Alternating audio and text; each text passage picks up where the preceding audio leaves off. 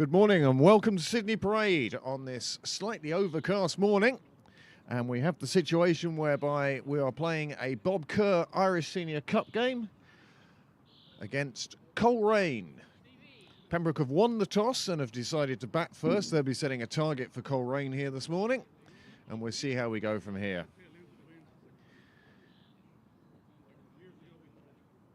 Our umpires are Sum and Willie Clark.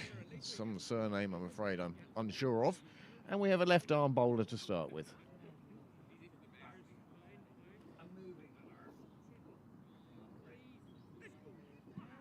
I'm going to wait till the score appears before I think about adjusting it. Well, Coleraine with a very attacking field at the moment. I suspect they're going to spread out a bit from there. And Pembroke will be looking to their opening pair of Tucker and Tector to put in a solid base to start.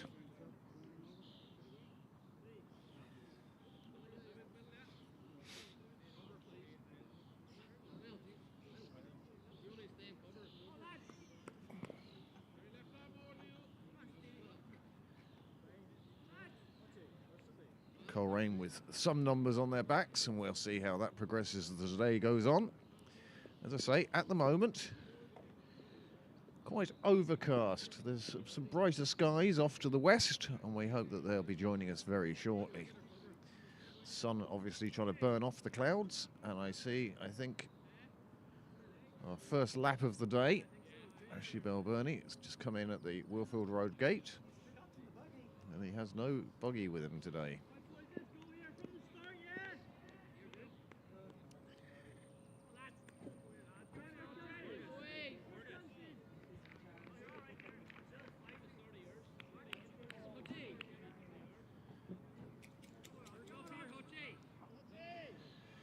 It in fact will be Tector and Garth opening for Pembroke, and Stephen Hutchinson will open the bowling for Coleraine as we get this Bob Kerr first round game underway.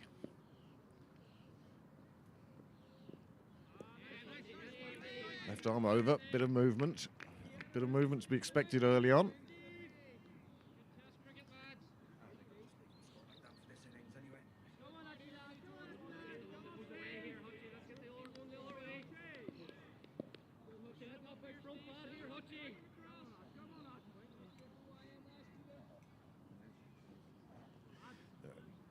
That one needs twiddling to get both ears working. Hutchinson back in again. That's well wide, well left. 50 over game.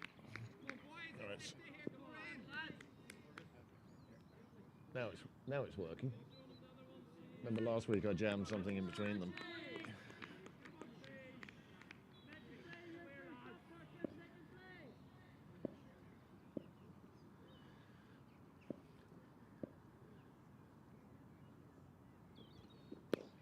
Straight one onto the hips. Tector turns it away to square leg. The fielder does a very good job out there. Slightly off screen. And the first run on the board goes to Tim Tector, and that brings Jay Garth.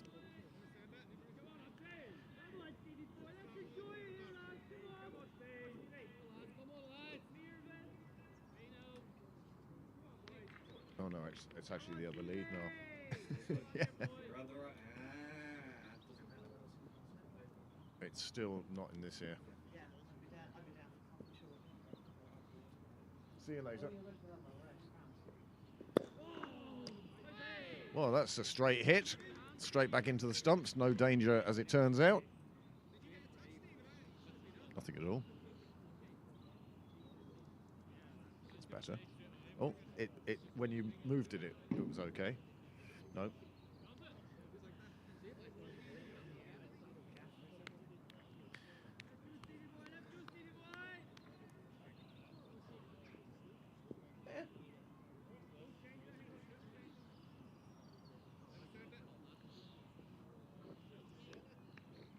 There's the picture of Sydney Parade today. No cameraman at the moment on this camera, but we'll hopefully rectify that soon enough.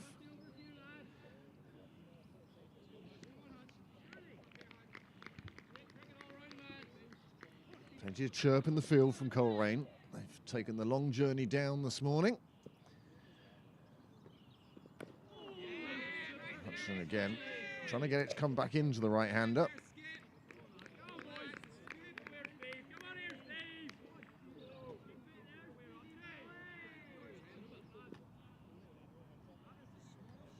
It is a quiet morning here in Pembroke so far. There's a few people on the wall, half a dozen watching. Some of whom obviously have come down with the team from Coleraine.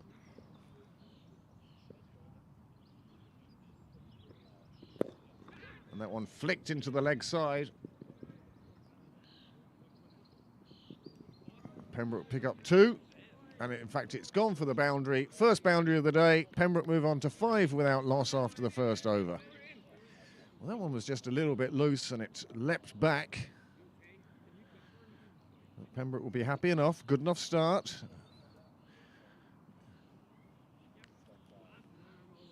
No, it's easier if I give hold of you. And then you'll know what you're doing and how you're doing it. Technical director sorting out headphones at the moment. Well, if you're looking for middle, that is middle. Put your bat up straight. Seems to be middle and off.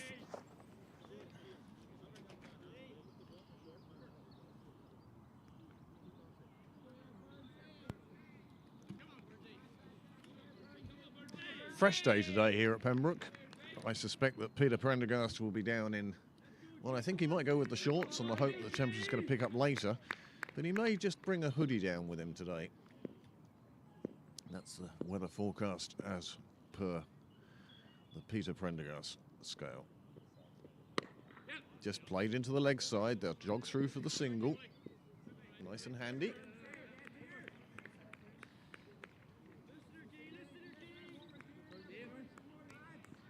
Another run onto the total for Pembroke. Another guard to be taken. This time middle.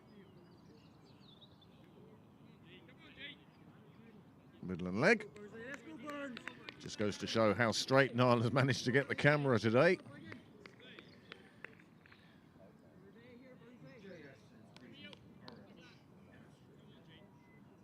Who does? JS.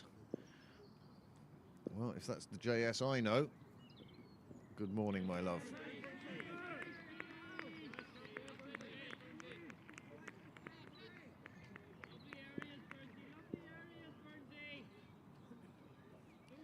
Beautiful sight across the ground. You can see the flag in the background just fluttering from the north. Not the direction we really want the wind to be coming. We hope that will change during the day.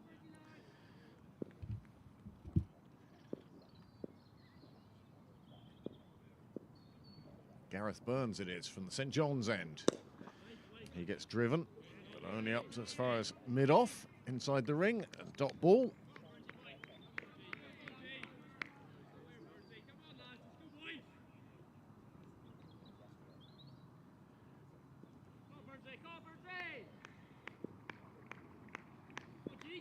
As I say, Pembroke won the toss, decided to bat today. And that one flies through to the keeper. 2 balls remaining in the over. The scorer's just slightly behind time at the moment, but we would like to thank the scorers, Graham Mooney and Jay Elder. They're doing a good job bringing those figures to you in the bottom left-hand corner. NV Play were on today. Slightly different graphics to those of you who usually watch Pembroke Cricket Live. And we hope a number of you are joining us from the north of Ireland today.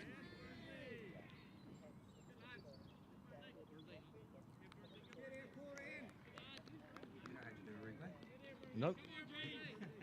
Nope. Replay girls over there. Yep. Okay. Well, we'll give that a go. Yeah. And it's 10 seconds from the moment back from the moment I hit the key, is it?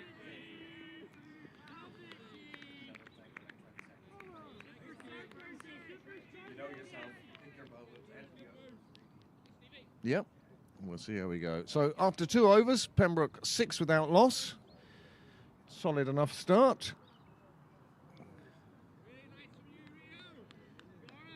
Both batsmen scoring at 50s.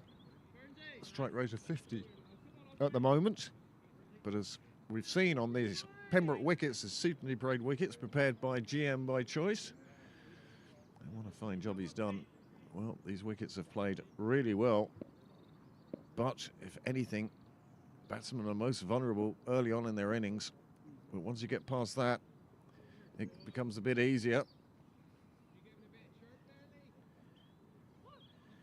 Tim Tector it is who pulls out. Bit of chat in the field as the bowler was running in. Resetting his concentration. Keeper up to the stumps, of course, for the opening bowler, Hutchinson. That will stop Tector dancing down the track.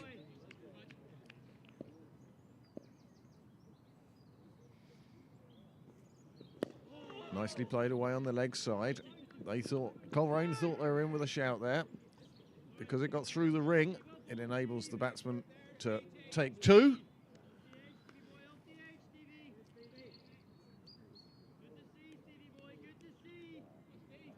It'll be interesting to see how many Pembroke put up today. He wants to put up an imposing total for Coleraine to chase down.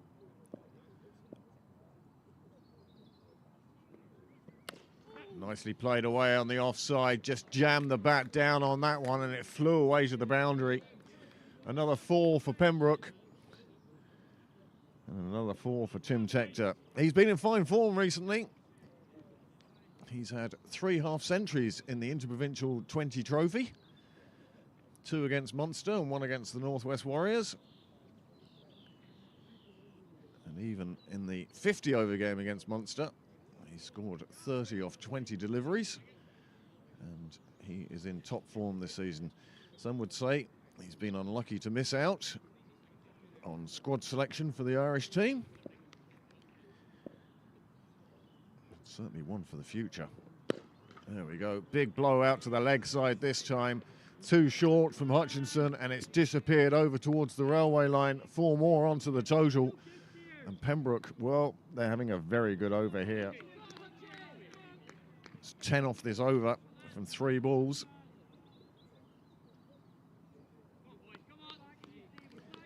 And that's the thing about Tim Tector, is anything loose, he's onto straight away.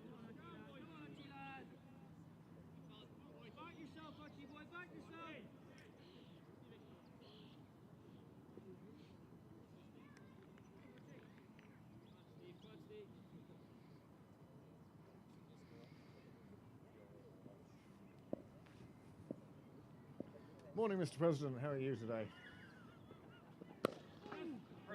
Another one played out on the offside and another 4. That's 3 4s in a row, and Tim Tector is heading off like a train. He now moves on to 16 from just 8 deliveries, and just a few moments ago I was telling you he had a strike rate of 50. Well, that strike rate has gone right up to 200 now.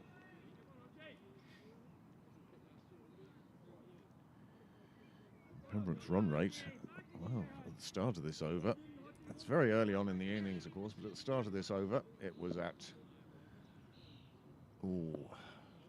3 and over.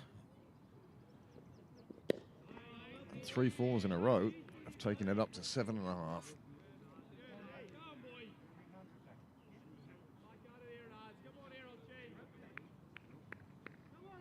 No, he just wants to move it.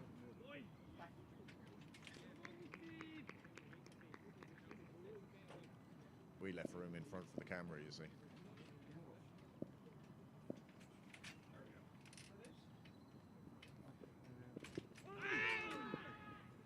Strangled appeal on this occasion. Very strangled. And that's the end of 3 overs, and Pembroke have moved on to 20 without loss. Well, that was some over. 14 coming from it, and then ending with 2 dot balls.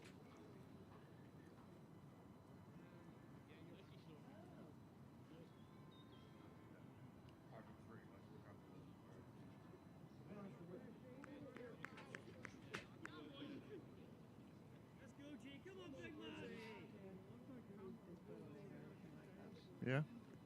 This is Gareth Burns bowling from the St John's End into his 2nd over. His first only went for 1. But Stephen Hutchinson, well, his first 2 overs have gone for 19. Most of that down to Tim Tector.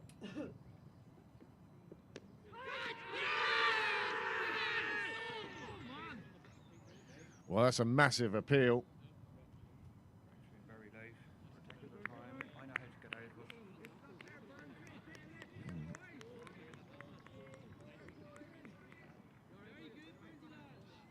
it. Well, he was outside the line for the LBW, and there was no bat involved for the catch behind. Willie Clark, the outstanding umpire there.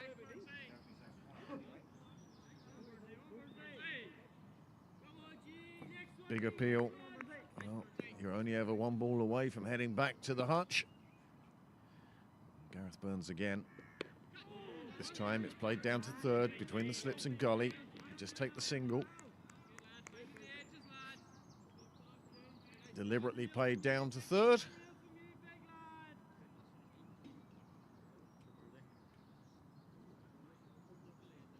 As you see a pair of feet going across the top of the screen. Spectators, the crowd is growing much bigger now. Remember the President's Club?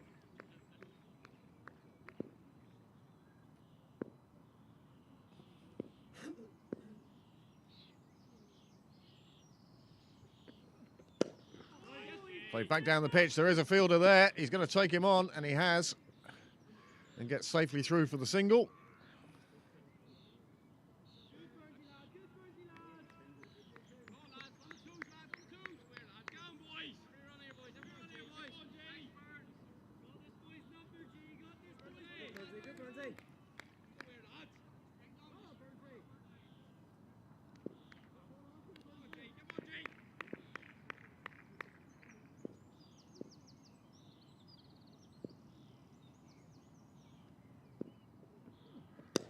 Well, that's the first big shot of the day. Crashed through the offside for a boundary.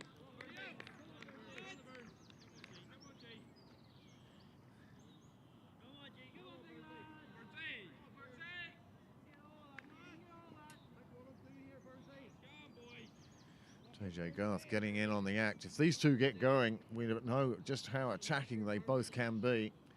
Remember last season, JJ Garth scored over 200 runs, 250 runs in 2 games against Cork.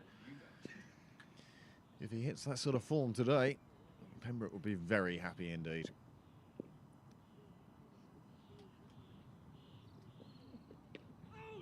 Just played down to second slip.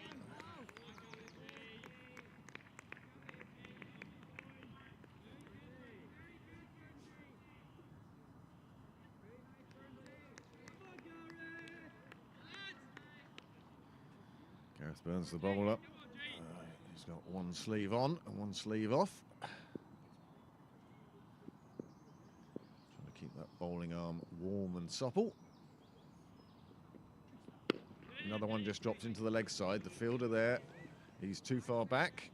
Lets him get through for the run quite easily. Another over is done. And the score now 27 without loss after 4.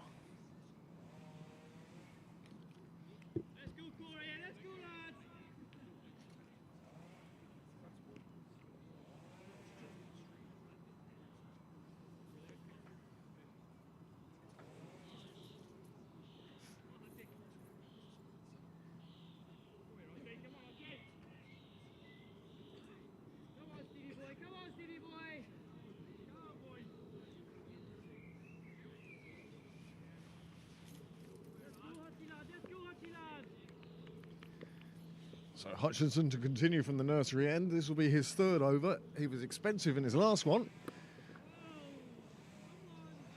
And he gets away with a very wide delivery there.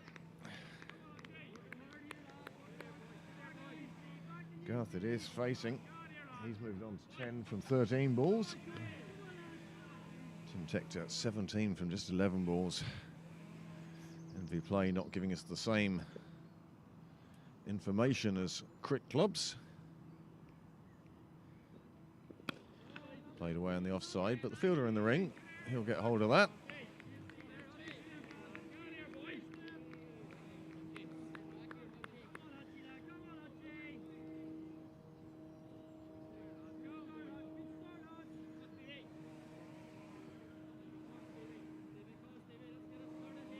a bit of a breeze, there's a bit of noise in the background. You can hear the drone of the aeroplane. You can hear the hum of the chainsaw, still bringing down trees in the garden off to our right. And you hear that buzzing aeroplane.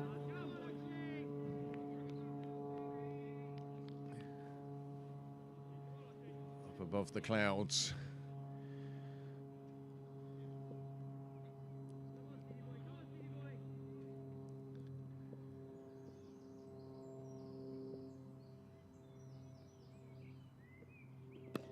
Nicely played away on the offside again straight to the fielder, no run.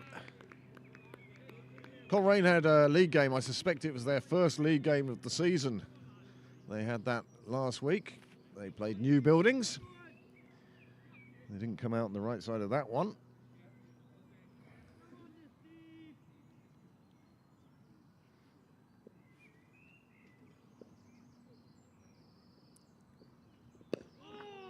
Good straight defence. Hudson thought he was in with a shout there, but that was resolute defence. There was nothing happening there.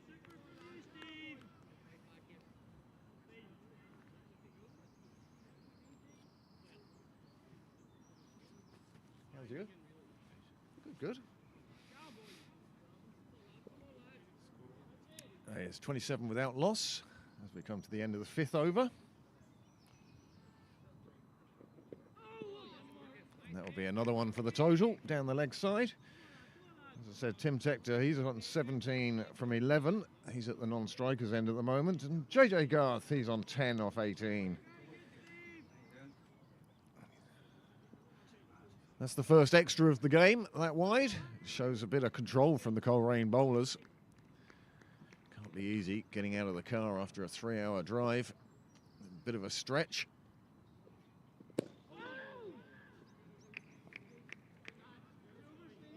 And that is the end of the fifth over. The score now has moved on to 28 without loss. Pembroke will be delighted.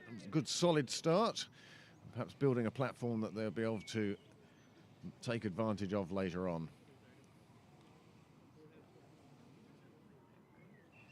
Tim and JJ.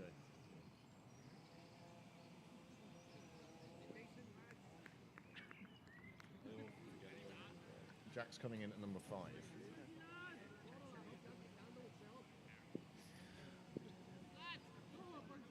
No. No, do you want a cup of coffee? See what happens, see if it goes to the garage or not. Burns continues. Oh, that's a good delivery. Possibly going down the leg side, not much of an appeal.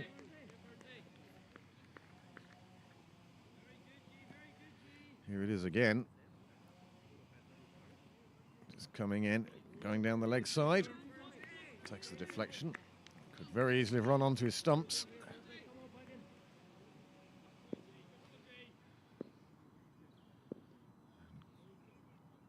Gareth Burns into his third over now. Played away on the offside. Square leg comes in, big throw, and it's gone all the way. Overthrows. Well, that is not what Coleraine wanted. 5 off that delivery. Gareth Burns won't be happy. The batsman was safely home, and yet still the throw came in. Nobody backing up in the right place. It ran away to the boundary, and that's 4 more runs for Pembroke, and that's just what they wanted. There'll be 33 in this, the 6th over.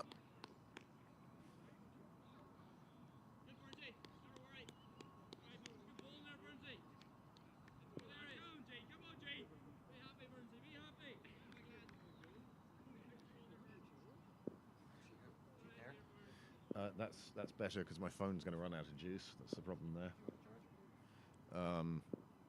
Yeah. Well, this one played at, but the soft hands letting it bounce in front of second slip. Third slip. Yeah. Many thanks to the 63 devices who have joined us this morning, or this afternoon now. 10 to 1. The live chat is open on YouTube, should you wish to drop us a message. That one short, gets the treatment. That smacked her into the fence. One bounce, super 4. Just too short on this occasion from Gareth Burns, and he has paid the price. He has been slapped to the square leg boundary. 4 more runs.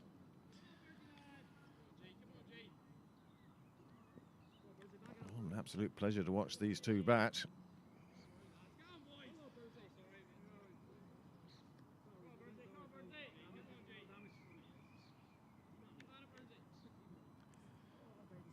Willie Clark, the umpire, just taking a look at the ball.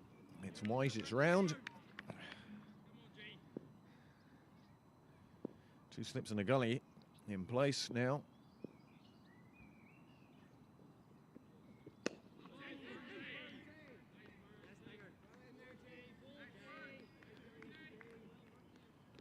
An expensive over this.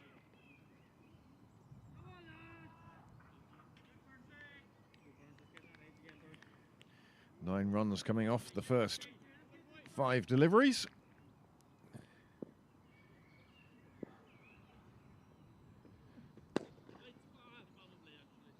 And another dot ball. The loud cry of over from Willie Clark. And that's 6 gone, and the score now 37 without loss.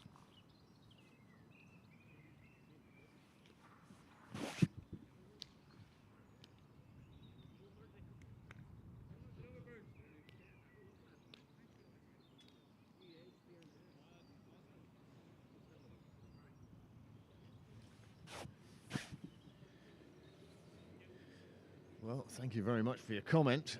Yes, 2 slips and a gully, or 3 slips, depending on where he's standing.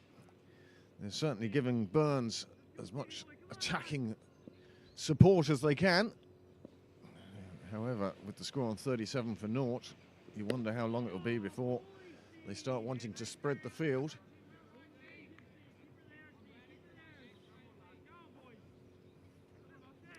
One man outside the circle at long leg. And other than that, Coleraine hunting for wickets. Everybody else 4 on the offside. 5 if you include the slip. 1 slip and 4 on each side.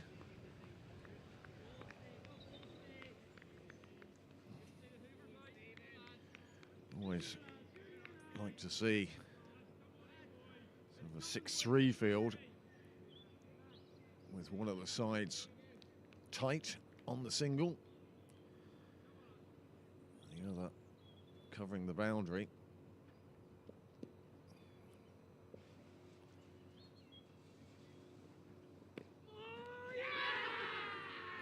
Well, there is the first wicket. It was 38 without loss, but Hutchinson has got one to squeeze through the defences.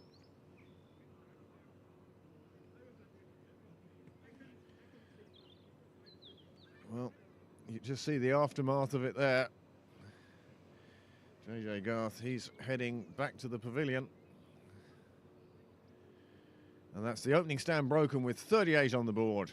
Good start for Pembroke, but JJ Garth will be disappointed getting out to that one.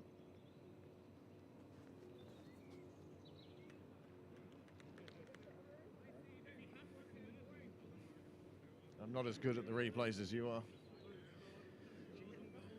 I did. Yeah. He was bold.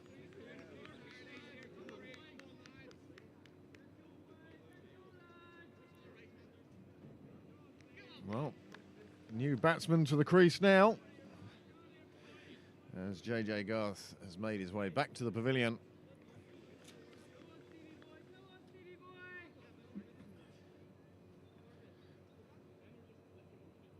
Garth bowled by Stephen Hutchinson for 14 with the score on 38, and it's now 38 for 1.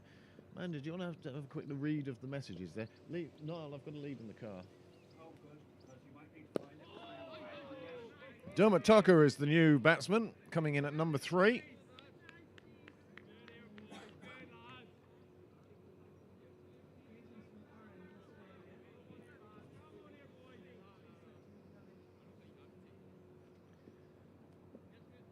What's the one after that?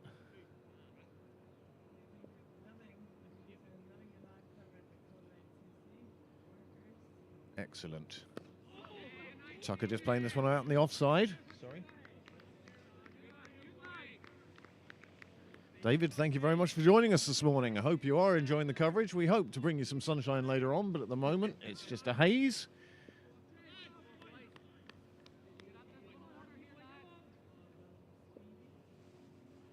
A bit of congratulations, yes, for Stephen Hutchinson taking that first wicket, breaking that opening partnership that was threatening to get away from Coleraine.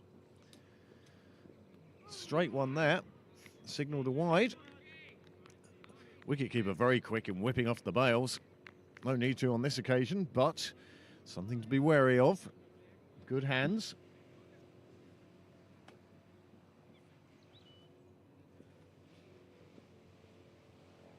I have a duvet in the car. You know, the coat.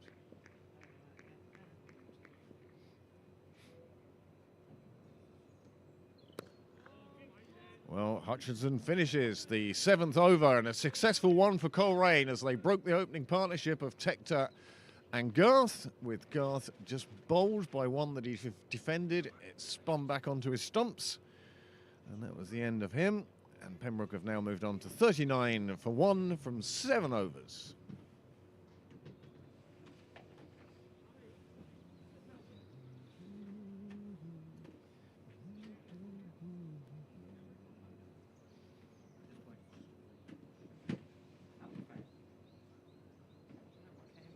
He's looking for an iPhone cable, but I have one in the car that I'll go and get in a minute when I get a break.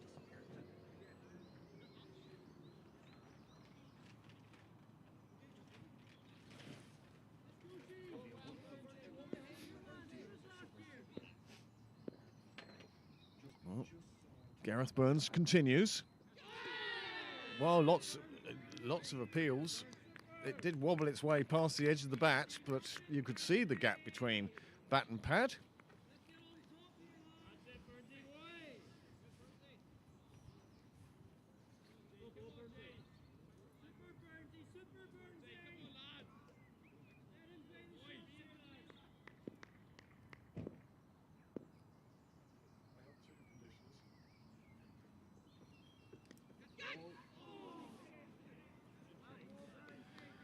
Well, a chance.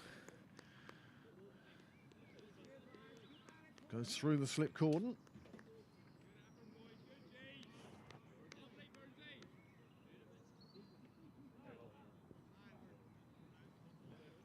I was just looking to see if...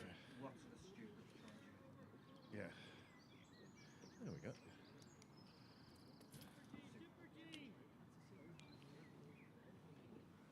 No, it's scripted. Yeah.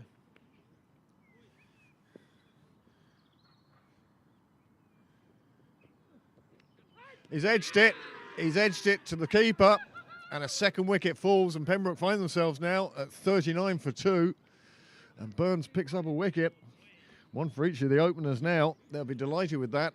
Just sort of fended at it and pushed it across, and the keeper, we noted in the last over just how quick his hands were, and in this case his whole body was there, and you see it again here now. Watch how much of a distance the keeper manages to get for this. First slip quite ready to take it, and that's the end of Tucker, and he's gone with the score on 39. And Pembroke now, well, they'd gone off like a train. 3 fours in 1 over for Tector. But now he's there with his third partner for the day. And this, not quite what Pembroke were looking for.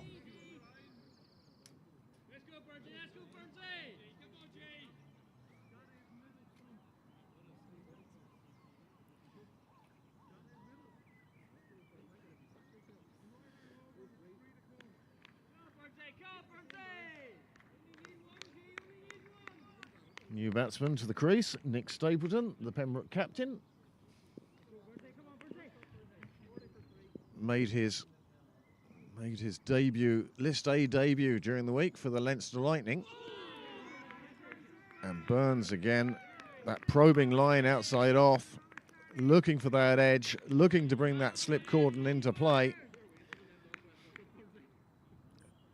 And there's certainly a good bit of chat amongst the Coleraine fielders now.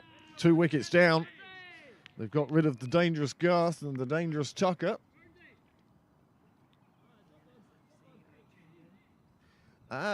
Well, they've chosen exactly the right time to tune in. The Nick Stapleton fan club there in Lilyfield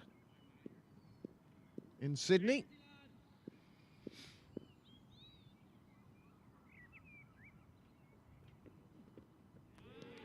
Well, that is a full slip cordon now.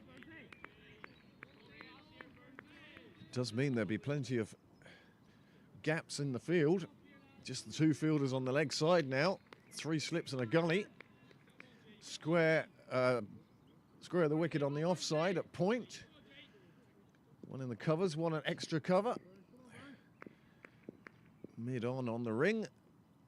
And mid wicket inside the ring. Another one flying through to the keeper.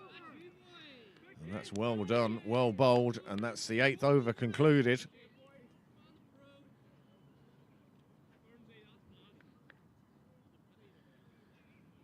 Tector and Stapleton it is now who are going to have to steady the ship for Pembroke. They are going along at over 5 and over. The last 5 overs have seen Pembroke score 20 for 2.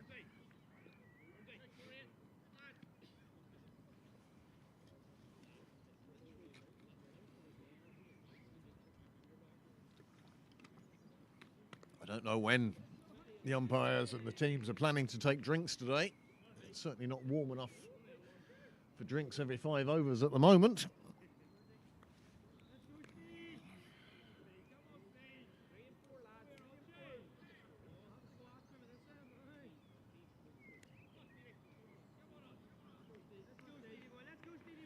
So welcome to Kate Hurley and the rest of the Nick Stapleton fan club down in Australia. Binny Abraham, you're indeed right. The moving ball is causing problems. This one played 3rd. Well fielded. No run there.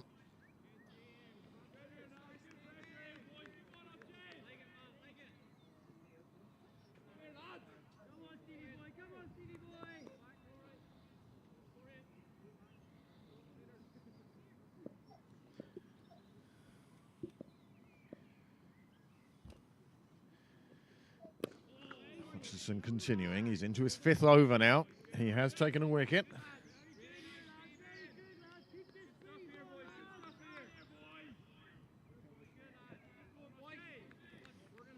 Hey, Josh.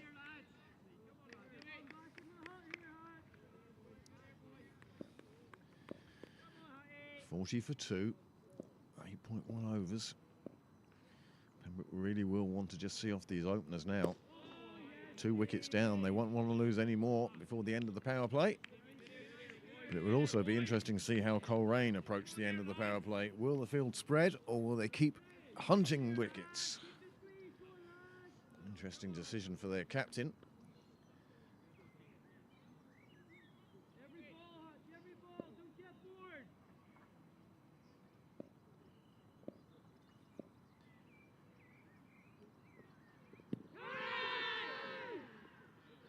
Strangled appeal, possibly pitching outside leg. Nobody particularly disappointed with the umpire not giving that out.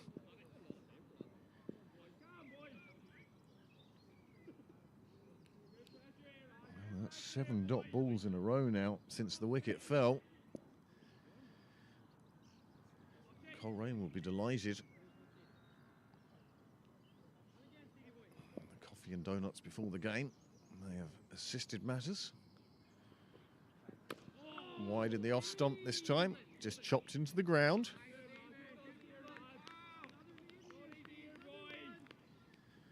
Tim Tector showing a bit more circumspect respect now for Hutchinson.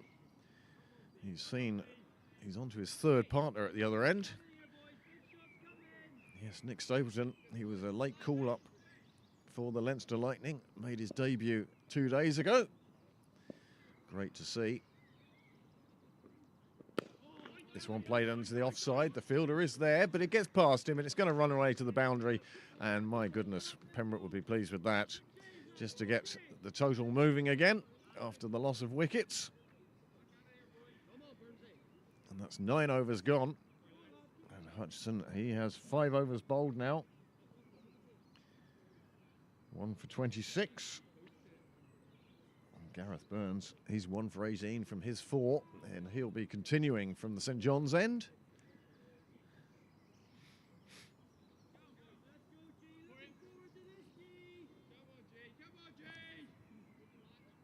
Pembroke in the black today, traditional black and red.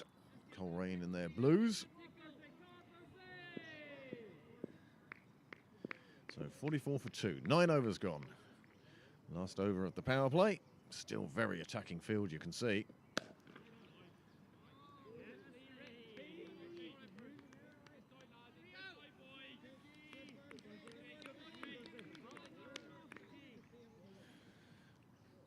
I was just wondering when I'd get time.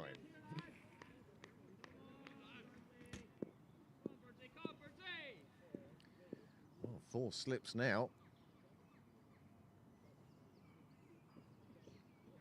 And that one, well, he's getting that bit of movement and it's enough to discomfort the batsman.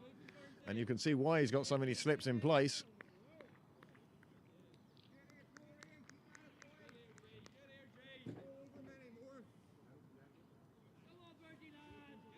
No, plenty of spaces in the field, one would say.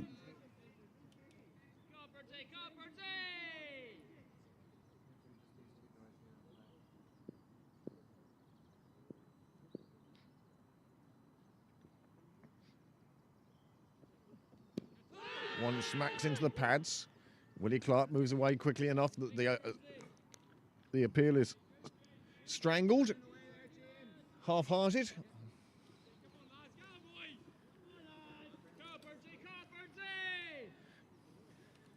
You think they call him carpet?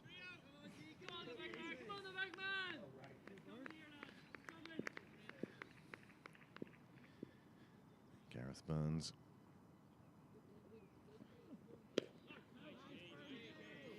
He does have that quicker ball where he bends his back and fires it through, and those are the ones that are causing the most difficulty at the moment.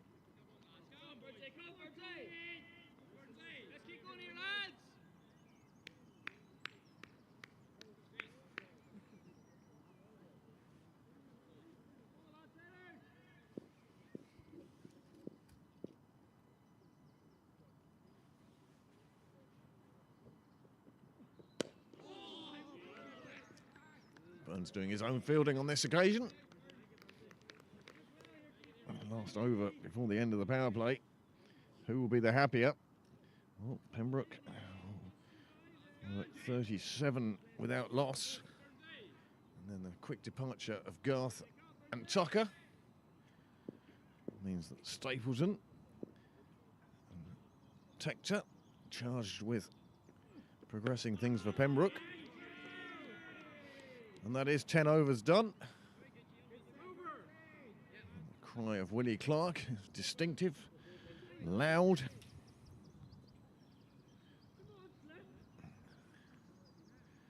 So where else are you in the world today? Do let us know where you're tuning in from. We know that Kate and the NSFC are enjoying the coverage. Do drop us a line on the live chat. Not all comments will be used. It is a family show after all, but you can read them there on your screen, should you wish. And now Hutchinson to continue into his 6th over. I presume it's Jenny Senior. Well, maybe they're away for the weekend.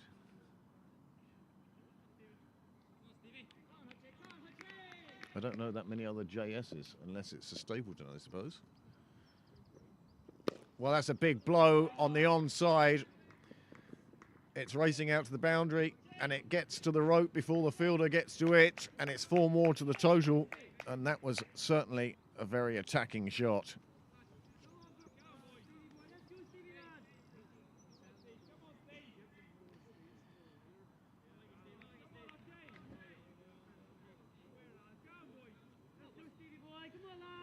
positive intent from Tector.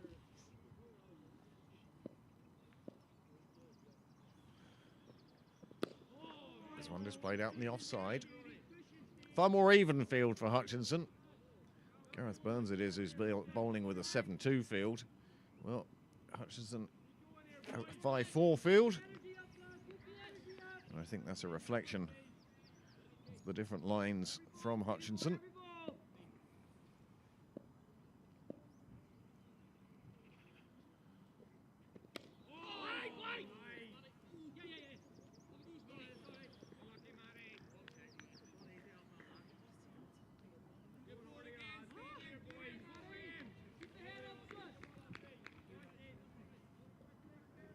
Well, you can open another tab, duplicate the tab.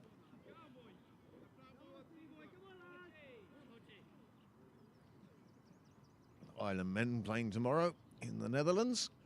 See, Graham Hume didn't make it due to visa difficulties.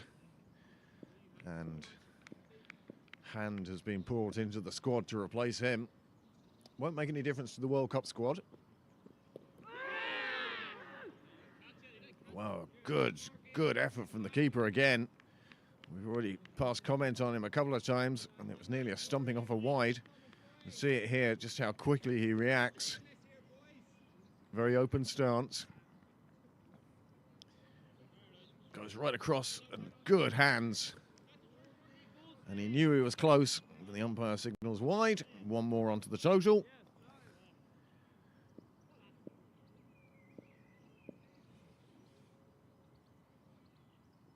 And the half century comes up for Pembroke.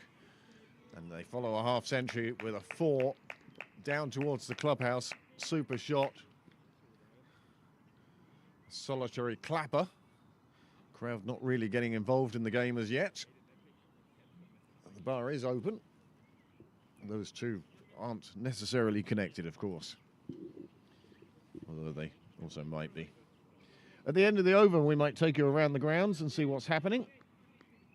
Both the Bob Kerr and the National Cup being played for today. Well, at least a spot in the next round being played for. That one cracked out square of the wicket, but Point was able to smother that.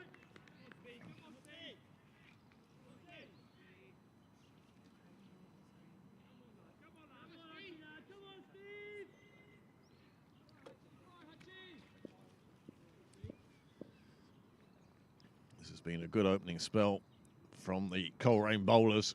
They'll be pleased with how it's gone for them. Maybe conceded a run or two too many. They had that 5 overthrows. But apart from that, they've done quite well. 11 overs gone then, 52 on the board, 2 wickets down. And we're still in the very early sparring stages of this Bob Kerr first round game. The winners of this, I believe, travel to Balbriggan, is that correct?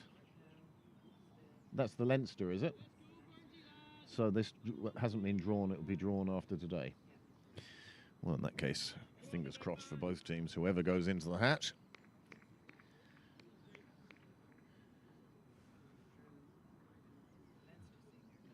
Leinster Senior Cup sees about Pembroke having to travel to the Albert Harper ground in Balbriggan for the second round of the Leinster Senior Cup. Still involved in all competitions. And they're hoping that will still be the case come the end of today. Single taken. Ball just to the left of the fielder, giving them enough time to scamper through.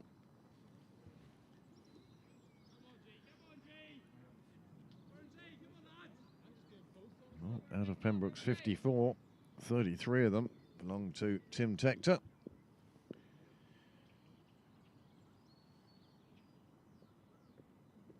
There's that ball outside off. Inside that blue line, though, very distinctive blue line here today. You can see it very clearly. Make your own judgment calls on wides. You can all scream at your screens when you think it's appropriate. Clontarf Thirds are playing Leinster online today. They have their camera up.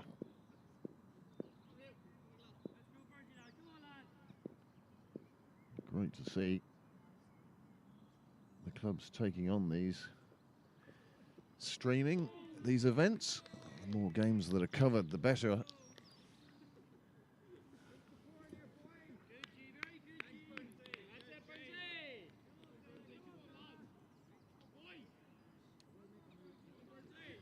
if you are watching here, Niall and myself, well, we've been at this is into our 6th year now, and we're just really getting close to that 1,000 subscriber mode. So if any of you have an email address that isn't connected to Pembroke Cricket Live, you might consider subscribing. See if we can't get that total up to 1,000 as soon as possible. Last time I looked, 923 of you have subscribed. And of course, as I always say, feel free to turn off notifications. I do tend to tweet and put a post on Facebook with links to any games that we're covering. 4 slips in place then for Gareth Burns. Left alone, just goes through to the keeper. You can see Woody Clark signalling just 1 to come. And this the 12th over. Distinct lack of darts again today. Engineering works, routine maintenance taking place between Grand Canal Dock and Bray. So we won't be disturbed by the darts trundling up and down today. Hard to believe we're just 2 miles away from O'Connell Street. This one flies out in the air. The fielder makes a great effort, gets a hand to it. He certainly has saved the boundary. The question being, how many runs does he save? And the answer is 2. That was a great piece of fielding. Off to your left.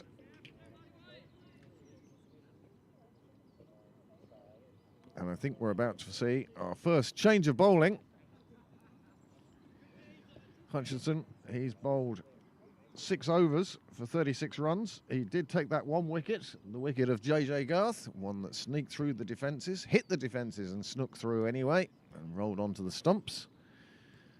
And then Tucker also departed, caught behind, off Gareth Burns.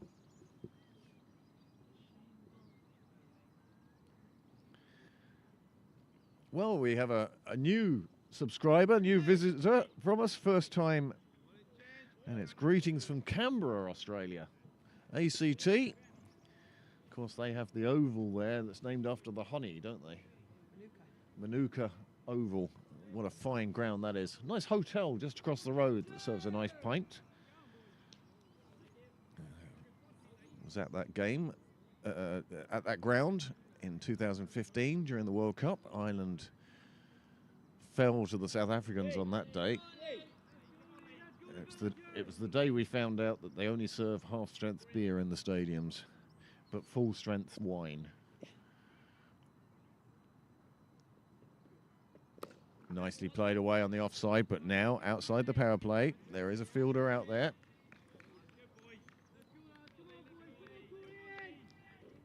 Well bowled, Gareth. Some good stuff in there. Nice conditions for it anyway.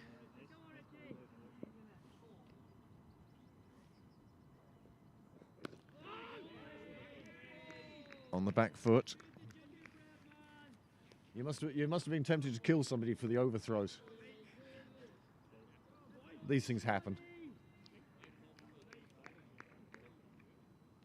For those of you hearing this one-sided conversation, Gareth Burns, who's been bowling from the St John's end, fielding just in front of us.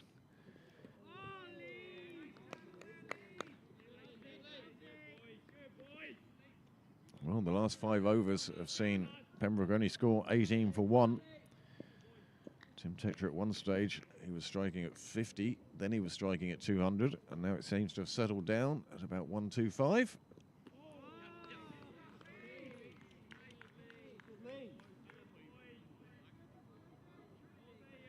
El Ritchie it is bowling from the nursery end. No, sadly not. Blue.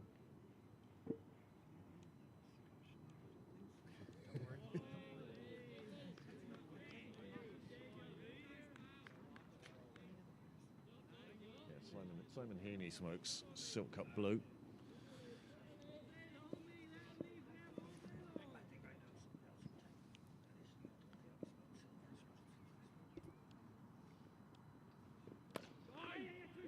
Well, that one goes through on the offside. There's a call of 2. It is in the fielder's hand. they've decided against it and get back quite safely. Just another single. End of the over.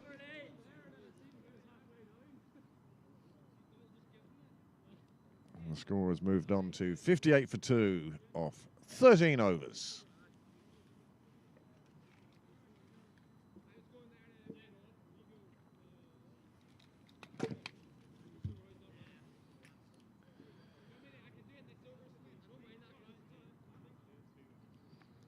Bondi 1980, very firmly in the Coleraine camp.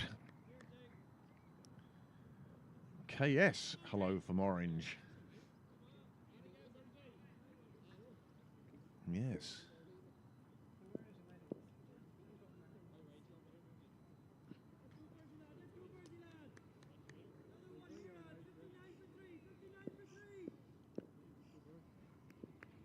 Great that see all you people making those comments. When you're commentating on a 100 over game by yourself, any interaction is most welcome. This one played down towards the slips. It gets past third, maybe full slip. Runs away for a single. Pembroke move on to 60 now. One does feel that batting is going to get easier as the day goes on, as the clouds burn off, as the temperature rises. Scheduled to be about 19 degrees today, not if you're sitting under the gazebo commentating. That's a bit short, and it was well pushed out onto the offside. It's running away towards the railway line. It's past the rope, and that's a lovely boundary. Just timing, really. Open face, played it for the gap, and it shot away. It kept the fielders interested for a while, but an absolutely beautiful shot.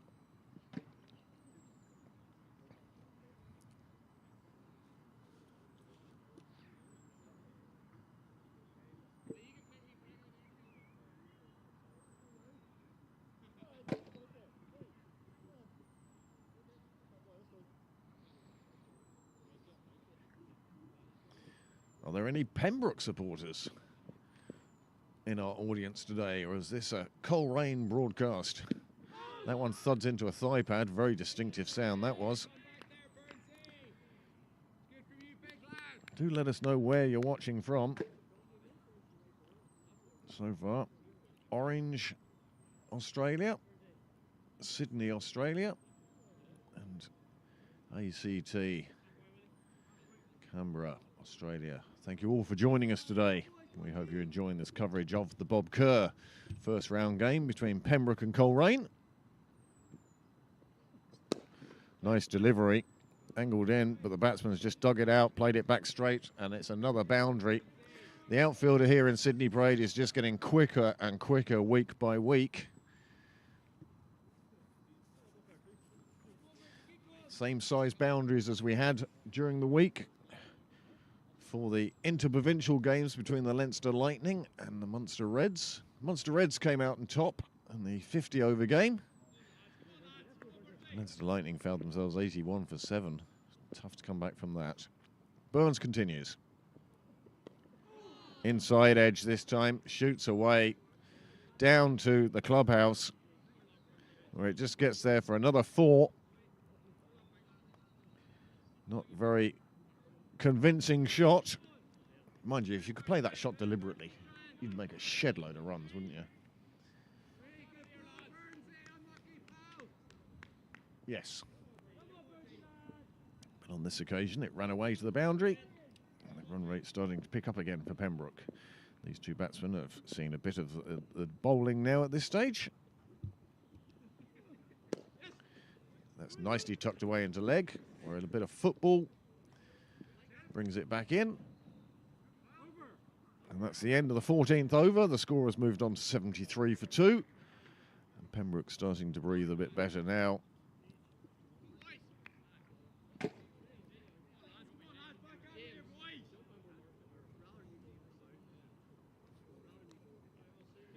These two now have put on 33. The opening partnership put on 38. And the second wicket partnership, well, just the 2 runs before Dermot Tucker departed, caught behind.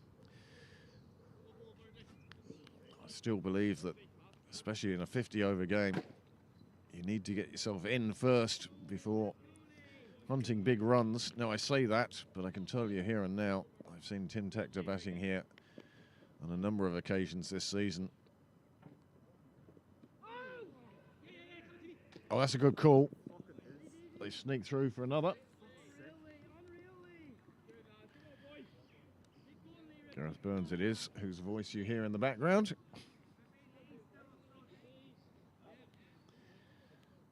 A couple of Pembroke legends getting in touch, both watching us here on YouTube. High five from Bill Whaley. And Theo Lawson making his prediction now. Maybe on form, maybe on pedigree. Theo Lawson's comment of Pembroke to win easy. But cricket is a funny game, and it's what happens on the day. If it was a foregone conclusion, then why bother even playing it?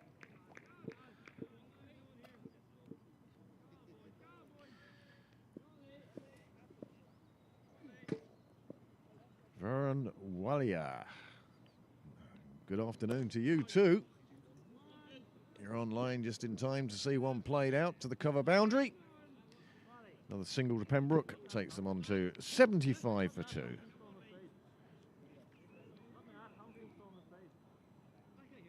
Steve Varun. Is Shane Bond bowling? No, it was Gareth Byrne. Richie it is, who is bowling from the nursery end. This one's cracked a bit wider, but the boundary rider does a good job. Gets around the back, keeps it to a single. Another 3 runs saved. These will all be important come the end of the game, come the end of the innings.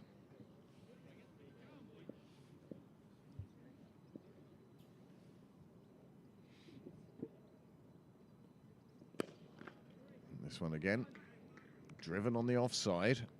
Just a single again. It's been a well-placed field. Afternoon, Ashley. You seem to be missing a buggy today. That is the end of 15 overs. It looks like drinks will be at 25, or maybe 17. Let's wait and see. But at the moment, we say good afternoon to the Bell family. They're watching down in Ringsend, and no doubt they'll be coming down later on. We do sadly have to inform Zoe that we have no chocolate in the gazebo today.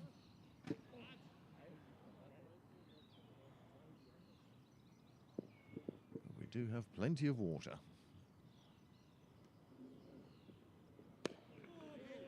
Burns still going.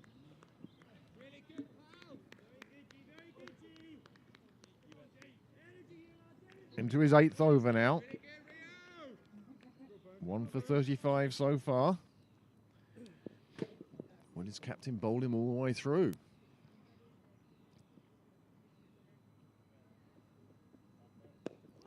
This one comes off the inside edge, goes to square leg. False shot.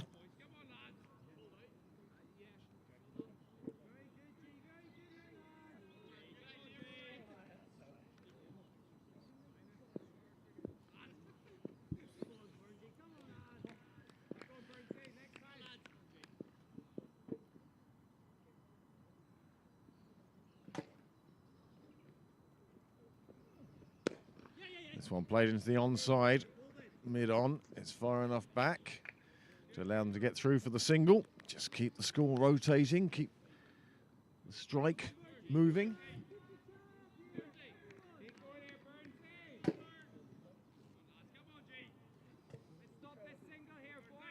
can see bits of brightness in the sky now. Clouds breaking up perhaps. Perhaps the sun will break through today. And then here's me sitting in my shirt, jumper and 2 coats. Nicely played out in the offside. There's a bit of a breeze down here at the commentary end, the media centre.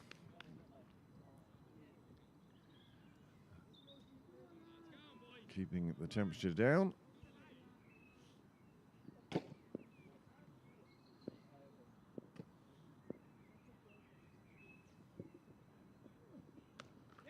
This time played away square on the offside.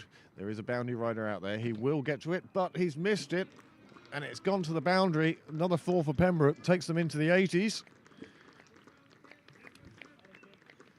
And Tim Tector gets to his half century. He'll be looking to push on from there. His half century has come in 36 deliveries. He's been out there for 64 minutes. And he has hit 9 fours, and we haven't seen a 6 as yet. Many congratulations to Tim. The partnership now, 38 runs off 49 balls. Nick Stapleton, he's moved on to 11 from 30. Another one just dropped into the leg side. Coleraine are going to have to think about cutting that single off. He's just letting Pembroke change ends. And after 16 overs, the score now has moved on to 83 for 2. And these two have been together now for over 6 overs. Last 5 overs, 28 runs. And the current run rate, 5.16. Just the sort of place where Pembroke are looking for it.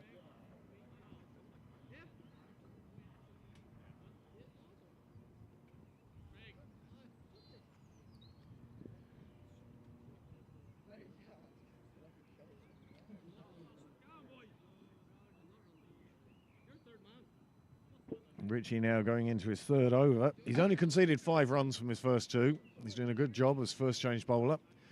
Just keeping the pressure on, not letting runs leak away.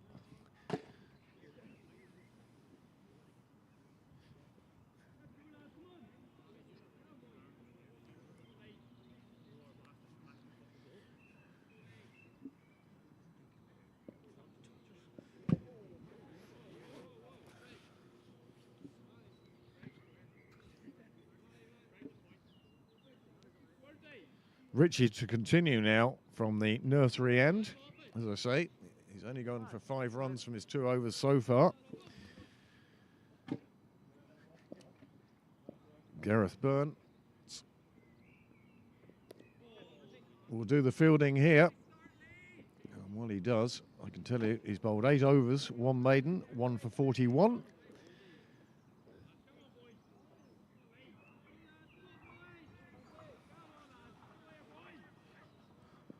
Good to see a few people down the ground bright and early today to catch this Bob Kerr first round game.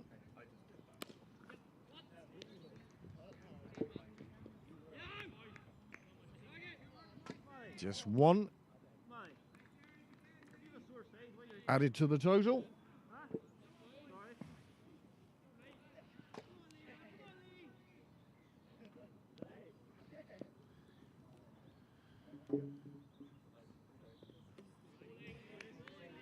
Well, Steve, I can tell you that with Tim, Jack and Harry playing for Pembroke this year, the likelihood is that Heatley will be a frequent visitor. And in fact, I wouldn't be surprised if he did sign up for membership, but that's his decision.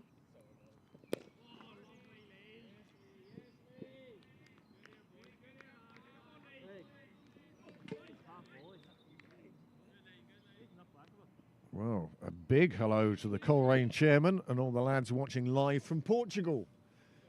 We have the Coleraine chairman is in Portugal. And let's hope they're enjoying the Portuguese hospitality on this Saturday afternoon. A little bit uppish. That's the sort of thing that keeps the batsman on his toes and keeps the bowler hopeful. And that's another over slips by. The 17th is now gone. And it looks like it'll be drinks at 25. So we have another 8 overs to drinks, and we'll see where Pembroke are in 8 overs time. Gareth Burns has finished his spell for the moment.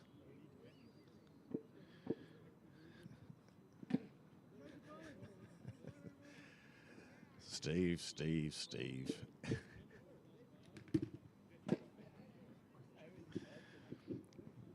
Somebody was asking, has Heatley become a member of Pembroke? And I said, I don't know, but with his 3 sons playing here, you'd think there's a good chance he will certainly at least be a frequent visitor.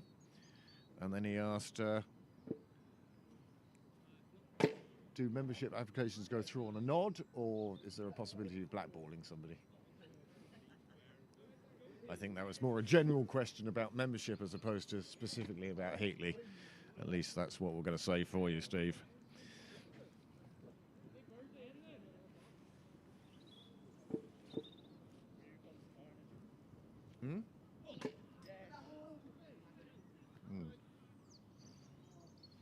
Well, I see the bar staff are turning up in droves today.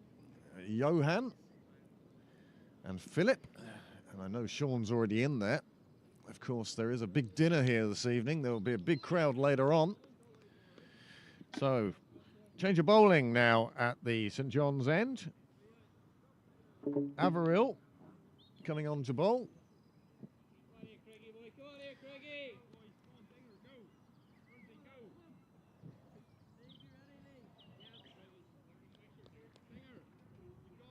Stapleton just checking the field around.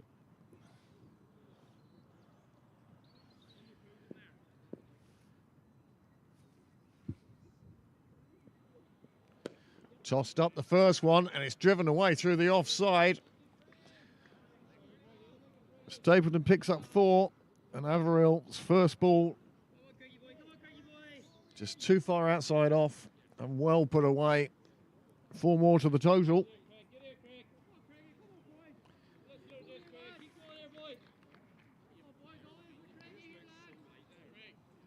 Very best of luck, of course, to the Pembroke Fifths today. They're heading out to Lucan. Their game would have started 40 minutes ago.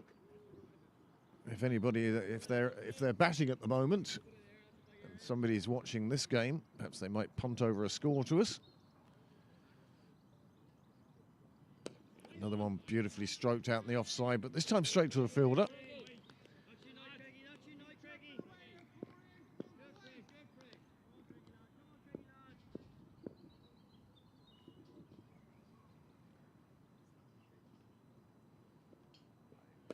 Another one well tossed up. Certainly not afraid to give it some air. Another single taken. Pembroke reached 90.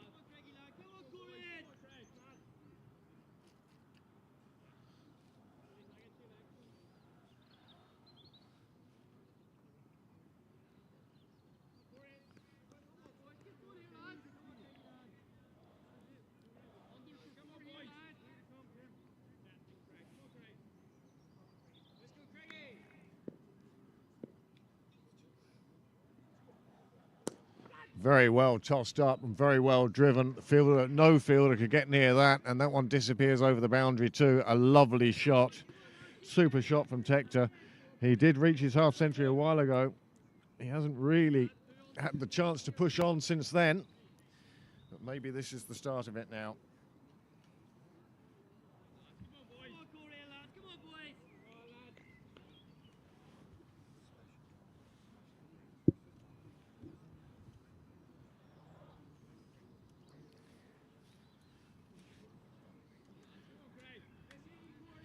94 for 2. A few changes in the field now.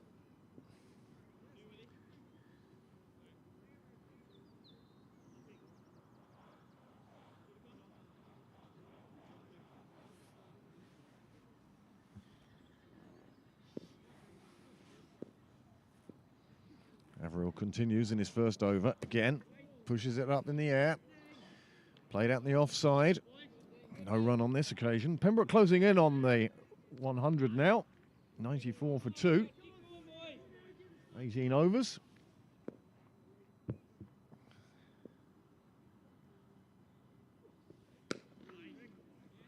He's played down the ground. Of course, mid-off after those 2 boundaries have been put back onto the rope, which enabled Pembroke just to trot through.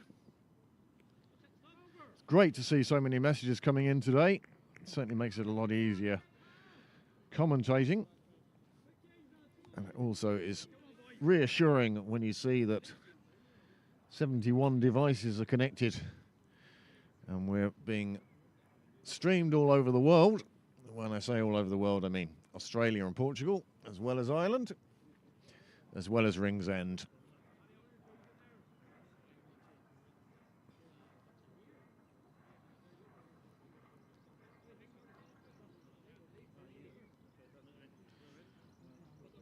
Richie will keep going now from the nursery end. His 3 overs have cost just 7 runs so far. But Pembroke will be feeling a lot happier now that they've passed the 50 partnership. These two have put on 55, and it's only taken them 63 balls.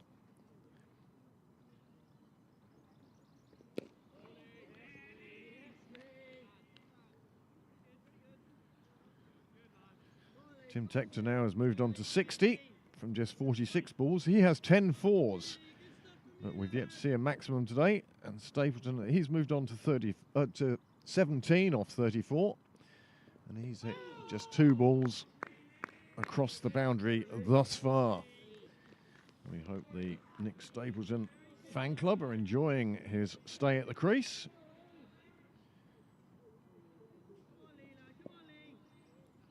And if you are watching us on YouTube, you might spread the word. Well, this one bounces just in front of the fielder. It goes around behind him. Burns has come all the way from 3rd to fetch it, but can't stop 2 more runs being added to the total, and Pembroke move on to 97 for 2 in this, the 19th over.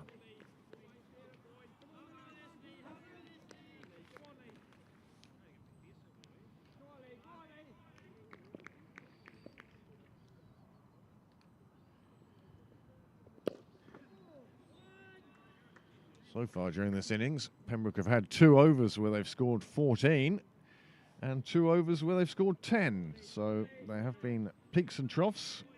There has been 1 maiden. And the run rate, well, it was up as high as 6.5. And it was down as low as 3. But it seems to be settling out at around 5, 5.5 at the moment, as Pembroke tries to put a good foundation in that will let them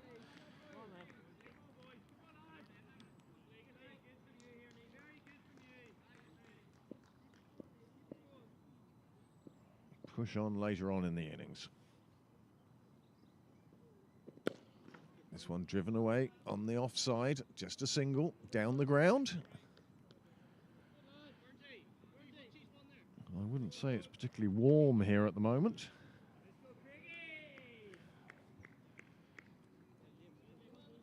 You are joking.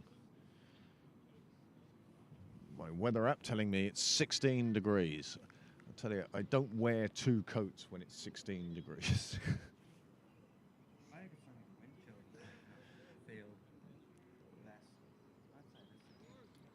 We'll be expecting the sun to start appearing in about half an hour to an hour. And when finally this cloud gets burnt off, and it looks like we're in for a lovely afternoon. So if you aren't in Canberra and you can get here without an overnight flight, you might consider coming down Sydney Parade today. Plenty of room on the wall at the moment. Cyril's corner filling up a little bit. You know, today's the day to have a pint. Chieftain. Yes. I'm not going to drink it all down in one. We'll take our time. Do you not want a pink gin or something?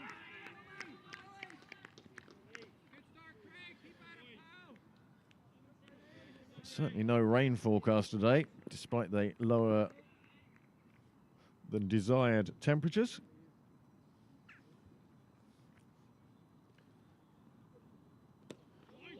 Well, many thanks to the 6 new subscribers who've put their name down for Pembroke Cricket Live. 929. Just looking for another 71 for my target. Self-imposed target, really, but it does give Niall the option to turn off some of the adverts. And that would be a boon, obviously, for our viewing public.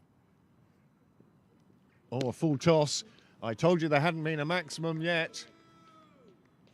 Well, that one had the same problem as Graham Hume. It didn't have a visa. And it has disappeared out into the gardens. 6 runs to Pembroke. That brings up the 3 figures. And now out the middle, they're signalling for a drink, as Coleraine will have to go and fetch another used ball for the umpire to choose. So for just a moment, I shall leave you in peace, leave you with the pictures.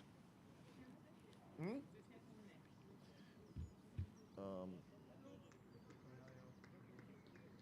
think it was Nick. 6 men's teams, 3 women's teams. Pretty much, yeah. It's unusual if we don't do one.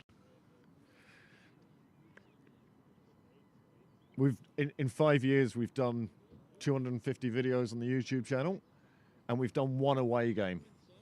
We went across the railway one time, but we're not doing that again. It's too cold over there.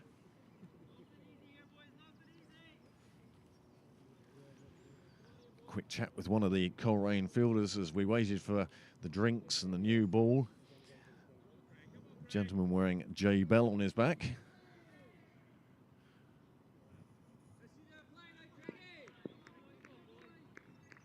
Well, that one was just high full toss.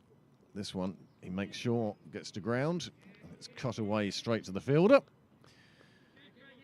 As we come to the end of the first 20 overs of this Pembroke innings, having won the toss and deciding to bat, Pembroke will be more than happy, having reached 3 figures.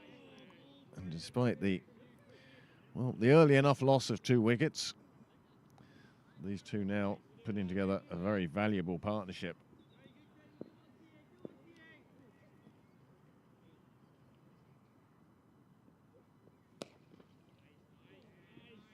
If you wish to keep up to date with scores and scorecards, it's on live.nvplay.com. Irish Senior Cup. I'd far prefer they used its proper name, which is the Bob Kerr Irish Senior Cup. Bob Kerr was a past president of Cricket Ireland, and what a gentleman he was. Absolute delight to meet and talk to, as is his wife, Hope.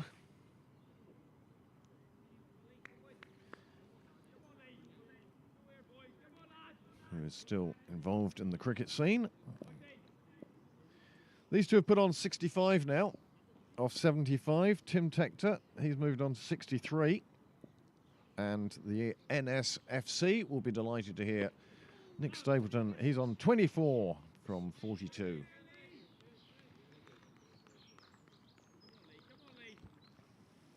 Just 5 overs to go to drinks now.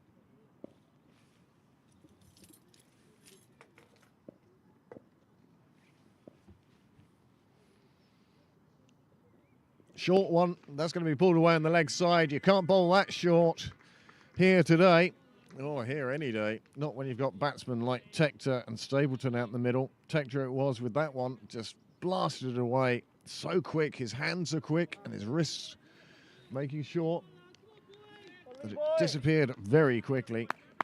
Super shot. And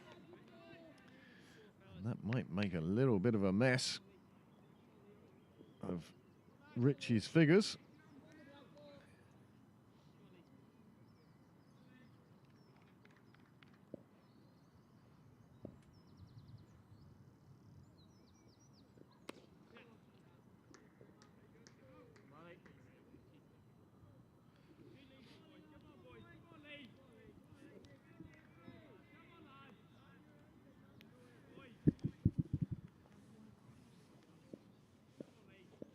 On your screens. Okay, that's not a problem. Just lets that one go through to the keeper.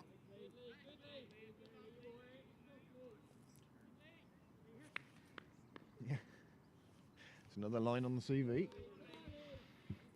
Yes, our camera person today and director and in charge of replays, Amanda Dunlop, joining us here today. As this one gets cracked away on the offside, it's hurt a finger there. The cry of anguish from the fielder. And he's holding that finger tight. He is not happy with that. That has hurt. That went away like a rocket. You got a finger in the way, and well, I'll be honest with you, unless you're doing a lot of clapping out there, your hands are going to be cold. And that one's smacking into a finger. My own finger feels sore just watching that.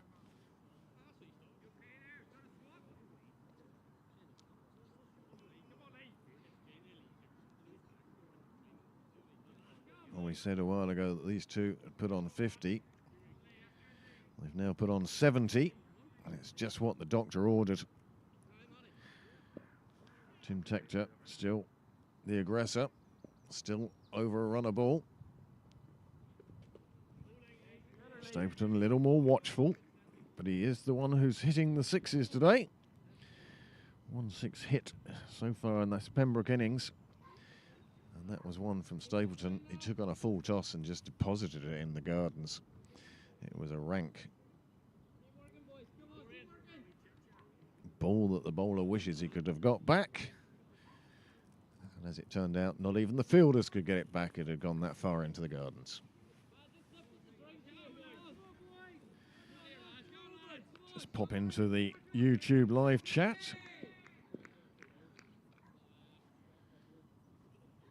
Kate Hurley obviously enjoyed that six, as did the whole of the NSFC. Bellett is doing the fielding. He keeps it to a single.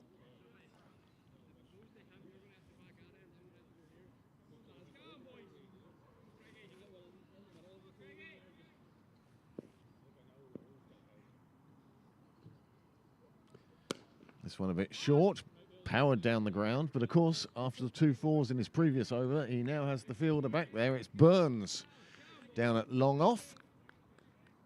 And he's already saved a couple of boundaries down there.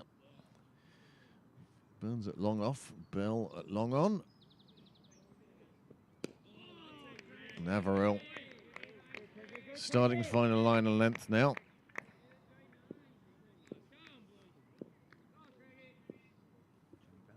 Yeah. Yes. Cut away on the offside. There is a fielder on the boundary there, and he'll keep it just to 1.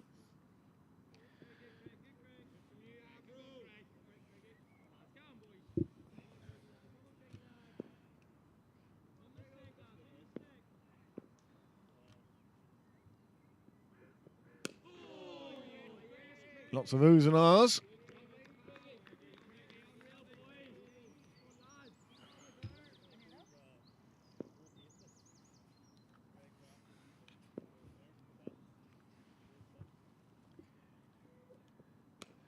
This one just a little bit wide outside off stump. Enable the batsman to free his hands, play it square. They're going to take 2.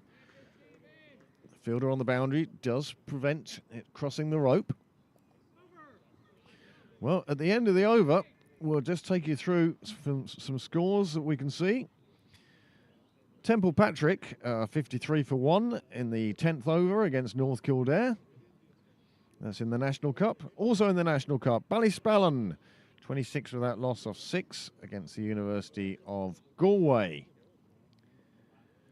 National Cup, Sandyford are 39 for 2 in 7 overs against Middleton CC. And good afternoon, Simon Heaney, hanging out of his bedroom window. Laura Vale, they're 49 without loss in the 5th over against Ballyhornis. And we'll come back to those scores later on.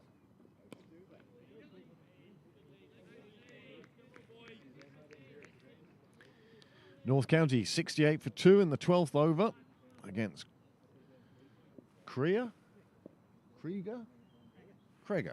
Thank you.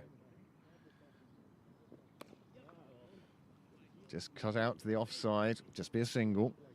The Ned are 26 for 2 in the 7th over against Belfast. Also in the National Cup, Cork Harlequins, 30 for 2 in the 9th against Strabane. Well, they're keeping that fielder on the offside, very busy at the moment. Wexford Wanderers find themselves 34 for 3 in the 11th over against St Johnson. That match taking place in St Johnson. Fox Lodge are 21 for 1 in the 6th over against Ballymena. County Galway against Limerick. Well, that has yet to begin. And then we start getting into a few lower league games around the country.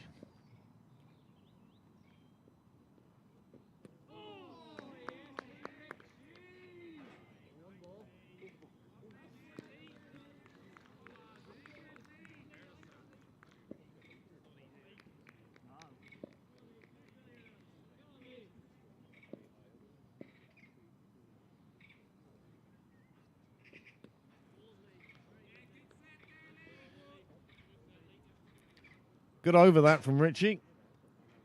He's done a good job for his side.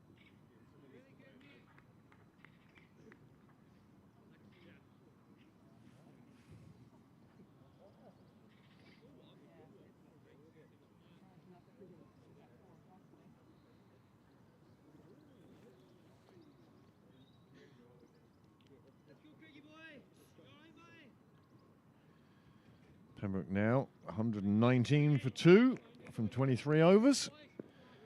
And Averill will continue from the St John's end.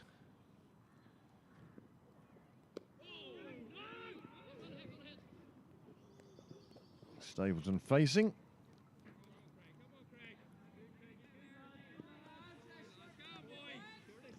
Hey, Josh.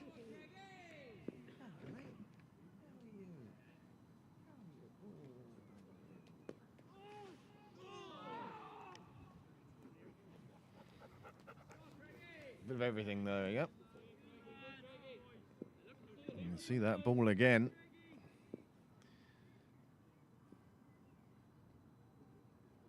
Well, that could have gone anywhere. JJ Garth, not a similar shot, but a similar outcome when he lost his wicket.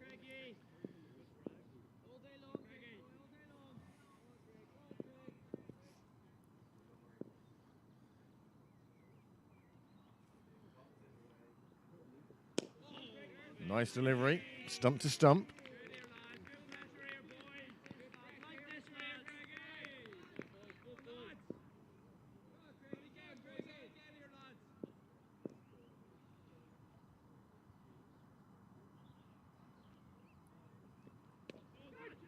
Cut away, fielder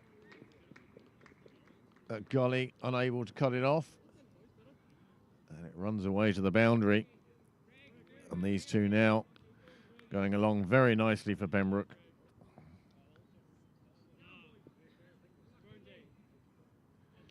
Another boundary for Stapleton. He's moved on to 33. Tim Tector, he's on 72. And this partnership of 83 from 98 balls has done Pembroke the power of good. Coleraine toiling away, doing their best to restrict Pembroke. But at the moment, as they say, once you get in on this wicket, there are runs to be had.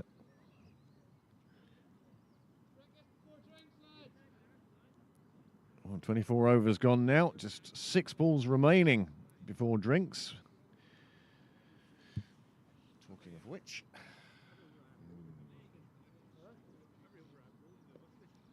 no, but that's one of the reasons for getting that beer, is you can only ever sip that beer. Closest thing to bitter I've come across in this country. Other beers are available, of course. Well, Richie's bowled 6 overs for 20 runs. It appears there's going to be a change of bowling now. Or is that Richie continuing? Certainly a lot of changes in the field for this over, and I think this could be the Coleraine.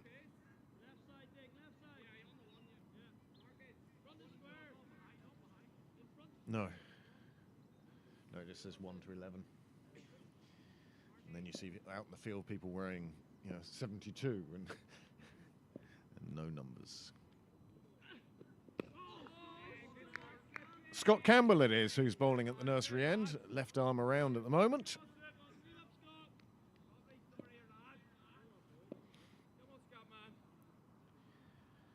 Pembroke with 8 wickets in hand.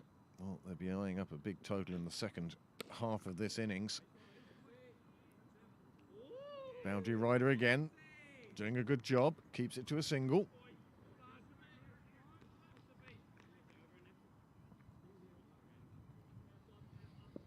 Craig Averill's figures so far, no wickets for 25 from his 4 overs bowled to date.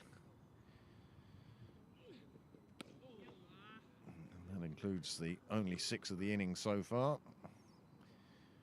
That is the busiest man on the park today.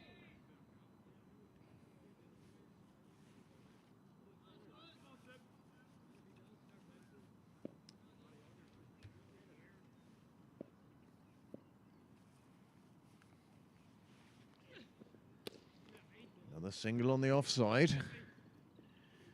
Pembroke will be happy enough with a single off each delivery out to that man on the offside boundary. Good chance that one might get through.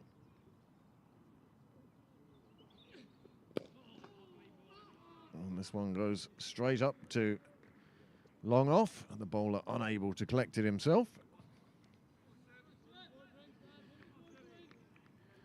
Now, just a couple more deliveries. We'll see us to the drinks break.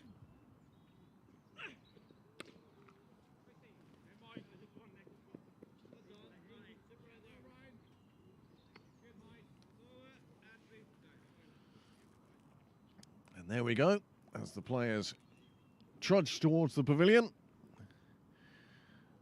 At drinks, Pembroke are 126 for 2. The wickets to fall, JJ Garth and Dermot Tucker. And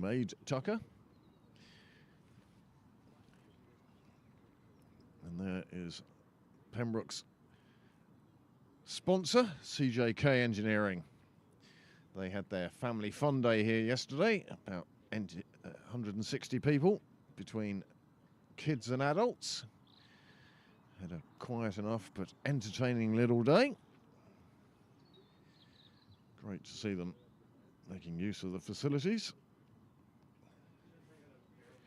So while the players take a drink, so will I.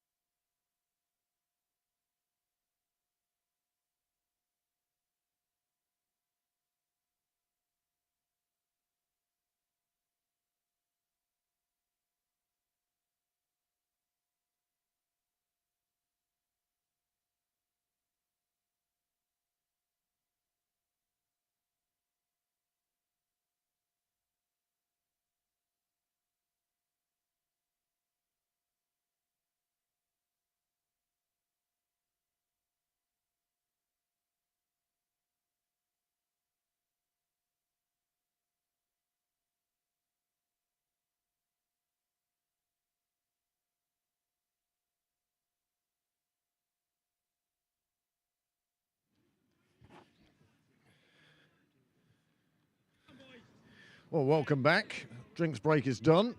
Players suitably refreshed. And now we head into the second 25 overs of this Bob Kerr first round game between Pembroke and Coleraine. Craig Averill continuing from the St John's end.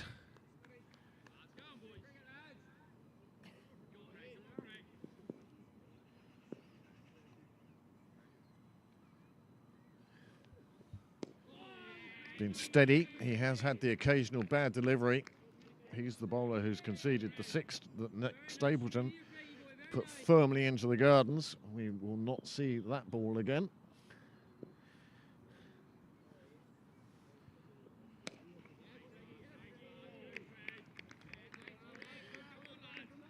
Averill seems to have settled into a groove now.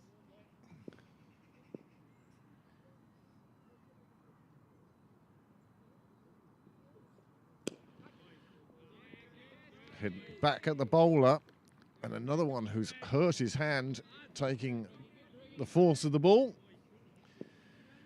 It is certainly fresh out there now.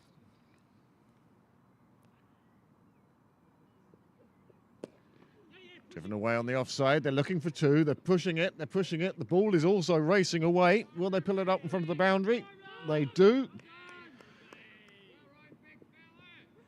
Burns it is, doing the fielding. But Pembroke still picked up a couple. And one feels that these two batsmen will have had a chat at drinks with their skipper, with the coaching staff, with the leadership team, and perhaps decided that now's the time for that these two can start to push on a bit. What Pembroke don't want to do, of course, is lose wickets in clusters. If you do that, you could end up digging a hole for yourself. But another over passed. The first one after drinks, and the score now 129 for 2. Thank you so much for tuning in today for this Bob Kerr Irish Senior Cup first round game. Pembroke hosting Coleraine. Pembroke won the toss and decided to bat first. And so far, it's working out well for them. An opening partnership of 38. And then a quick wicket followed that as well. So the next partnership was just 2. That's a big one. The fielder is underneath it, and all he could do is watch it go onto the roof and onto the roof of the bar, onto the roof of the hall, and it bounces down onto the roof. Somebody's going to have to climb up there and go and get that one now. So while we wait for that ball to return, I'll be with you in just a second.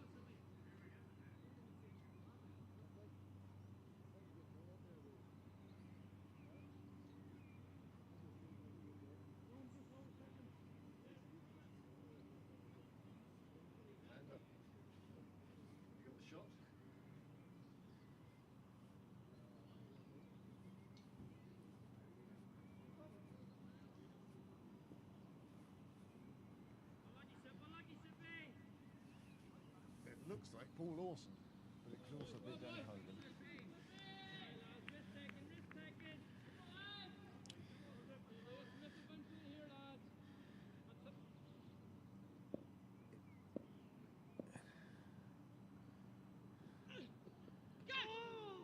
Oh, that one just sliding past the edge of the bat. Pembroke having moved on to 137 for 2 now. Danny Hogan's still on the roof of the pavilion. Perhaps he is the new Wild Bill. No air guitar as yet.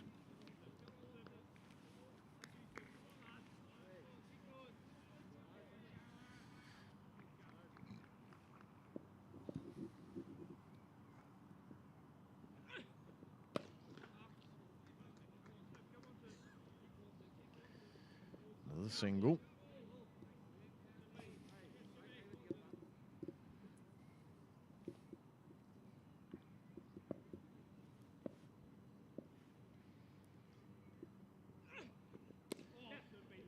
And another single.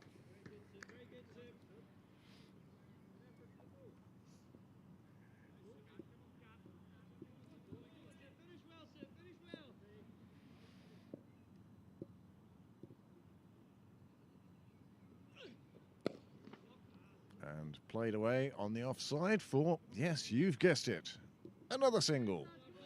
However, that one a bit more important, as it now means that these two,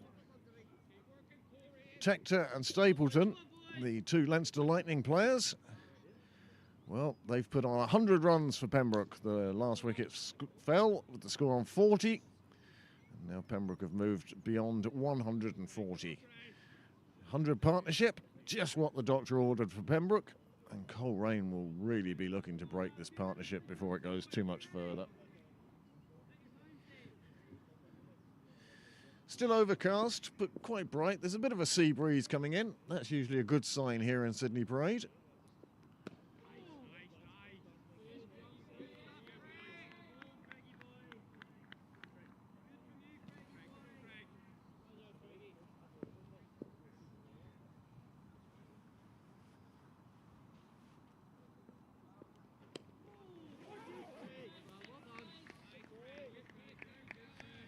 Just that quiet middle overs of the game now, before Pembroke feel they need to put their foot on the accelerator.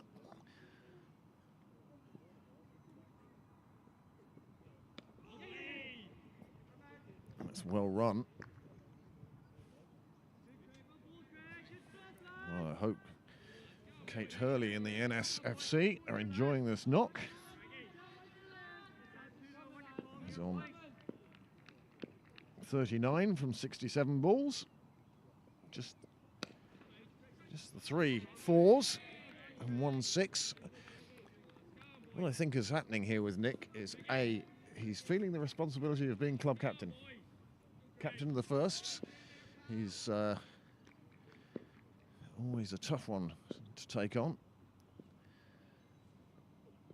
But it means he's a bit more circumspect than maybe he would have been under a different leader. Exactly what we were talking about.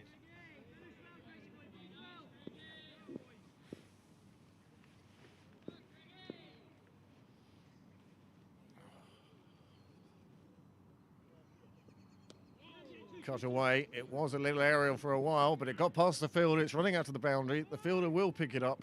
They've got 2, and they're going to take on a 3rd as the throw comes in. That's well run from Pembroke, and that takes them up to 145 for 2.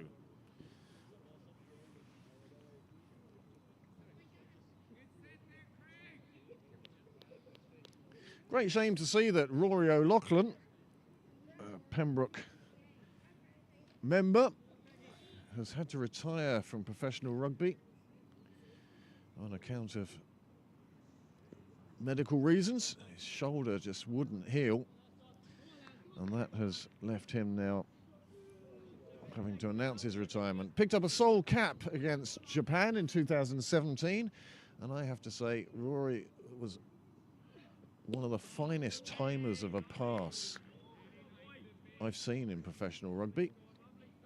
Just had lovely hands.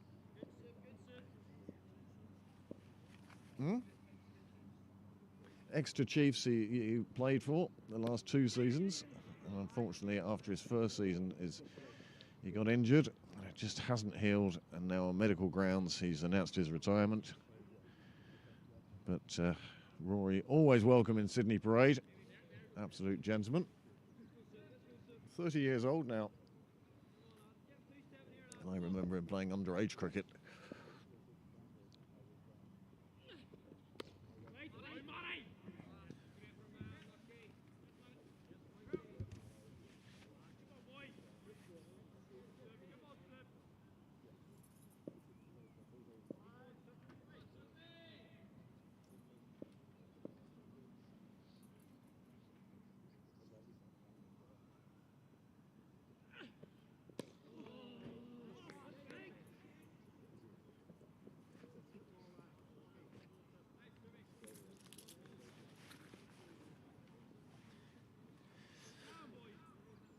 Well, dressed exactly as I thought you would be.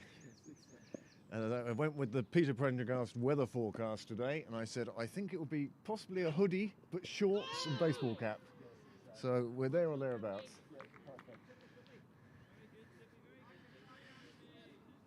Amanda.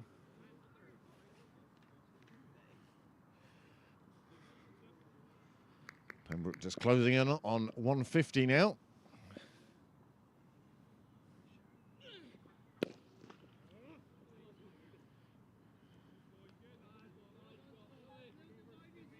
No fireworks as yet from Pembroke, but they're going along at a steady rate. The run rate they're scoring at 5.2. And they'll be hoping to push that up over a runner ball before the end of the innings, which would mean a total in excess of 300. Last 5 overs have seen 27 runs, coming at 5.4.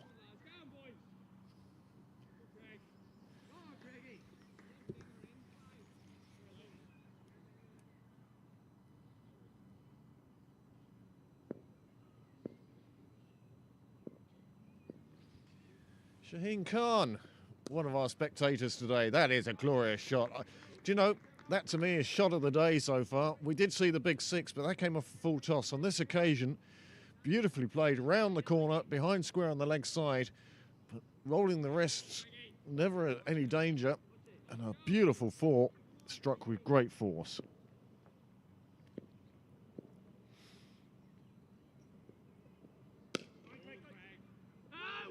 Well, bowler gets enough of a hand on it to prevent any runs. He'll be happy with that.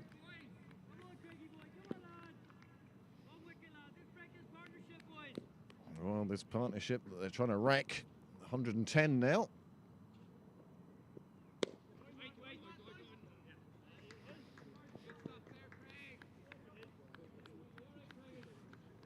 Well, Tim Tector has moved into the 90s.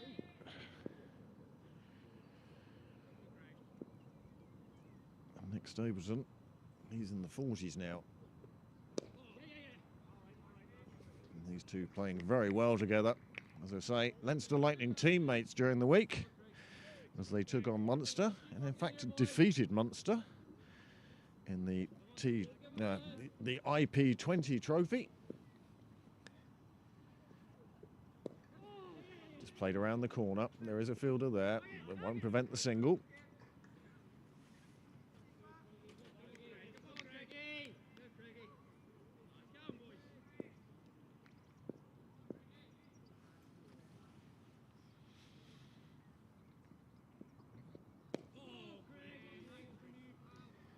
You're feeling a bit warmer now.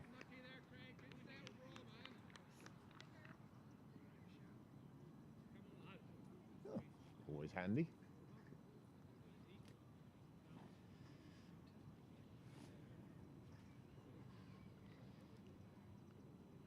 So 30 overs past now, 5 since drinks, and in those 5 overs, Pembroke have scored 30 runs without losing a wicket. The overall run rate now at 5.26. And it will be Scott Campbell to go into his 4th over. His left arm orthodox.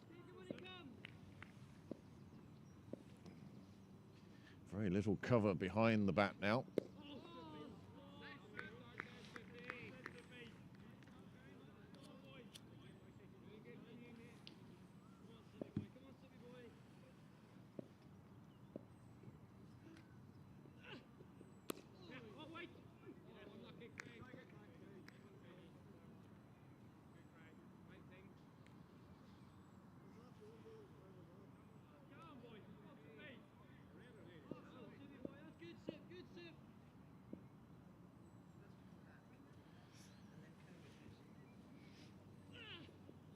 Oh, that one's cut away on the offside. There is a fielder out there. That was fortunate, sort of throwing the bat at a wide delivery, lifted it a little bit, gave a chance, well, not really a chance, but gave hope to the fielder that it might have been coming to him. Yeah, great to hear from Shaheen, watching us here on Pembroke Cricket Live. Hope all is well with you, sir. The member of the victorious Pembroke team that won this cup back in 2019, back before COVID.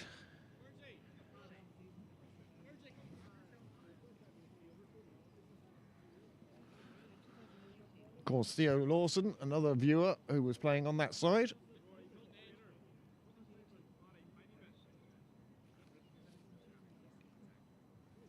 It's on the sign as 19 anyway.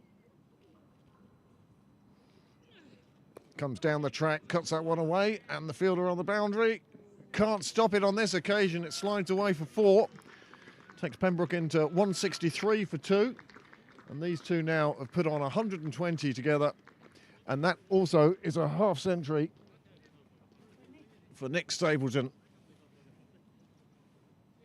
He's got 50 of those runs. Tim Tector, he's also closing in on a landmark now. He's on 95. Yes, Shaheen may recognise a few of the players out here today, even in a much-changed Pembroke team. Of course, Theo Lawson having announced his retirement at the end of last season. Stalwarts of the club for many years. He's decided now to focus on wife and child. And who's to say he's not done exactly the right thing? Although I'm sure there's a Saturday or two where Caroline would be delighted to throw him out of the house. Perhaps we'll see himself and Jack down here later on this afternoon.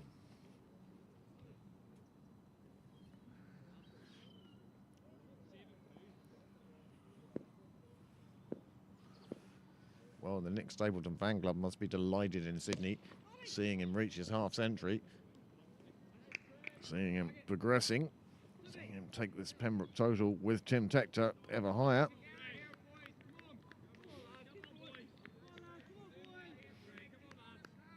"19 overs to go. Question being, how many can Pembroke put up?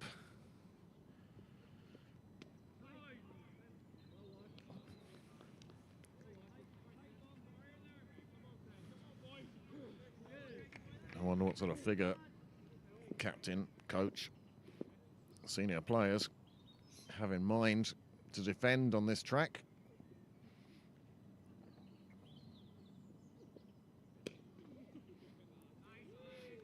Coleraine obviously been watching the interprovincials, making full use of spin. Hard to get spin away here. Pembroke have done well to be picking up the singles and waiting for the bad ball. This one beats everybody.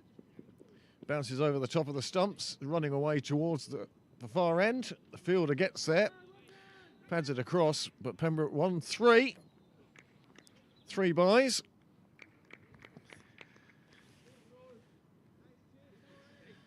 Tim Tector just 4 short of a well-deserved century. He really is piling on the runs this season.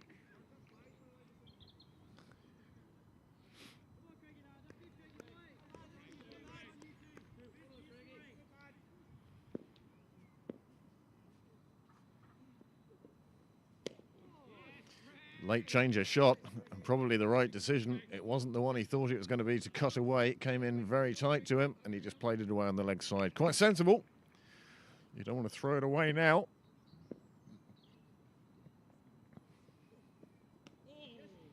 Played wide of the fielder. There is a boundary rider out there. Whether he's going to get to it or not, I do not know. He is. He gets there, and they just take the 2.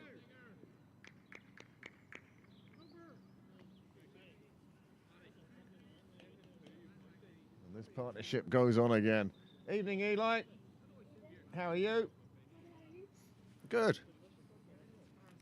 I can actually hear him better because of the ground mics.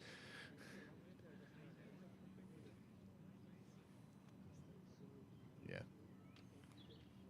He's doing.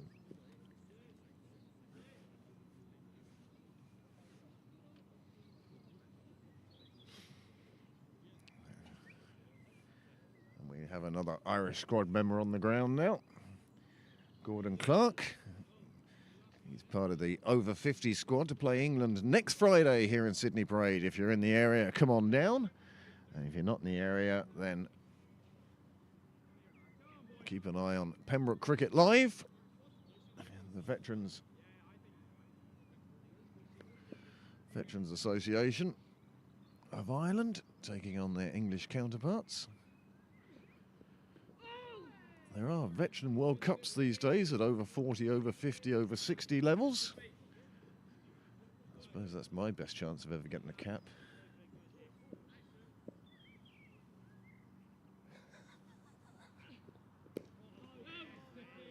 What balls are they using? What kind of balls are they using?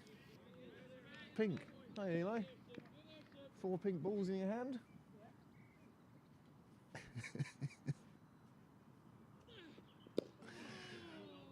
Nicely bowled, nicely kept out. Scott Campbell doing a good job for his side. Conway Rice is 6.5. Oh, the fielder not picking that one up. He leaves it for the boundary rider. They get through for a single.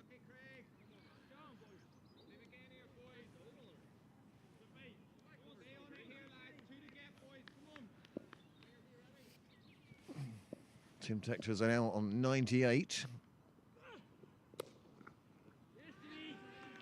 And I think you'll find that that is the century, and I think you'll hear the appreciation of his Pembroke teammates on the sideline. He raises the bat, removes the helmet, and that's a fabulous 100 for Tim Tector.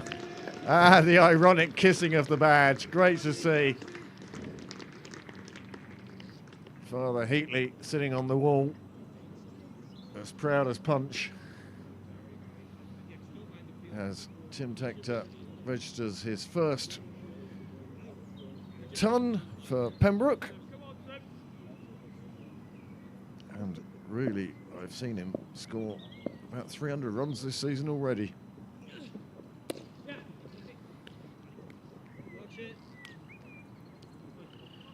So out of 175, Tim Tector, 102 of them, 73 amongst the rest. And don't forget that Nick Stapleton himself has moved on to 52. But with regards to Tim Tector, his century took 85 balls and contained 13 fours and 1 6.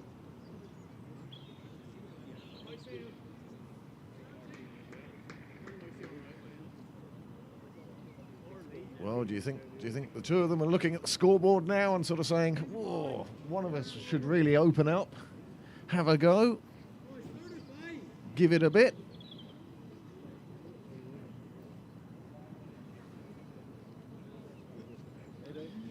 "17 overs to go. Is it time to change your thoughts about the risk reward? Perhaps chase a few more?"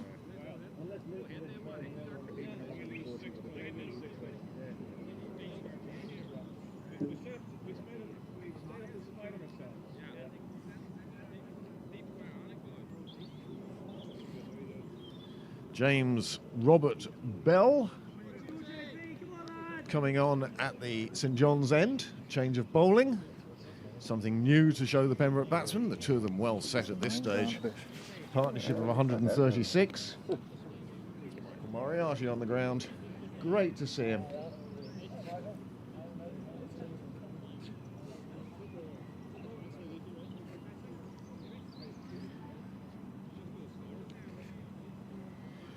Comment on the YouTube channel, live chat. James, thank you very much for your message. We're delighted to bring this game to you. Well, Bell starts with the dot ball.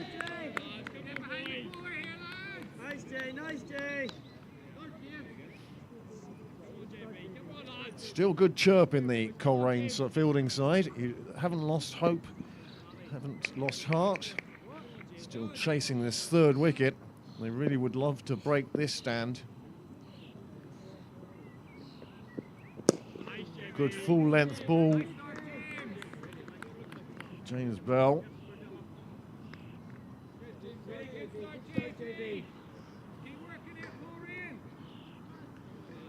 Our very own JB, I suspect, is on his couch enjoying coverage. If you are, Johnny, give us a wave.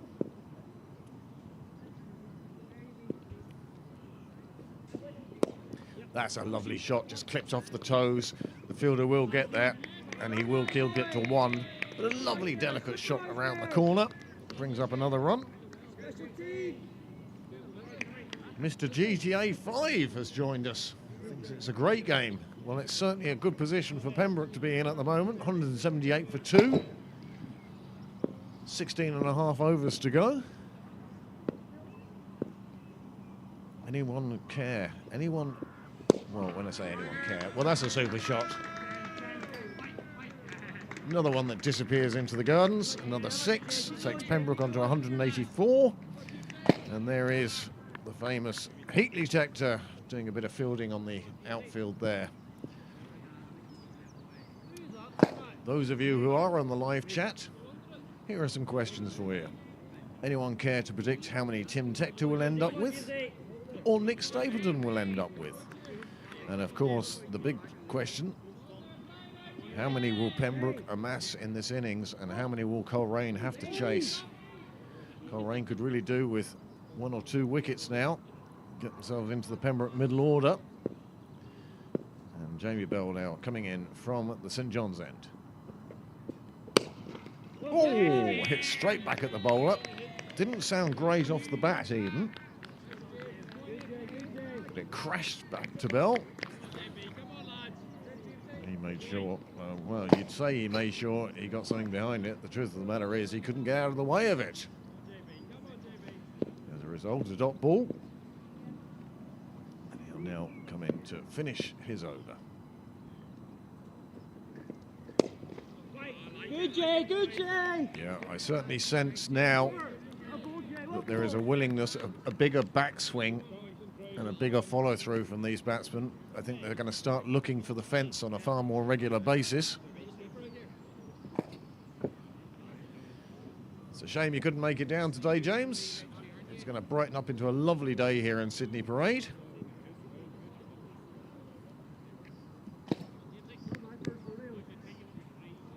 Amanda.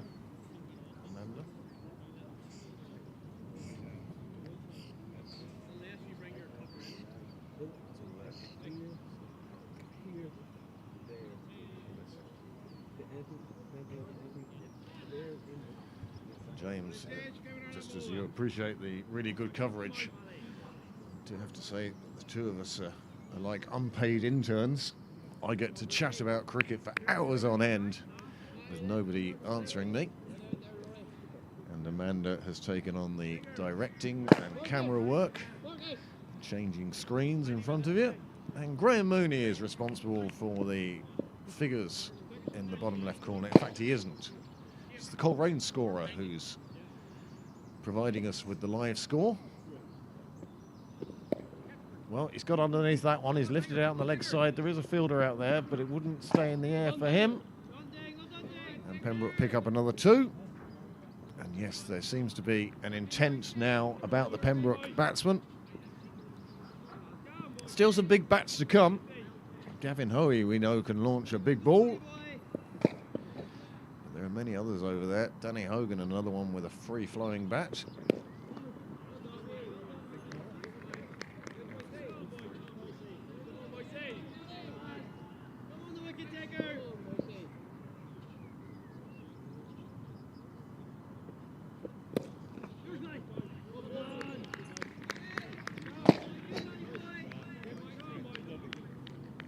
So busy answering the YouTube comments.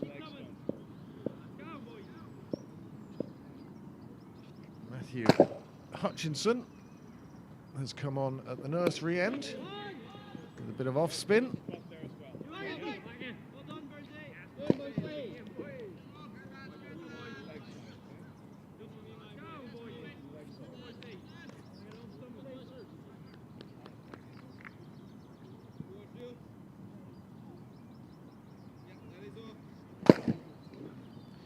Well, for those of you who wish to follow the game on live scoring, it's available at nvplay.com,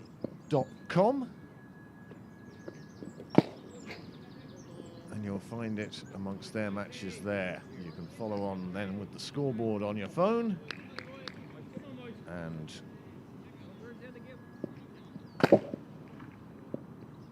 the game game on your TV.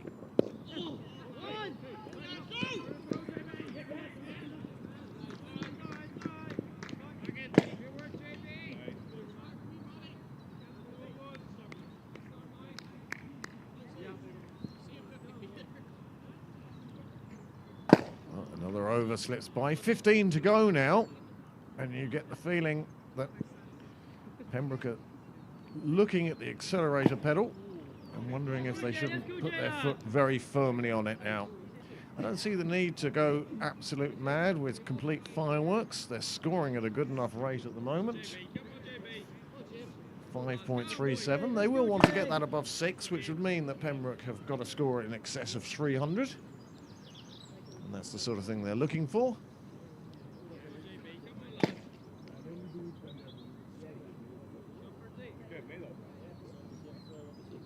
Go JB, let's go JB.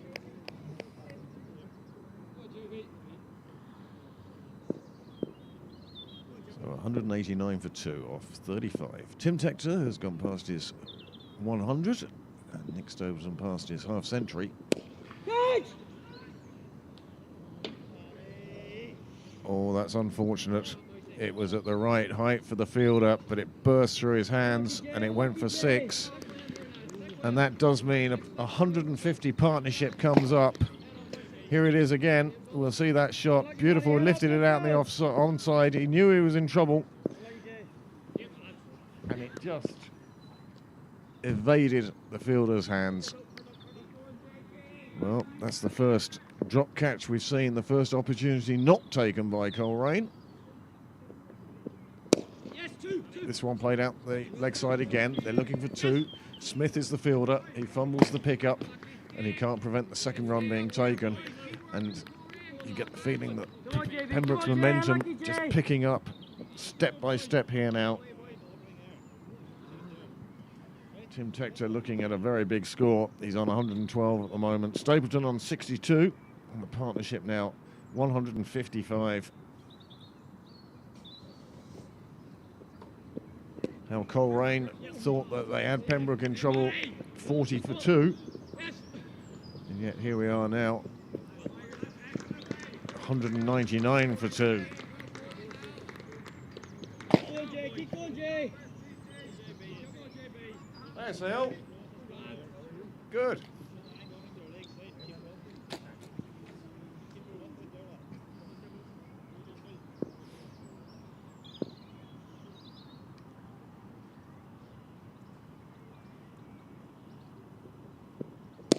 Another shot out to the leg side. There's no fielder there. One bounce and it goes into the fence. 4 more and that brings up 200 for Pembroke in the 36th over. Come on, Jay. Come on, lads. Big shot. Keep going, lads. Keep going.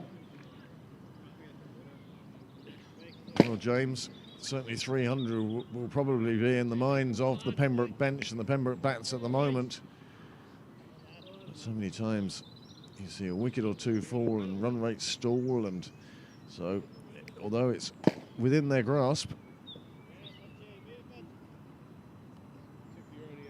one wouldn't assume anything here in Sydney Parade. If that catch had been taken, and the next batsman comes and goes, you just know how momentum changes in cricket. Full toss slashed away to the point boundary where the fielder is. Just another single. But James, put a figure on it. How many do you think Pembroke will end up with? Anyone else on the live chat? Join in. Let's see what the general consensus is. How many will Pembroke get in their 50 overs? And how many will Coleraine restrict them to in those 50 overs? Another over gone. Just 14 to go now.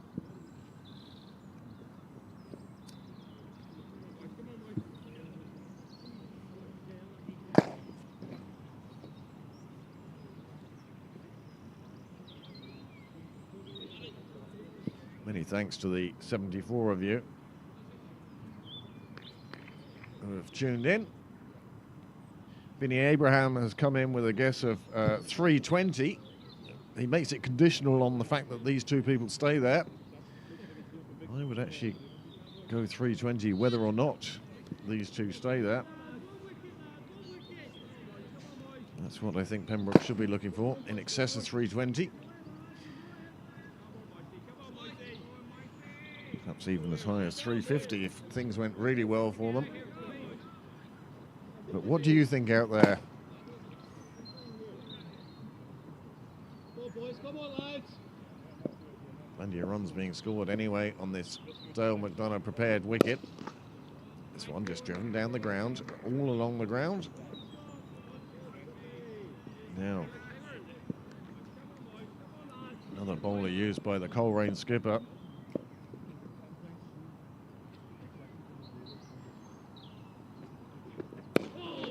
That one very nearly sneaking through.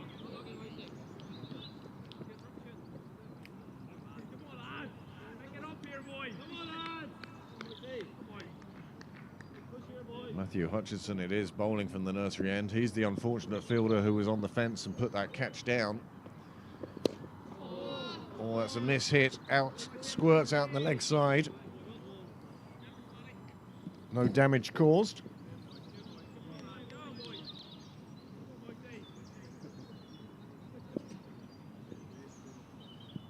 There's certainly a bit more intent now. Oh, he's gone straight with that. That's a super shot. Another ball disappears, another 6.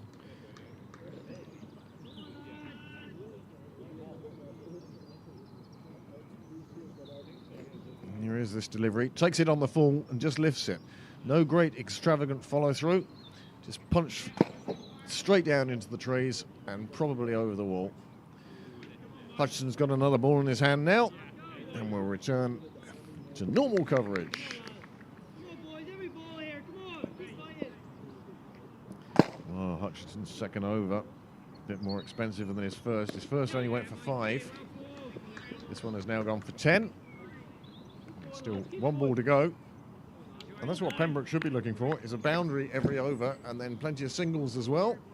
And that score will just shoot on up. Very positive morning or early play, day play. Fielder using his feet very well. Burns it is, Gareth Burns, demonstrating footballing skills more associated with what's the man's name? Gareth? Keep going, lads, keep going. Keep going for 13. No, the one who played for Wales. Gareth Bale. Just tucked away. And you'll see here, there we go. Down on one knee, foot in the way. What's that? What's that thing you get when you're down your foot? It's really painful. Plantus. Yeah, that's the sort of pain you get when you stop a ball like that, But it's that. Yeah. But yours is constant. But I'm saying that's the initial sort of 216 then. 13 overs to go. 8 wickets in the hutch for Pembroke, and it's J. Bell to continue.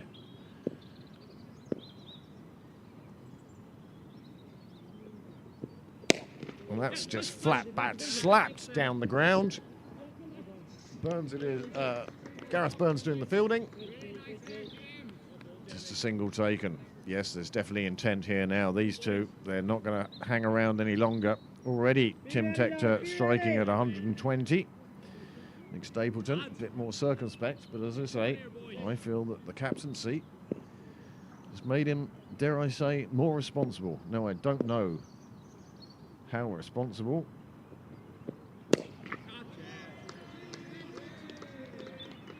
Another one disappears into a garden. 2-2-2 for 2. Oh! Where's Johnny Bell when you need him? Even James would suffice. Well, Come on, lads. Bell left this one just outside off. And he was so quickly onto it.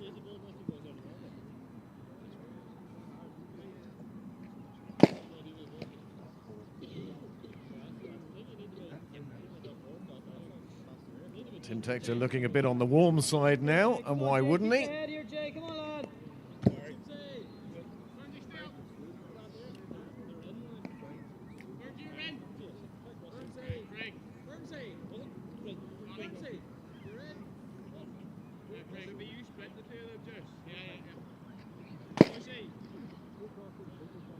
Well, just well, they're sorting themselves out here.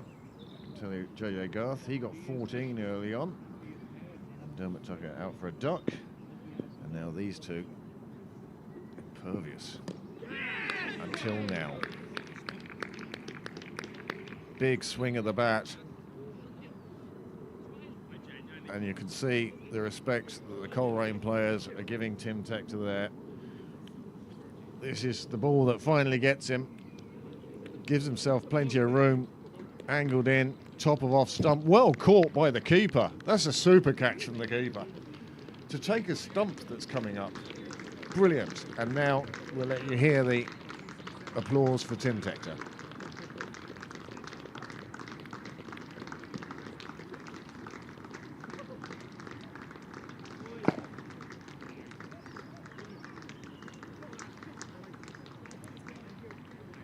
Well, he scored 124 off 100 balls. He was out there for 2 hours and 22 minutes. And when he left, the score was 224 for 3. In his knock, he scored 13 fours and 3 sixes. And together, himself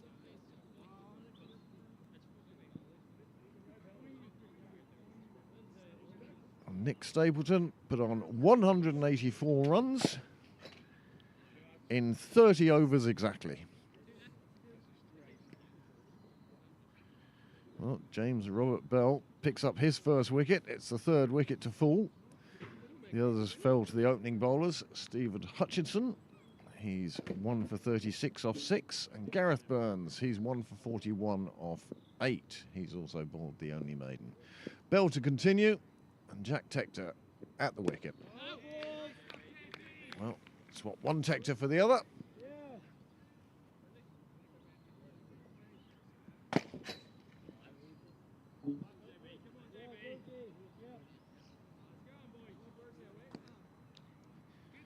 Well, James Robert Bell will be delighted,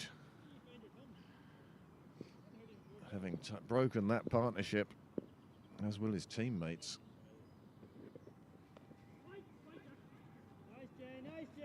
Well, the secret here now is Nick Stapleton has to become the aggressor and give Jack Tector just a couple of overs in which to get himself up to speed with the pitch, with the bounce.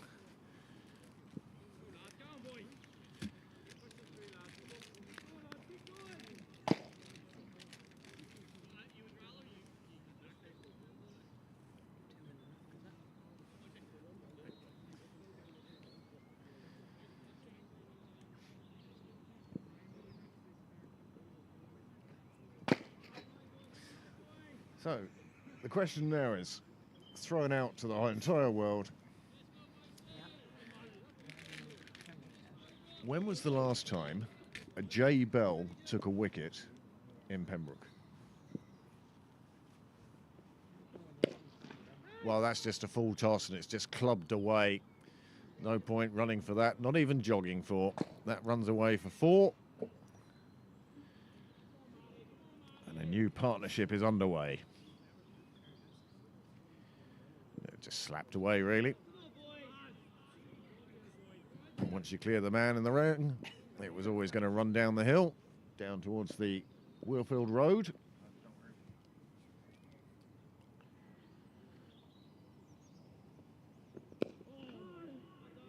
Just dug it out onto the leg side. SMC Print and Design deciding that 328 is the figure.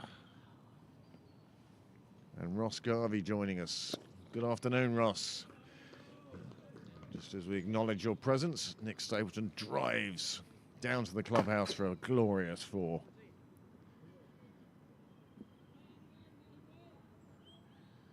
Well, Bondi 1980. You've got one of your couple of quick wickets you were looking for. And that will have given Coleraine a bit of hope.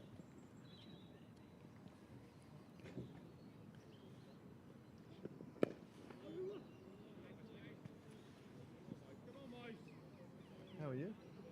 Good. Crowd starting to build here at Pembroke now. I think you're about the 5th president to turn up today. Noah well batted yesterday.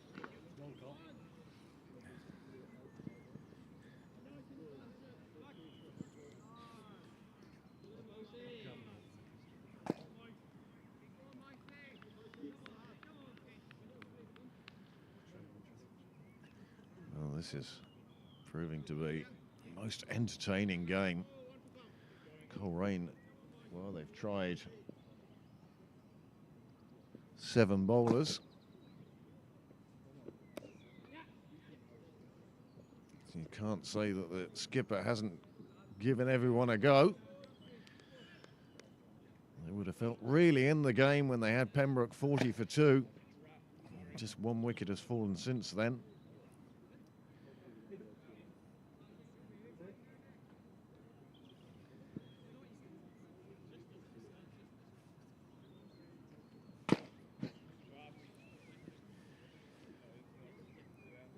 Well, of our viewers' choices.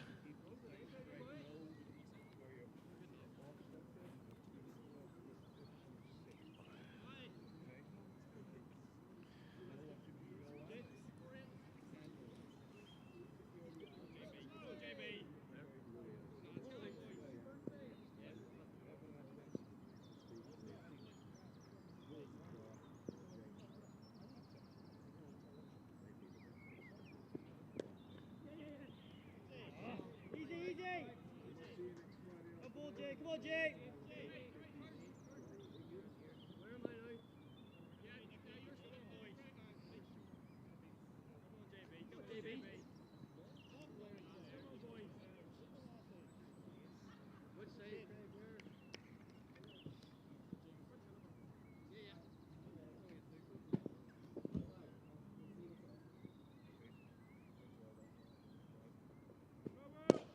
Toss, called a no ball, and it's hit cow corner, and it goes straight onto Cyril's way and comes back onto the benches and comes down to the media centre.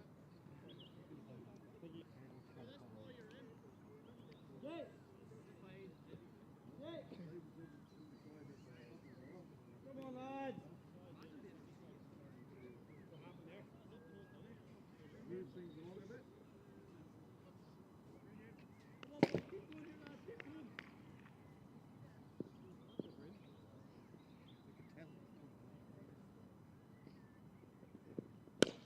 One this time it's not even further. That one should have a stewardess on board.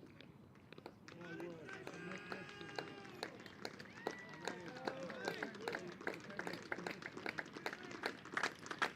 Magnificent shooting. Just 2 balls to go from 88 to his 100. Second 100 of the game for Nick Stapleton. Well, for Pembroke. Nick Stapleton joining Tim Tector and reaching triple figures. And that was a fabulous way to do it. Well, 2:35 and still just about 10 and a bit overs to go.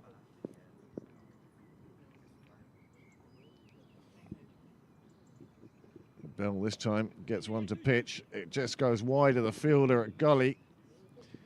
Scoots down to the Willfield Road end. Another 2 to Stapleton. Does he have Tim Tector's 1-2-4 in his mind now? Pembroke have reached 250 for the loss of 3 wickets, and we're in the 40th over. Pembroke's run rate, as I said, has gone over 6 and over. Another big blow, this out to the offside, bounces in front of the fielder. A little bit of frustration now within the Coleraine side. A couple of his teammates thought the fielder could possibly have gone for that, and it wasn't to be the case.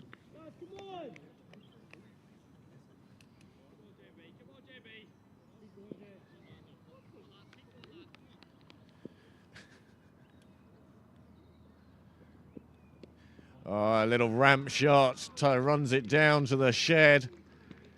Lovely little, well, deft touch from Jack Tector. Another 4 goes onto the total. And Bell may have taken that wicket of Tim Tector. But well, he's coming under pressure now. Well, as to be expected, the NSFC, the Nick Stapleton fan club down there in Sydney, they are absolutely delighted that he has scored his century today.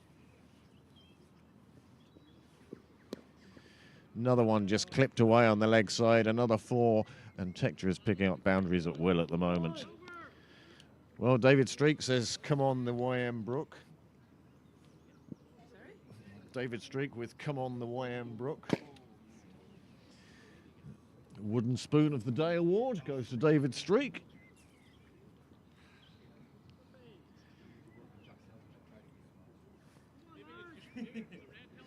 No, leave it alone. You know how much easier it makes my life. All these black helmets going out one after another, and that's Jack. No, we'll leave Jack with his red helmet. Look, he had the decency to cover the badge. Hello. That's Niall's lunch. Yes, well, it very nearly wasn't. Well, Kate, thank you very much for staying up. We realise it is early in the morning for you there now, probably. But stick with us as long as Nick is in. And, of course, then you've got his bowling to come. Could be a late night for you there in Lilyfield. 328. 328 is the highest we've seen so far. Yeah, no, just wants to double what they were at 35.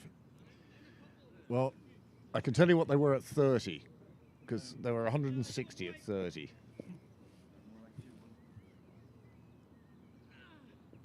Big blow down the ground, great use of the feet. Oh, that's broken a window.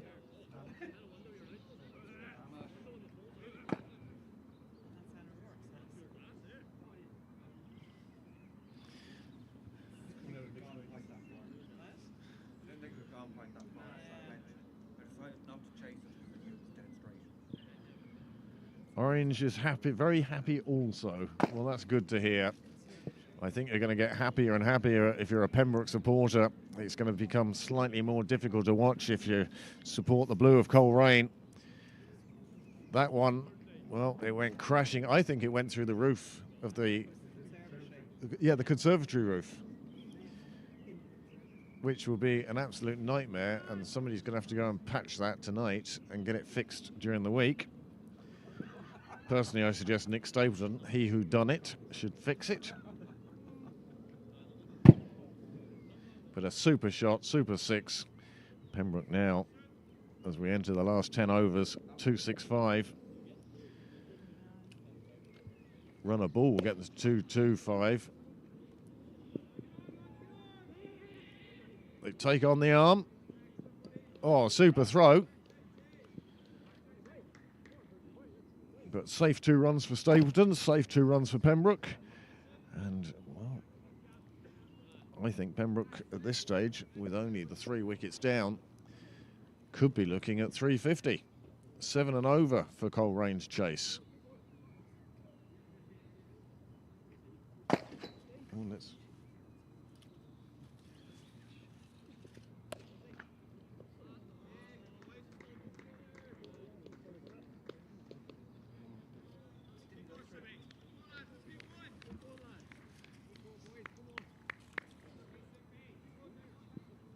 Anybody disagreeing with my 350?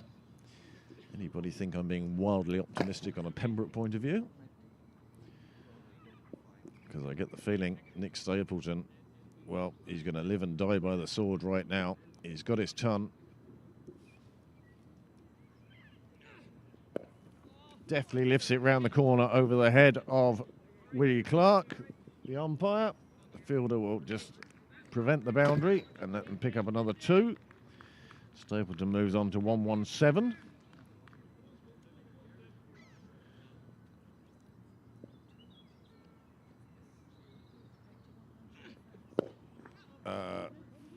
Working. That's a good fielding.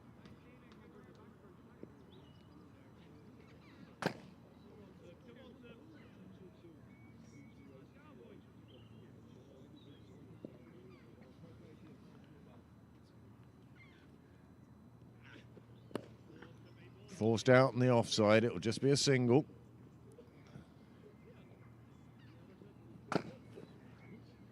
And we definitely have reached the stage now where runs are going to come quickly, and you may see a wicket or two fall as Pembroke throw themselves at reaching an unassailable target for Coleraine. Coleraine, on the other hand, would love to see a few wickets fall and see this run rate slow down. They may not think that they're going to keep them under 300, but they could certainly keep them under that guess from SMC of 328.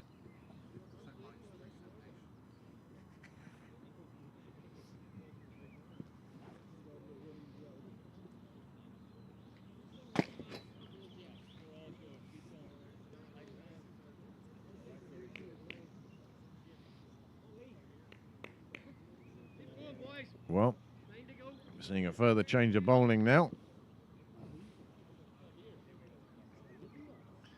1, 2, 3, 4, 5, 6, 7. I think this is fifth change. I think this is the eighth bowler. Matthew Smith it is, coming on at the St John's end.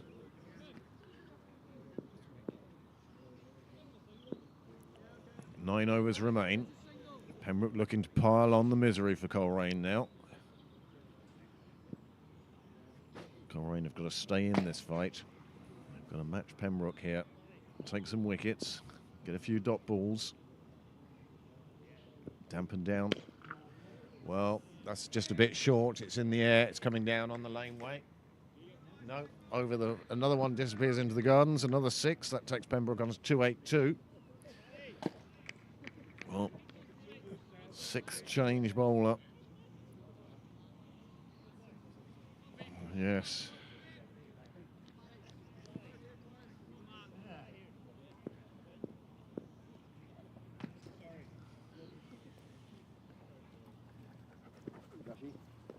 Well, change of pace. Well done by Smith on this occasion. Just slowed it down. Stapleton changed his shot, just ran it down to the fielders at third. Take the single.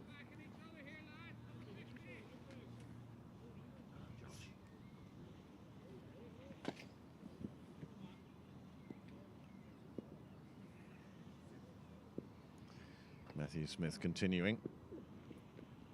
Oh, that's a deft touch from Jack Tector. The fielder will pick it up before the boundary, but not before they pick up a couple. And that was such a late cut. The ball was almost past the stumps just as Tector hit it.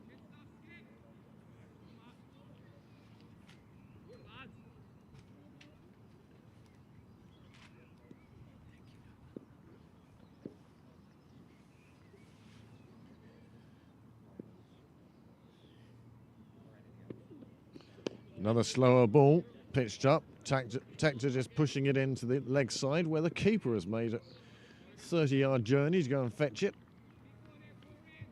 Afternoon, Peter.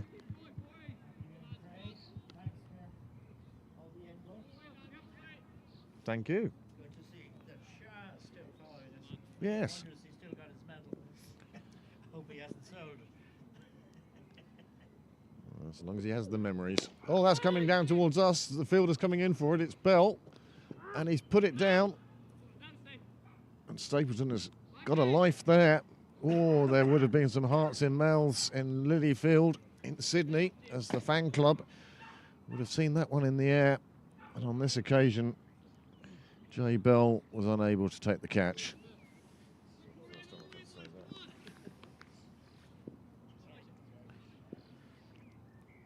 Smith unlucky there in not picking up a wicket, and is often the case, who then gets punished. On this occasion, not by the batsman who had given the chance, but by the other one, it just went down on one knee, played it round the corner, knowing that the pavilion was there. Well, this is becoming a hard slog now for Coleraine. Pembroke 291 for 3 off 42, still 8 overs to go. They really are hunting a massive total now.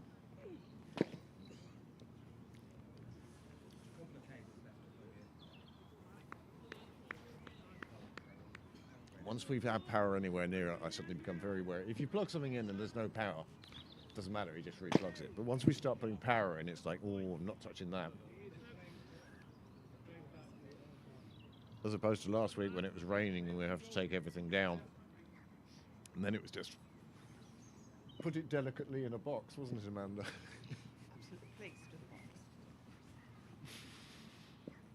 Stapleton now on 128. Stapleton now on 130.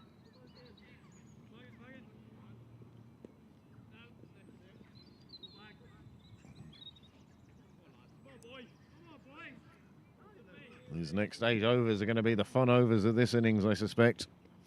We've already had the delights of Tim Tector with his century, and now Nick Stapleton with his. He's moved on to 130, and he really is looking like he wants to punish the bowling. Well, what a nice shot that is. 295.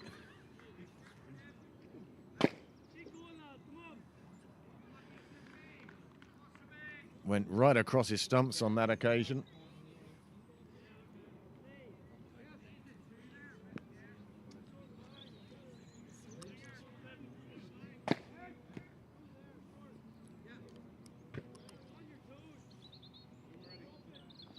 Scott Campbell taking a bit of tap here now. In his 7th over, he's already gone for 51 and still 5 balls before he can get out of this over.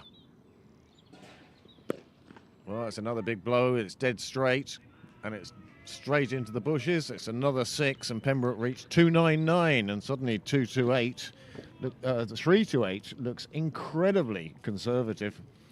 It was still the biggest guess we've had so far. What did you? Yeah, double 378 you're going for. I went with 350.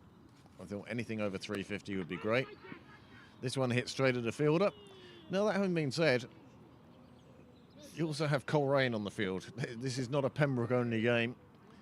Coleraine, well, they'll be hoping to keep it, I don't know, 8 overs, say that's 50. Yeah, they'll do well to keep it under 350 at this stage.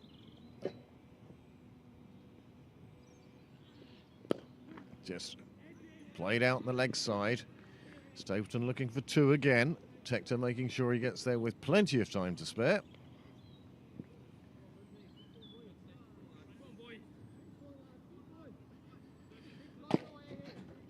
We have a young lady walking across the sight screen now. Oh, behind it. Okay, that works. Another shot out to the leg side. This time the boundary rider is there. He takes a beautiful one-handed stop and then gets rid of it quickly. But again, another 2 to Stapleton. Another 2 onto the score. Oh. Yes, this is it. This is the one that Jay Bell isn't going to want to see again. Into the hands and out again. They just seemed a bit firm. There was no give there. Yep. Well, this has been a very, dare I say, professional performance from Pembroke. They've passed 300 now. 380. James has gone with 365. David Streak 380. And Peter Davey, well, there always has to be one optimist. He reckons that Pembroke are going to reach 400. This one beats everybody. Runs down to the boundary. It'll be 5 wides and the ball will come again. And this is really turning into a bit of a nightmare for the Coleraine bowlers, fielders and captain. 313 now. 367. I got a 365, I thought. Yes. James up in Coleraine went for 365. David Street went for 380. And Peter Davey, who should know better, went for 400. That's cut away on the offside. That's a beautiful shot. There is a boundary fielder out there, and he does get round to it. Picks it up at the first attempt. 2 more runs to Jack Tector as we get the 44th over underway.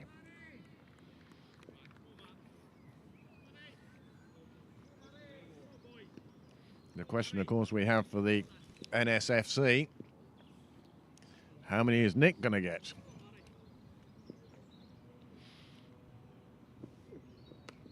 He's currently on 144.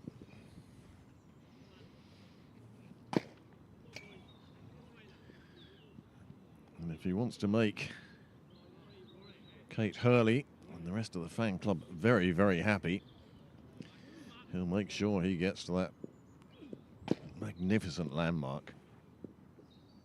And the last time I saw 150 scored, it was Gabby Lewis. Well, it's up in the air. The fielder's going round to it. And that's the end of a magnificent innings. And just see how many players now shake the hand, pat the back, and applaud as Nick Stapleton makes his way to the sidelines. He's out for 144. The score now is 314 for 4. And suddenly there'll be a huge amount of revisions of possible scores. And Pembroke now sending out Gavin Hoey. Gavin Hoey, as we all know, playing for the Wolves, playing for the Leinster Lightning, and in fact got a call up to the Irish squad, as you hear the applause for Nick Stapleton in the background. Yes, Gavin Hoey, one of 2 players who was called into the Irish squad for the Tuesday game against Pakistan. Neither of them featured, but nice to be in that atmosphere, to be in that squad.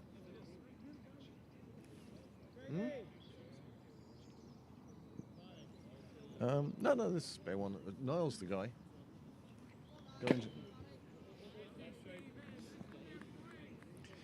Well, Pembroke up to 315 now. Gavin Hoey.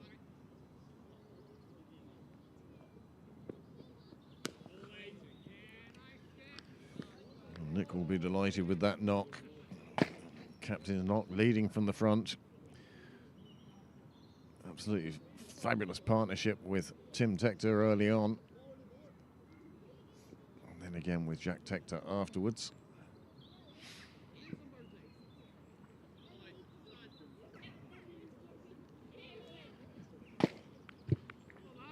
Whilst all the fuss was about Tim Tector,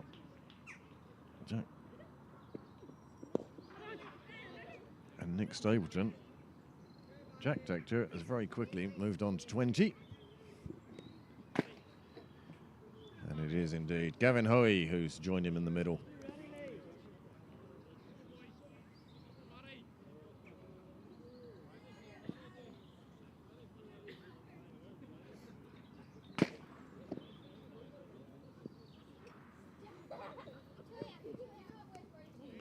Played away on the offside. There is a fielder there, but Hoey makes his ground quite comfortably. Another over has slipped by, and now with 6 overs to go, the score is 316 for 4. Oh, plenty of appreciation coming in for Nick from the fan club. I'm sorry, Kate, I probably did jinx him a little. But he took on the big corner of the ground to collect a 6 to take into 150. Unfortunately, it was a couple of yards short, and it fell into the hands of the fielder. But a great innings, indeed. Yeah, the last time we saw 150 scored on this ground was Gabby Lewis in a T20.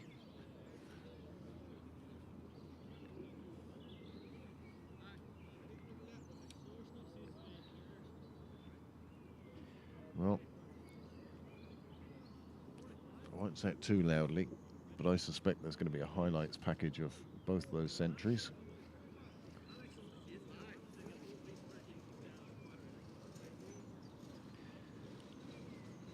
And with 36 deliveries remaining, Pembroke,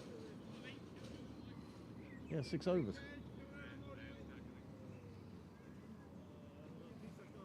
It has picked up in temperature, hasn't it? You can see the amount of people coming down, sitting on the wall. T-shirts. Most of them are carrying hoodies. Temperature liable to change, but it certainly has picked up. It's a bit brighter. The clouds are a bit higher, and they're starting to break up. And with 6 overs remaining, Pembroke looking to set an imposing total for Coleraine to chase.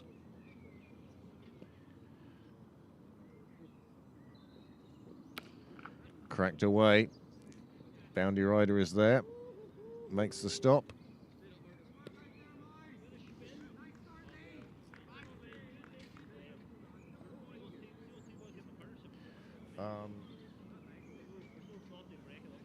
L. Ritchie. His first name, I think, is Lee Ritchie. He was first change earlier on. As captain's asking him to do a job for his side now.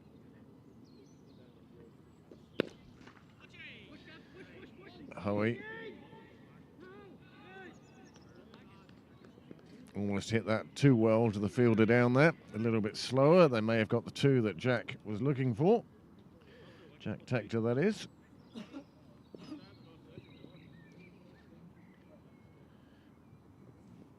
JS saying, great innings, Nick. Well, it was. It was an absolute super innings, as was Tim Tector's. Yes, she is, isn't she? So I don't know who JS actually is, but they're quite right about it being a great innings. S for Stapleton.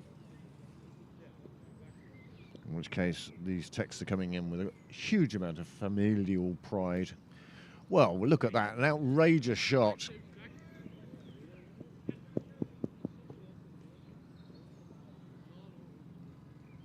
That was a lovely shot.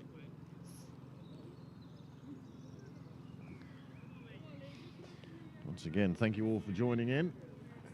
I know I harp on about this, but we are in search of our 1,000th subscriber.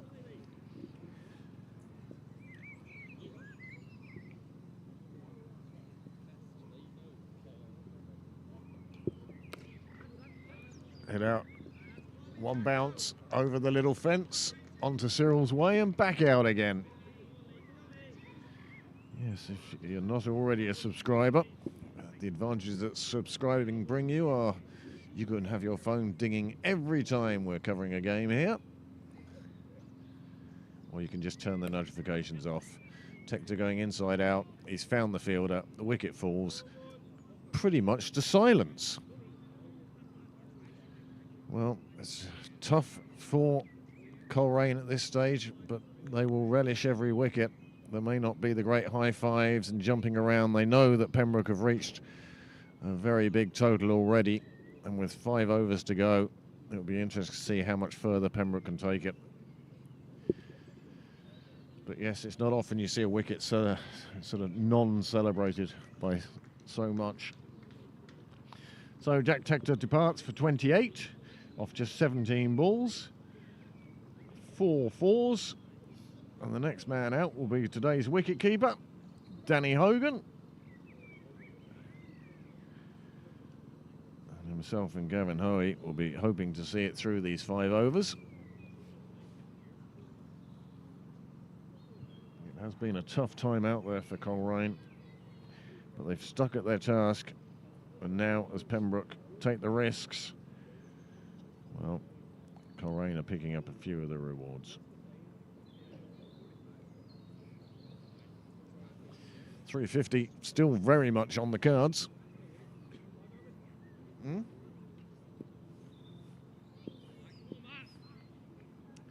Last few overs now of this innings, and what an innings it has been for Pembroke. I wish J.S. Siggins was here, because he'd tell me the last time Pembroke scored as many runs as this. Whoa, that's coming right towards us and disappearing well over our heads, and that's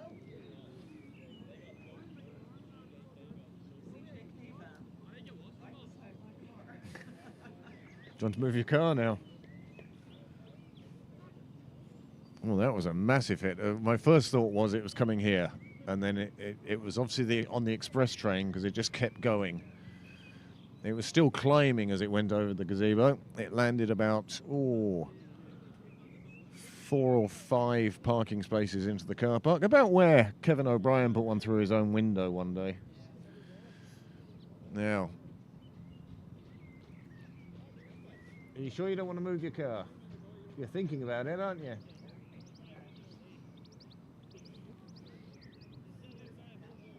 Gavin. Lovely shot. Pembroke move on to 2-3-1. And they move on to 2-3-7. When Gavin Hoey is in this form and in this frame of mind, there isn't going to be much getting past him. He'll be looking to go big on a regular basis. So yes, if you are watching and you're not a subscriber, well, being a subscriber lets you contribute to the chat. And also, once we reach 1,000, Niall says the first thing he's going to do is go into the settings that he's allowed to change and reduce the amount of advertising. We're not looking to make money here, we're providing a service. You won't be able to turn off all of the ads, unfortunately.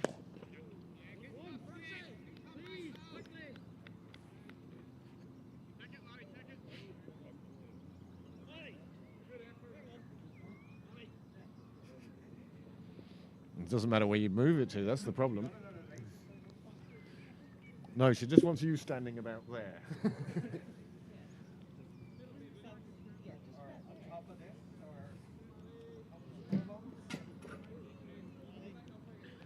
Gavin Hoey has moved on 14 from the first 5 balls he's faced. He has 2 sixes.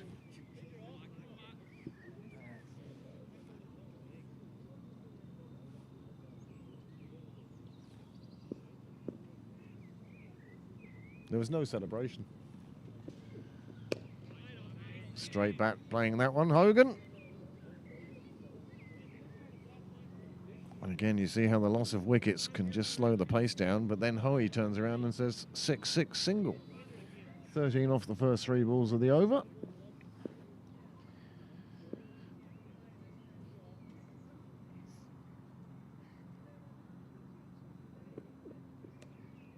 Cut away by Hogan. Gully making a diving stop, keeps it to a single. And 1 ball to come in the over.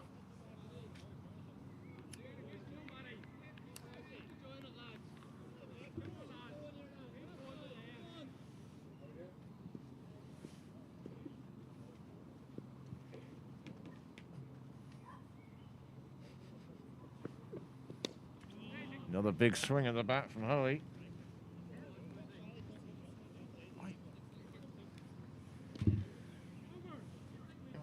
Just give me a second.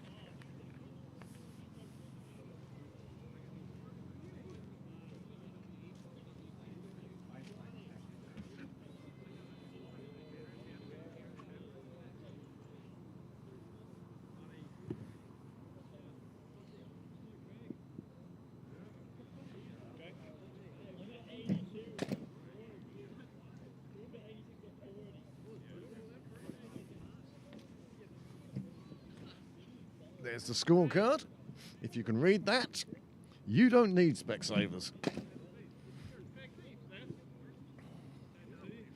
4 overs to go now. Hoey on strike.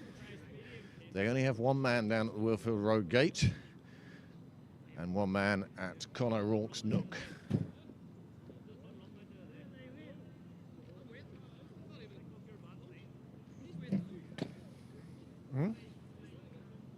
Yeah, just put it on the back seat, it's fine. Just put it on the back seat. I think it is. There we go. Big blow from Hoey. There is a fielder out there. And he's put it down. And Hoey decides to rub salt in the wound by taking a second. It was up there a long time. I thought he had it, and then it just bobbled, and out it came. And Hoey gets the life, and Pembroke get 2 more runs. 340 now.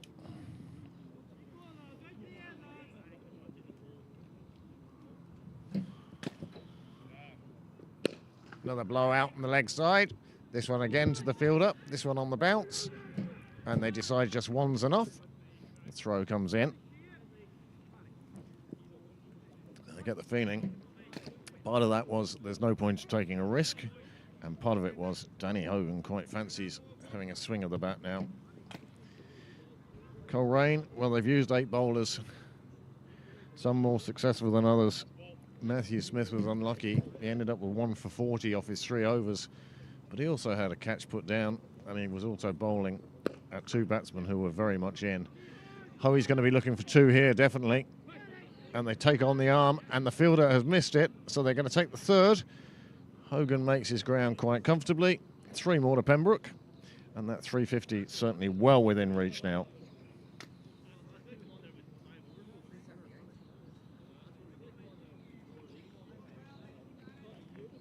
Well, everyone online was out of the game because Steve McCarthy had the highest figure at 328, and we've blown past that. I said 350, and really, that's gone.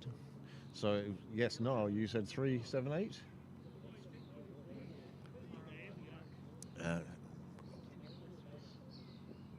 Oh, I'll tell you, if...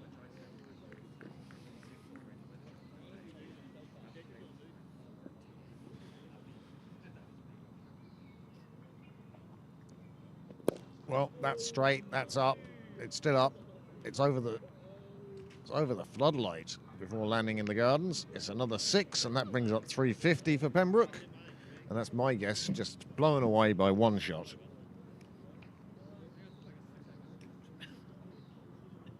Yeah, well, that one went as far as a Park Avenue window, but it was the height of it. I mean, it cleared the light, the floodlights by, I don't know, 10, 15 feet. It was enormous.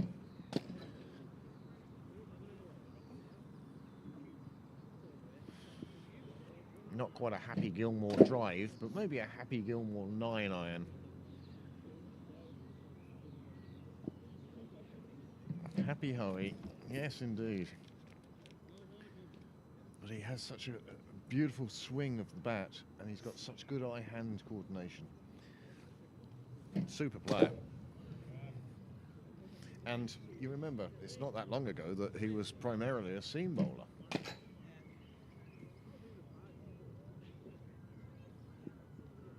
And then he had those problems with his back and decided that leg spin was the way to go. And his rise as a leg spinner has been meteoric. Do you remember he got his first wickets in Breedy?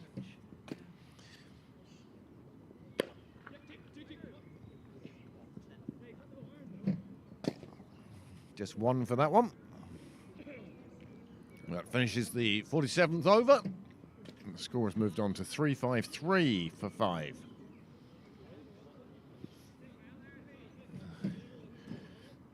The rule of Nile looks like it will prevail. Double the score at 35.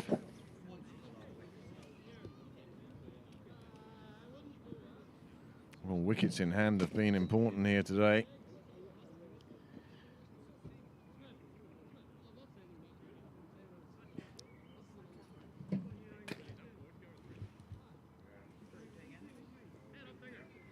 It's filming the back of my head, isn't it?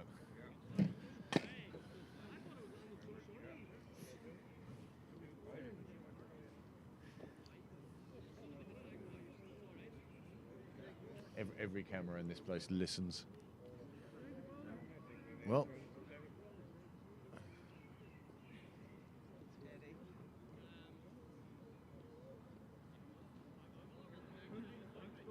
smart comments coming in from the sideline from Irish international Gordon Clark. He is at hockey.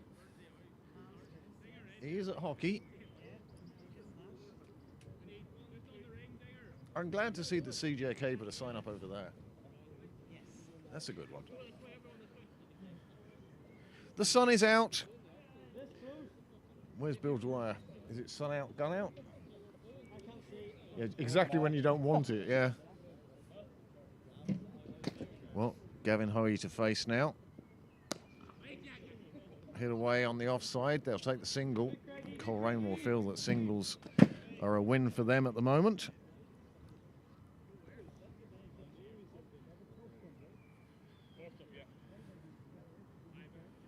The conclusion of this innings, of course, there will be a break. And I will be taking a break as well. And then you'll have to join us for the... Oh, he was going big on that one. You'll have to join us for the Coleraine reply. Could we have a day where we see over 700 runs? Well, if Coleraine win, they've got to get in excess of 350 as well. Slower ball. Big swing of the bat. Hogan with his flowing locks, somewhat constrained by his helmet. And a big swing at that one. He's not quite connecting as he'd like to. He's trying to overhit the ball at the moment. He's always at his best when he's just relaxed about it. Plays the shot. Hello, mother. There we go. Hoiked away to the leg side. There are two fielders there. It beats both of them. No dive, no call. And another 4, and that's 360 for 5 now.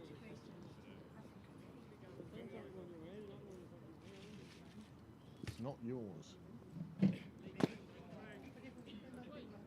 Mabel.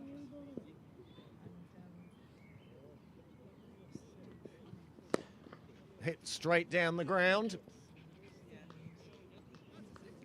4 runs to Hogan.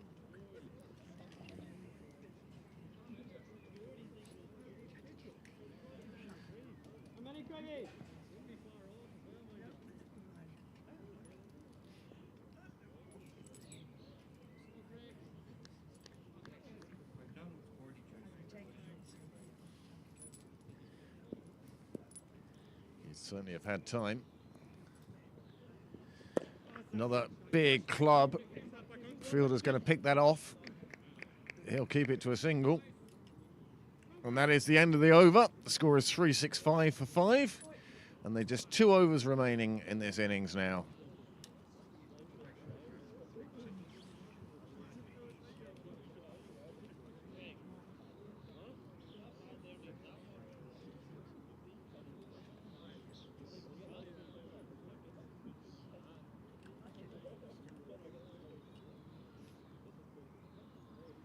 .929 subscribers at the moment, and a few of you have tuned in today to watch this Bob Kerr first round game, Pembroke against Coleraine from Sydney Parade. And dare I say, I can see some blue sky around now. Not quite shadows on the pitch yet, but I have a feeling they're not going to be too far away. I think this cloud cover is going to be burnt off or blow over. It'll be a lovely afternoon in Sydney Parade for the second innings. Oh, that's a lovely shot. It's straight down the ground. It's a big one. Window? No window. Still, another 6 runs, 371. And even Niall's guess is now looking quite conservative. Danny Hogan going very straight. Big flowing bat. And that hits straight onto the wall on the back of those houses in front of you. Another ball comes out. Lee Ritchie, the unfortunate bowler who has to face up to Danny Hogan and Connor Hoey, 2 of the cleanest hitters. Short one, pumped away on the offside. The fielder there will stop that. It will just be a single.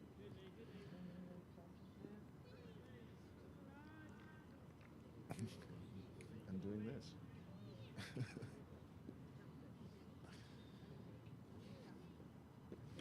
That's a big blowout on the leg side. There is a fielder out there. He's very close to the rope, and he can't get to it anyway. And it's another 6, and 378. There we go. That is just power. Didn't even come off the middle of the bat, really.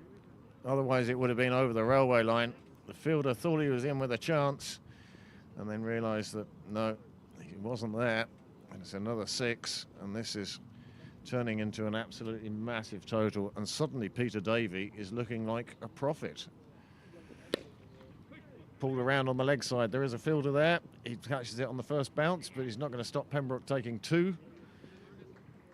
It's a long throw from that boundary. It's a good way to throw your arm out there. Oh, I think he has thrown his arm out there. Really giving it a good rub. Some tendons stretched. It's, well, Peter Davies said 400. Straight back down the ground again, this time by Hoey. And this time caught. And Hoey's cameo, and a great little cameo it was too, comes to an end. Gavin Hoey falls for 35 from just 16 deliveries. He hit 4 sixes and not a single 4. Well, that's a super little partnership at this stage for Pembroke. 3-2-5 was the score when these two came together. They've put on 53. And then Hoey, well, went with power rather than placement. And cross-batted it. And the fielder on this occasion safely took the catch. Gareth Burns absolutely impassive in front of him. But a 6 wicket now has fallen, with the score on 380. Well, I suspect it would be Joe Prendergast next.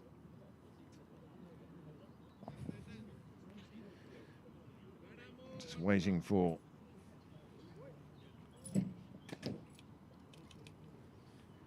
MV play to catch up with the actual play.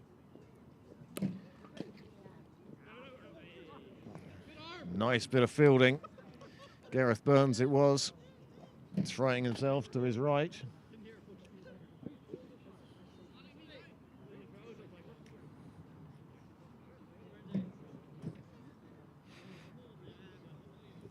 Well, Steve, in answer to your question, no. We don't have the 115 charges hanging over us as we pick up a 4th title in a row, so there's definitely no. And as regards to the money, definitely no. Pembroke are not the new Man City.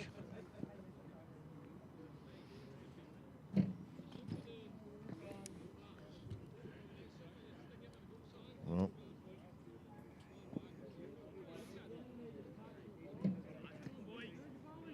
Stephen Hutchinson.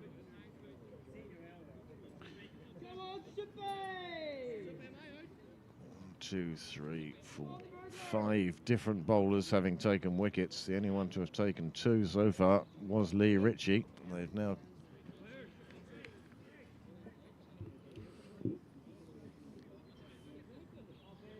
Pete Twomley has put himself firmly in cow corner. I think he's in for a catch here now.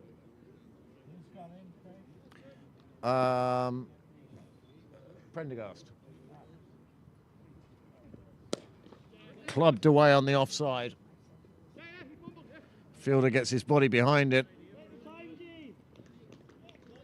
2 more onto the total. Just 5 balls remaining now.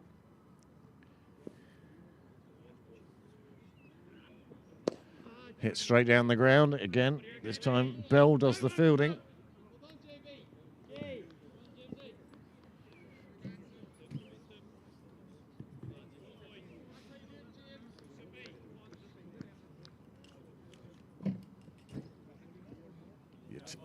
Somebody else's teeth will fall out. Well, again, club straight down the ground. Again, Gareth Burns doing the fielding.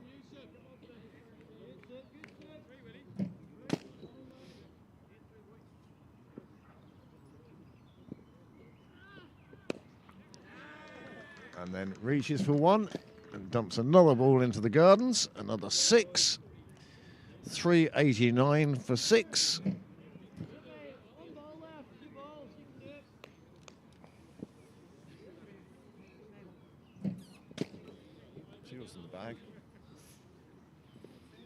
Well, while they go and fetch another ball, we'll show you the shot again. Good footwork, gets the front foot out of the way, and then just drags the bat across the line of the ball, meets it perfectly, and it disappears into the gardens. Danny Hogan very quickly has moved on to 31. And he'll end on 31. 31 off 14 balls. Super knock for Pembroke.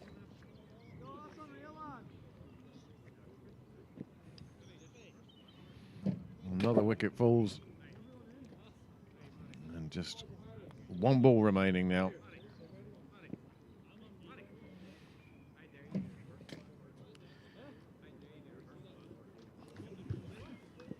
Well, big swipe at that one. Hogan not quite connecting, but he's done a good job for his side. Good later, quick, late innings runs. Part of the big reason why Pembroke find themselves as high as 390 for 6 in this, the 50th over. Just waiting for somebody to put their pads on. It's Paul Lawson.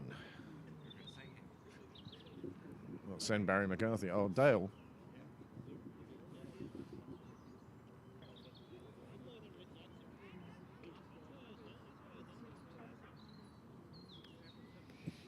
One ball remaining.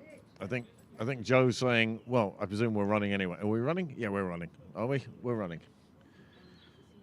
This is the last ball. So many thanks to you who have tuned in from Australia and from Portugal and even from Ringsend. We hope you'll join us for the second innings at the conclusion of this as Paul Lawson looks to face one ball to finish the Pembroke innings.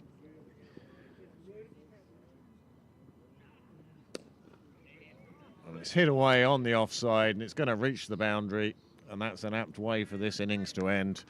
Pembroke reached 394. Well done, Pete Davey. You were the closest. And they did so for the loss of 7 wickets. Tim Tector, he scored 124 and only took 100 balls to get there. He hit 13 fours and 3 sixes. First man out today was JJ Garth. He fell with the score on 14. With his score on 14, he was bowled by Stephen Hutchinson. And then Dermot Tucker very quickly went to a catch behind by Marcus David Poskett, with Gareth Burns being the bowler. Nick Stapleton, well, he scored a magnificent century in a bit. He scored 144 off just 122 balls before he was caught by Craig Averill, bowled by Matthew Smith. Jack Tector added 28 in just 18 deliveries before he was caught by Matthew Smith off the bowling of Lee Ritchie. Gavin Hoey, well, that was a cameo and a half, strike rate of over 200. He scored 35 off just 16 deliveries before he was caught by Rory Allen Knox, bowled by Lee Ritchie. Danny Hogan, another cameo, scoring at well over 200. Of 14 balls, he scored 39 runs.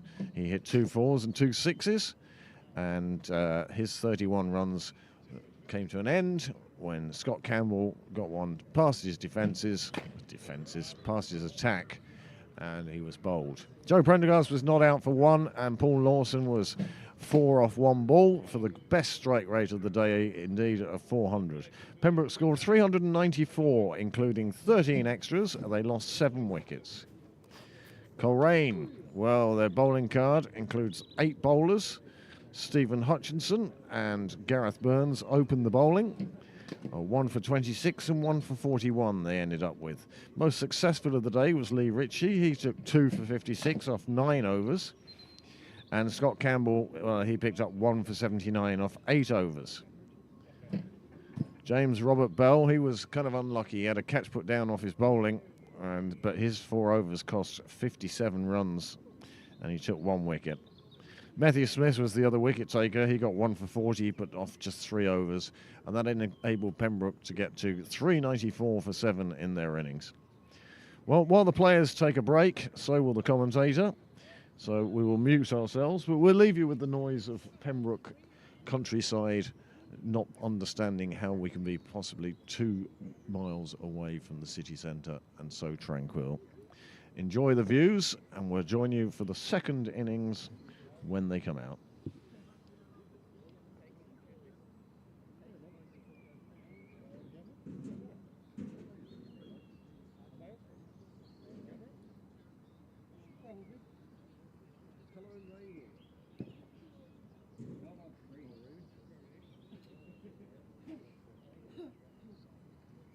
don't want to follow that. I don't want to follow it. I don't want to follow that.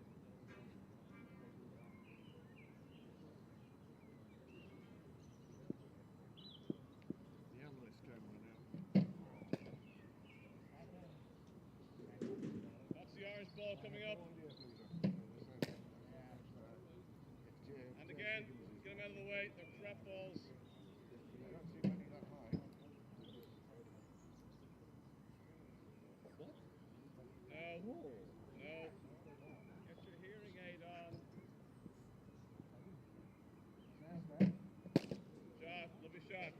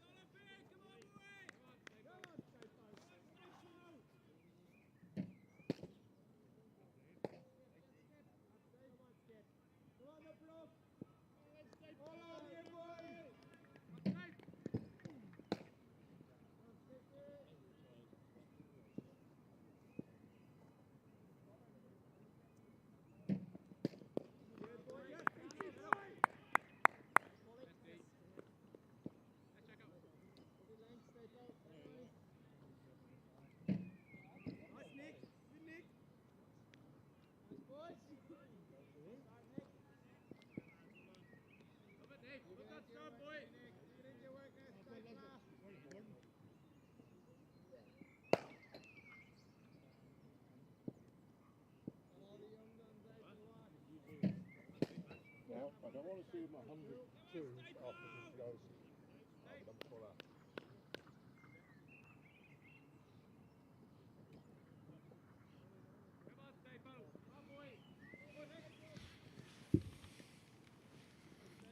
Well, welcome back. The second innings has started. Whilst I went to the Alakadoo's room and grabbed a sandwich. A strong, powerful shot.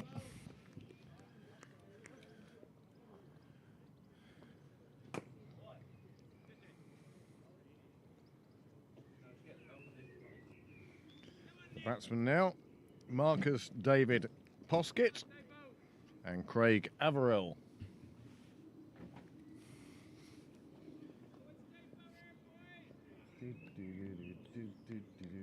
There's the card if you want to see it. In there. That one there. That's the card. Coleraine needing close to 8 and over in pursuit of Pembroke's 394 for 7. Well, it's a tall order. We'll see how they do in their reply.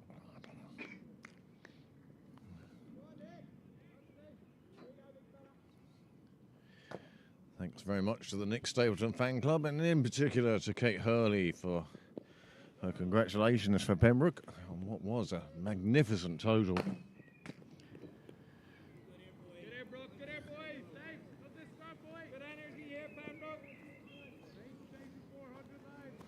Unsurprisingly, good bit of banter in the Pembroke field. Danny Hogan is our wicketkeeper today. Tim Tector in at first slip, JJ Garth at second.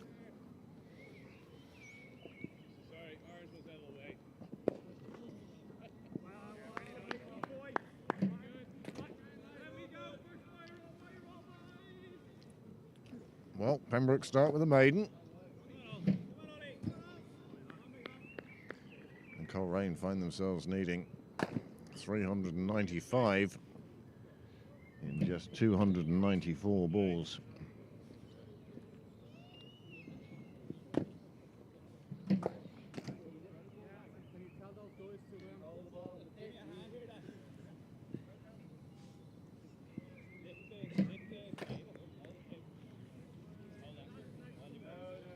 On a move that is sure to infuriate our cameraman. We're now going to get one of those strange angles on your screen.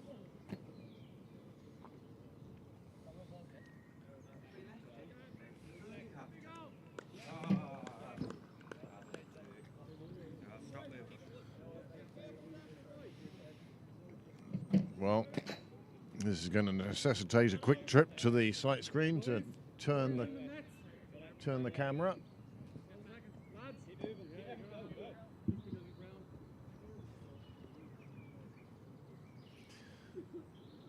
Well, they've given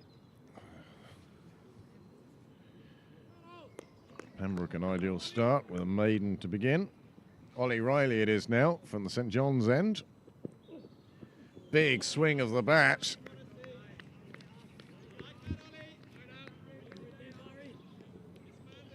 Craig Averill, well, he's decided there's no point in just poking around here. You need 8 and over. For the first power play, you've got to be 50 or 60 in those first 10 overs. But it's wickets that Pembroke will be searching, because that will be what will hamstring a Coleraine reply. Riley drifting down the leg side there, a wide, and Coleraine are on the board.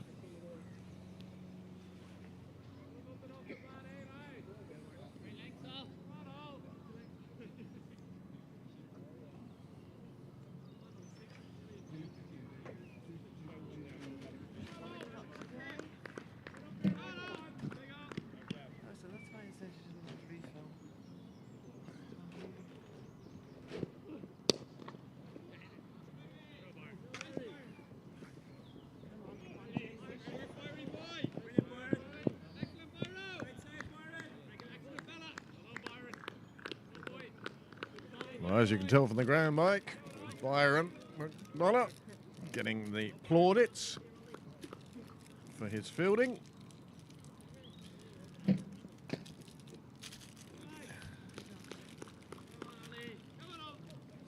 pie, Scotch eggs, and Serrano ham.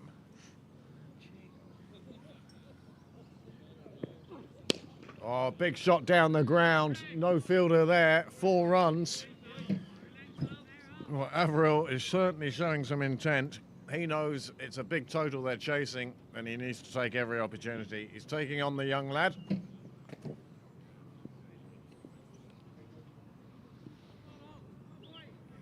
But it's a lovely position to be in as a fast bowler opening the innings when you know you're defending such a large total.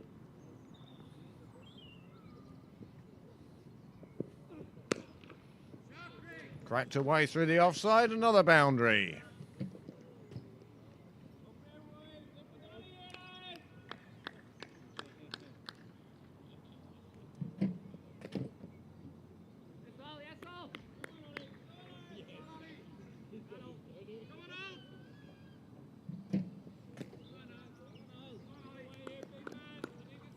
Somewhat unusual angle, but our camera is mounted on the sight screen.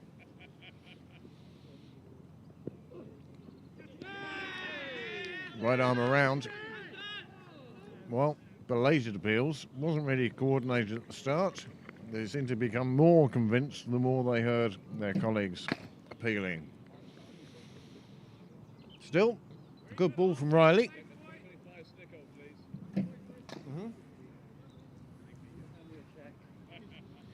I'll find something.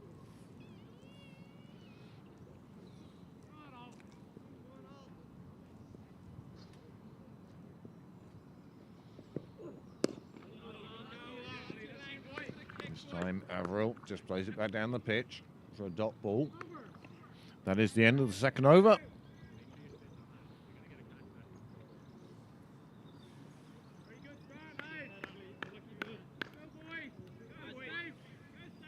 Averill has moved on to 10. His partner yet to get off the mark.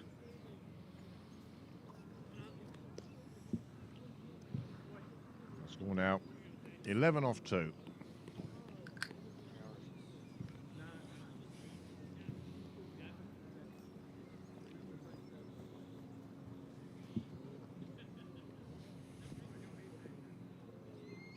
Josh.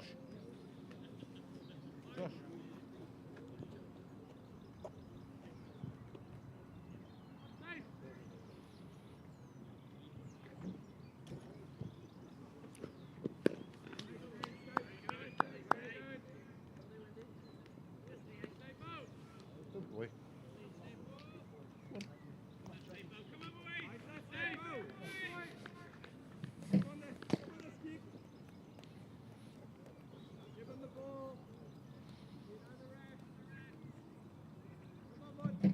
Stapleton ordinarily would be bowling from the St John's end today. He's coming in from the nursery end.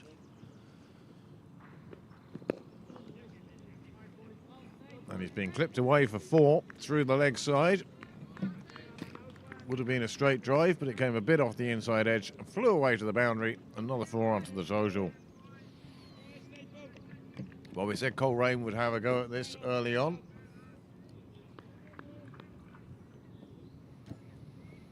And that's how it's worked out so far.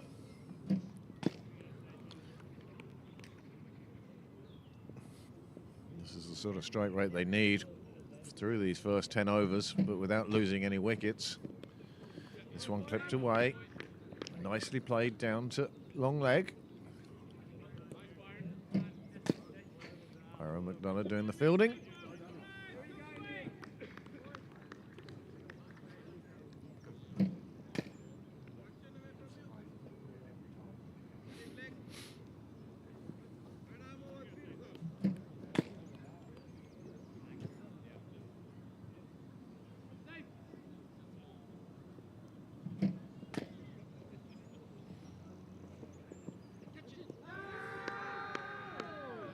Not really an appeal from Stapleton. More interest behind the sticks than in front.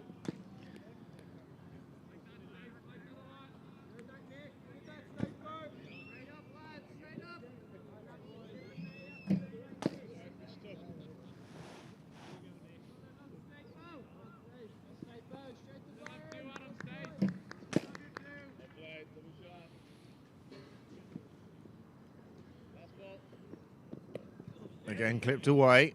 Again, the fielder will get there.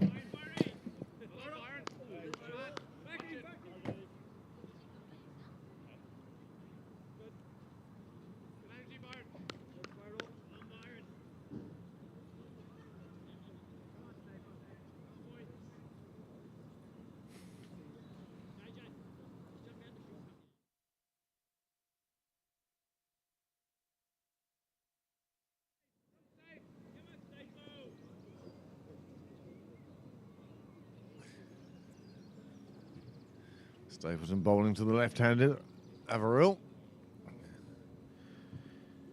One of the 8 bowlers used. Played away on the offside, through the ring. It's going to run away to the boundary. I don't think anybody's going to catch that up. No, they're not. And no, they don't.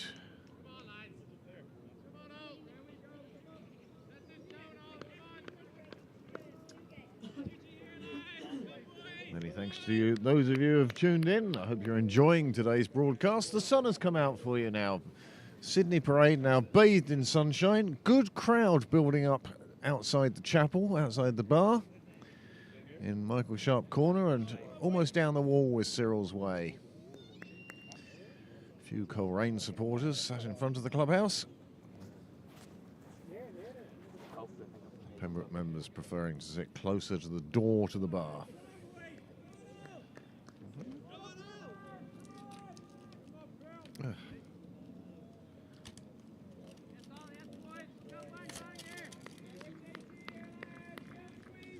Afternoon, Bruce.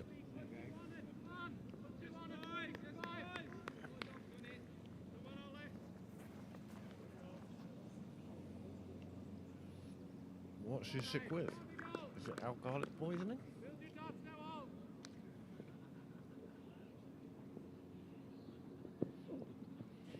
Good ball from Riley. Good head of pace now. Coleraine going along at just under 7 and over. Remember that run rate they required at the start of the innings was 7.9.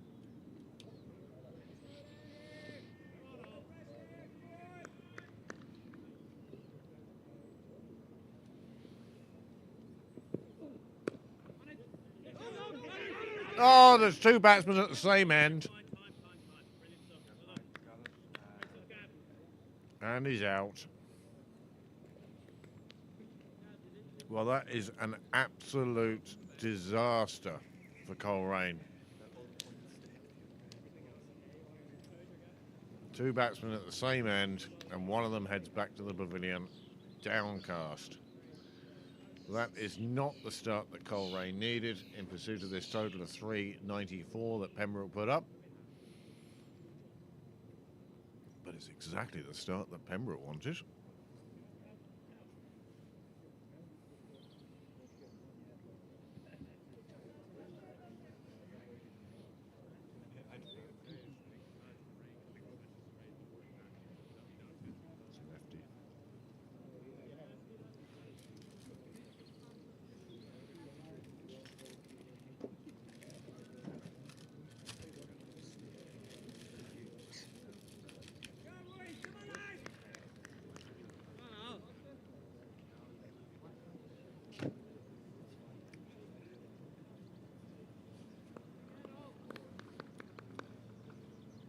Well, the new batsman comes out to the middle.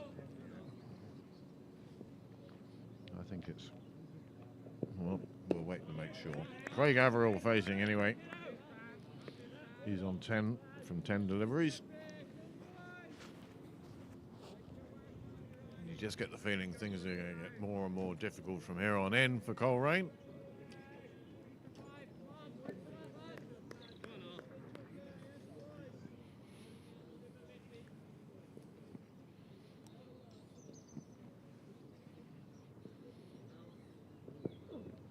Oh!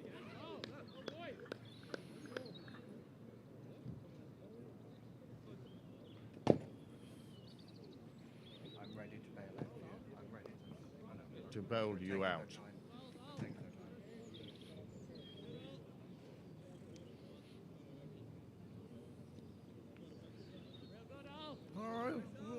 Was it a wide? Well, it's certainly one for the over. But Willie Clark deciding it was a wide as well.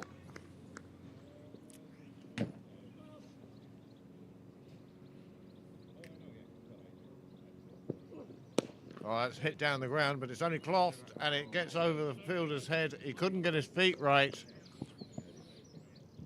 Most unfortunate, his feet got stuck underneath him. He should have taken that. Wasn't to be. Now, will Coleraine make him sorry for that?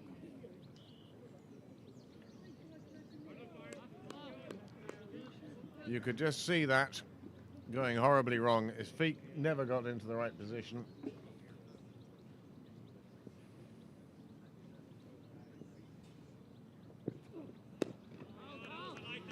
Just played back down the ground. Ollie Riley, this is a good over for him.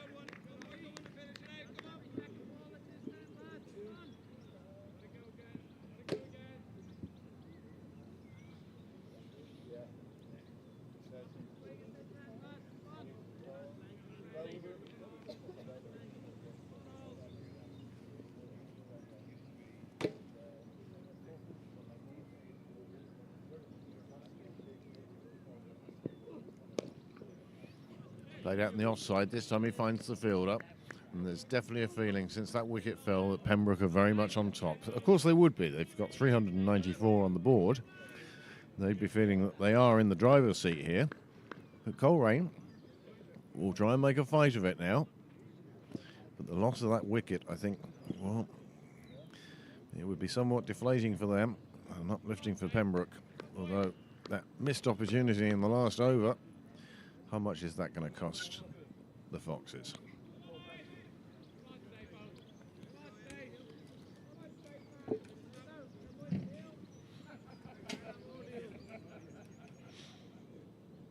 Scott Campbell it is who's come in at number 3. He's the one wearing number 1 on his back, and he'll be facing the bowling of Nick Stapleton, whose fan club are probably just dozing off now. Nice bit of fielding. Dot ball.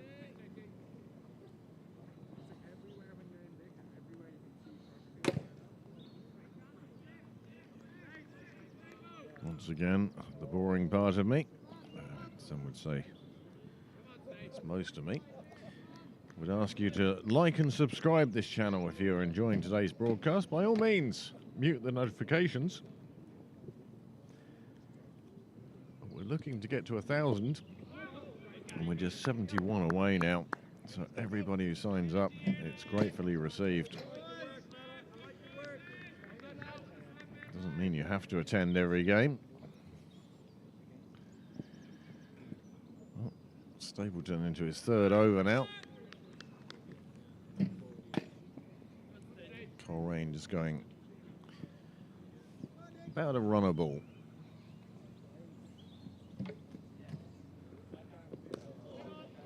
And this one just played into the leg side. Neat bit of fielding again. Pembroke's ground fielding just looking a notch above that we saw from Coleraine earlier.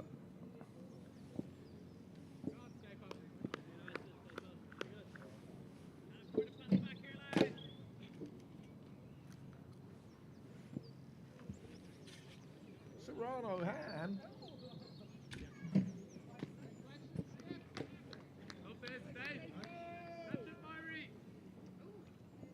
The Scotch eggs, pork pie. Oh, yeah, absolutely. They're not. No, no. Sugar.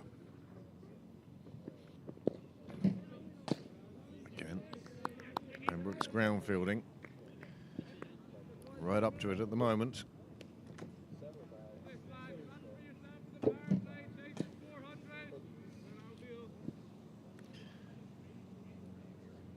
Yeah, I am.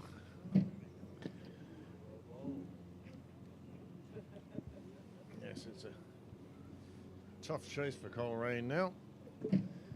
Were you watching earlier? I was listening.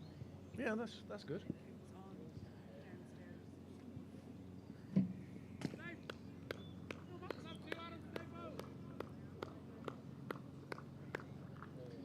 Nick Stapleton carrying on from the nursery end.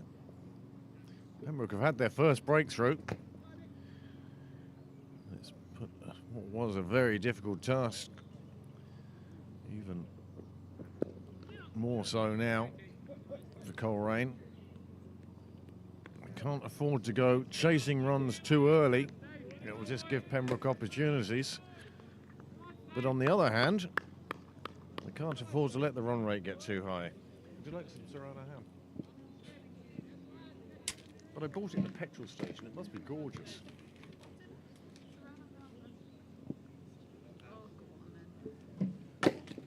Take one over from her. She'd like one. And Max as well. Yeah.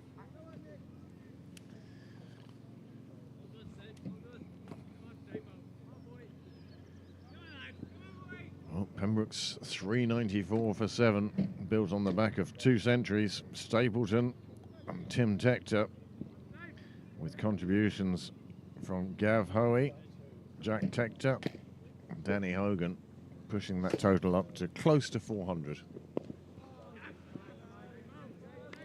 And that's the mountain that is in front of Coleraine at the moment in this Bob Kerr Irish Senior Cup first round game.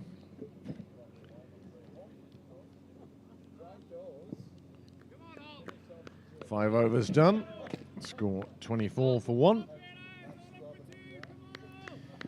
And once again, we will see the bowling of Ollie Riley from the St John's end.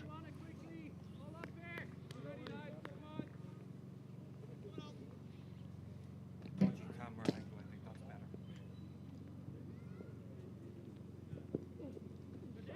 Big slash of the bat.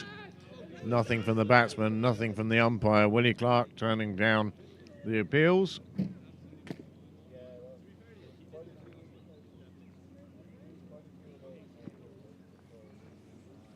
Here is a replay of that delivery.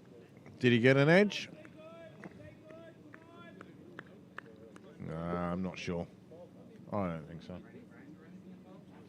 Yeah.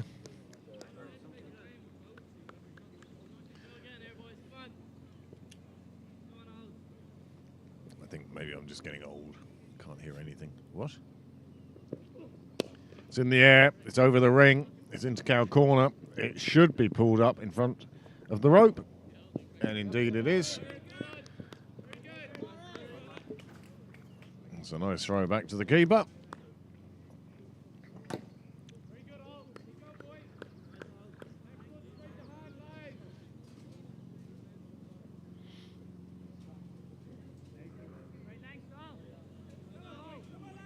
Oh, you've gone up there now. As I said, I think with the dodgy camera angle, that's probably better.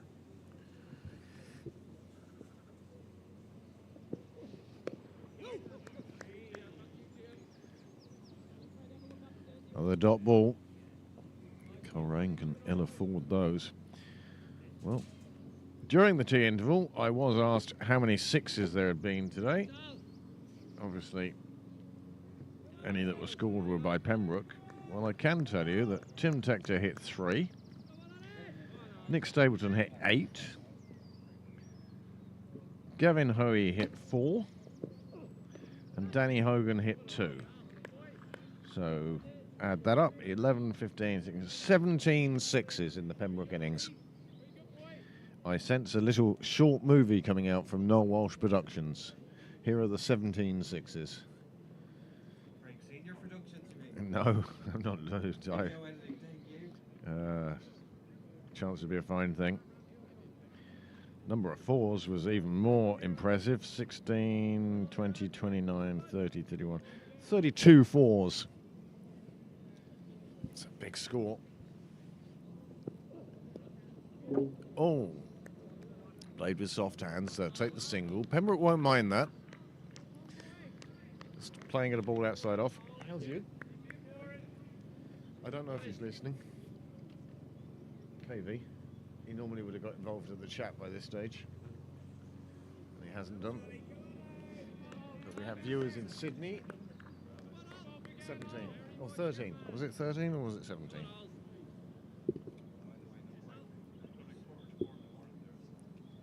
We should be getting up now. The Nick Stapleton fan club in Sydney are still up, I can tell you.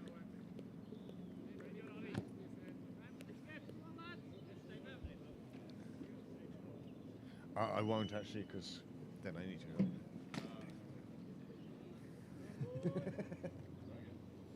Oh, go on. Do you know what? Yeah.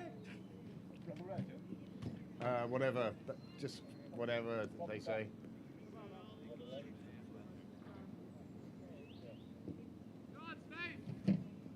Well, Stapleton has come in for his 4th over. He's going round the wicket to the left-handed Averill. It is, yeah.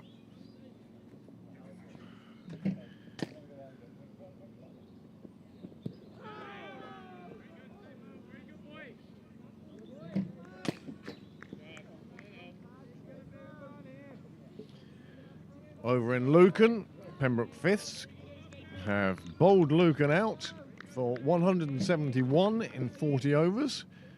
And their pursuit will start shortly there as well. Loads of action this weekend in the sporting world, so we thank you for giving your time here to Pembroke today, whether it be very early in the morning or mid-afternoon. There is a bit of blue sky around, mixed in with a few clouds of various shades of grey. I don't know how many shades of grey. Hey, Barry.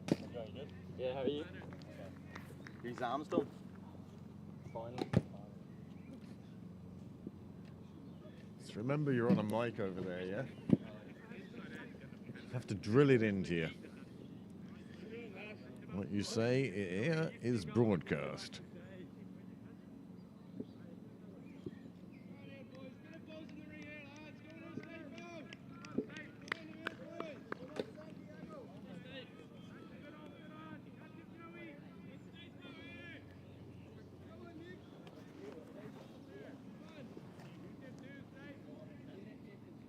Good few people in the ground now,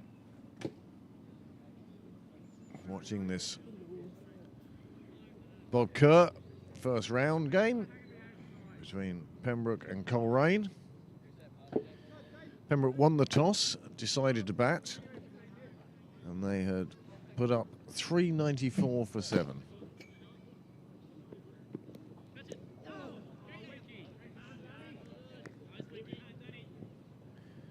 That 394 was in a large base based on 2 centuries, one for Tim Tector, one for Nick Stapleton. Tim making 124 before he perished, and Nick making 144 before he went for a big shot too many, trying to bring up his 150.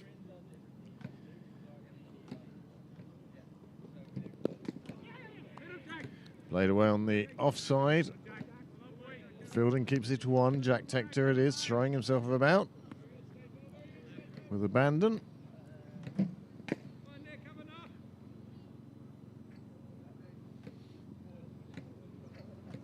Remember, this is the power play. Just 2 players allowed outside the circle. Long leg and third. The positions chosen by Pembroke at the moment. Another single taken, and Coleraine needs to take these singles. They need to take every run they can. 394 over 50 overs is a big total to have to chase down.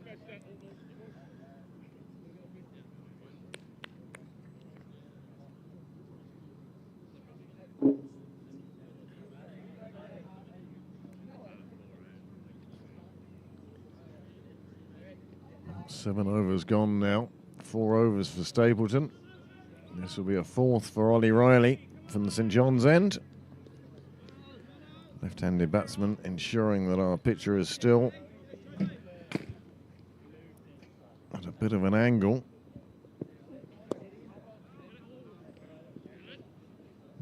Full in length, just played away on the offside.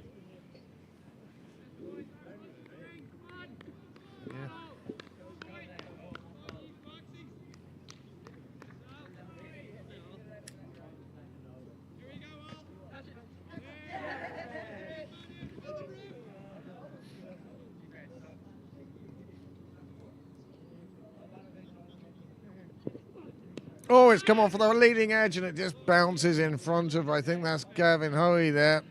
It just didn't have the legs.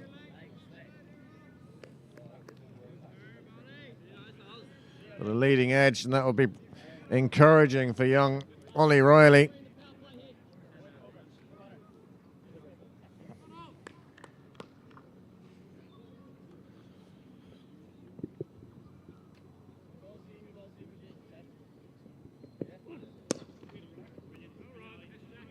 Well, no run for that one.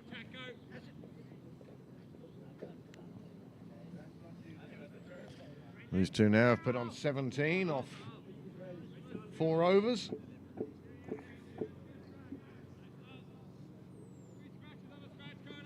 Since Coleraine suffered that awful run out.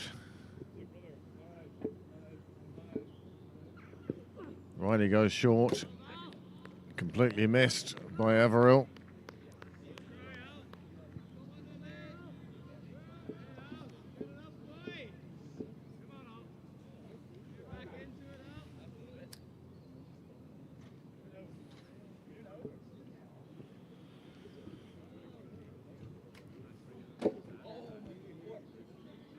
Umpire Willie Clark just having a word with young Ollie Riley about where he's running or running through.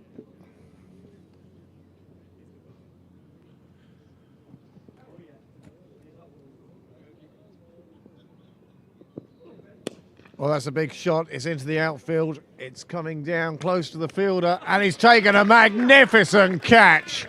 Byron McDonough, take a bow. He made so much ground. That was up there so long. A second wicket for Pembroke.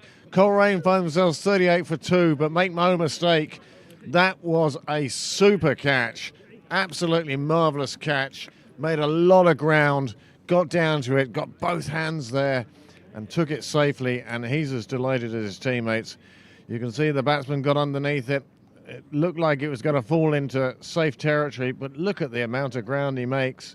Never taking his eye off the ball, hands out in front, and the delight is obvious to everyone when he takes that catch. And a second wicket down then. 38 for 2 in pursuit of 394 for 7.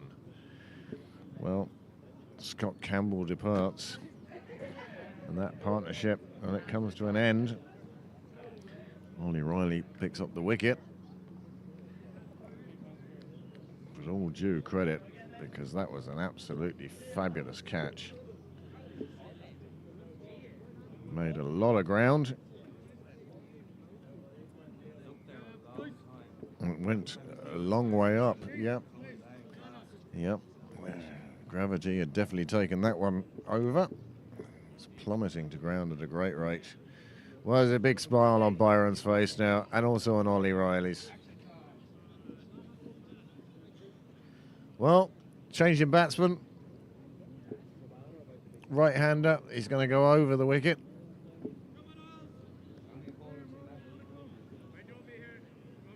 Two balls remaining in this, one ball remaining in this over.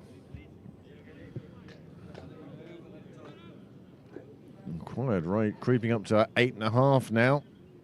It started off at nearly 8, but with 2 wickets down, Coleraine will find it hard. Mind you, Pembroke were 2 wickets down for 40 runs, so not dissimilar situation.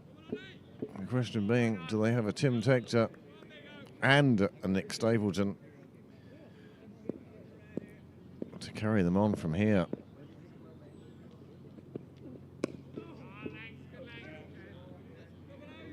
Good length from Riley, good over. First wicket falling in it for Pembroke. Second wicket rather. 38 for 2. Coleraine find themselves now after 8 overs.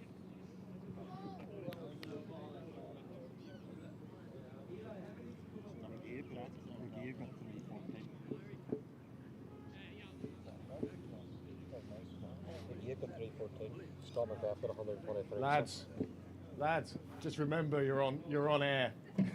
Hi.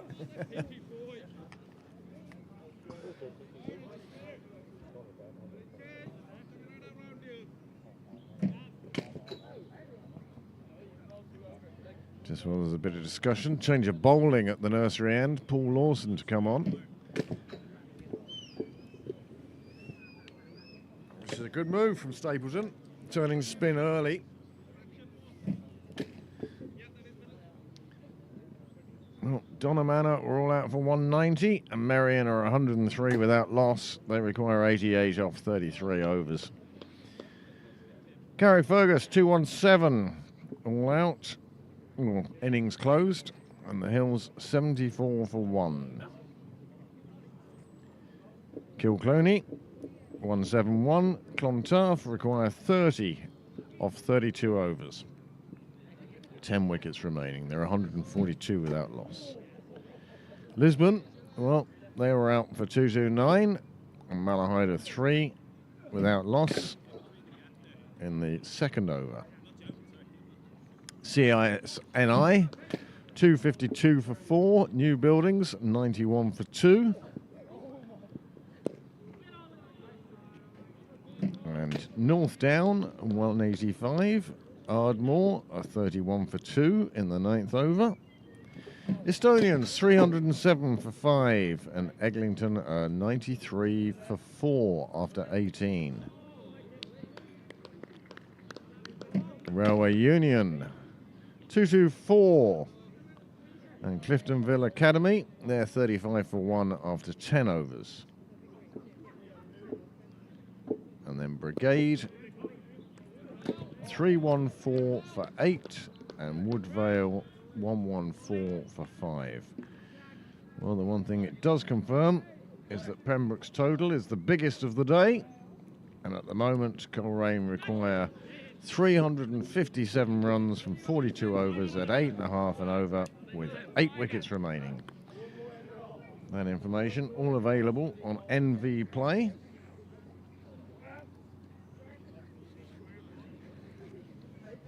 The DLS par score at the moment would be 105. And Coleraine are 38 for 2.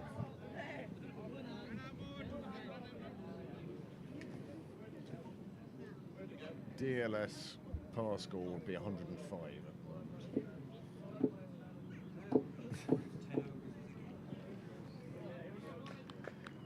Well, an over and a half until we reach the stage where this counts as a game and DLS can even be used. But on the other hand, the good news is we're not going to need DLS today. The weather is fine. If you feel like it, come on down.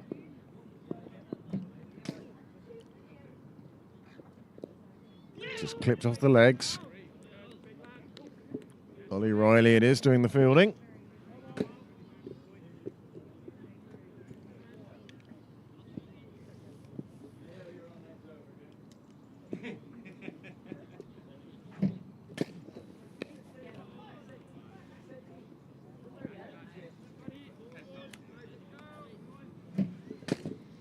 Well, another over slips by. That's 9 done now.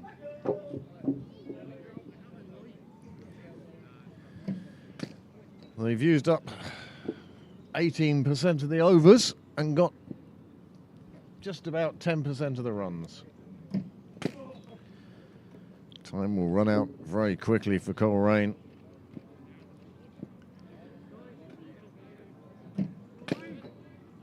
Unsurprisingly, Ollie Riley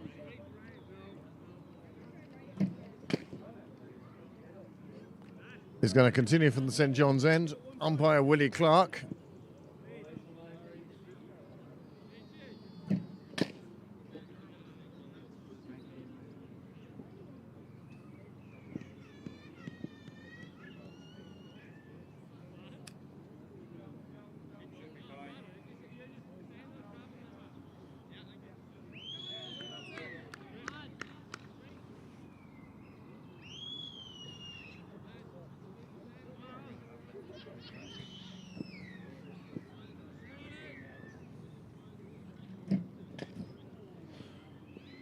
Going round the wicket to the left-hander.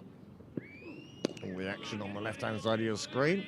Our camera is perched on top of the sight screen, so either somebody needs to donate us a load of money so we can build wider sight screens that don't get moved as much, or just give us loads of money.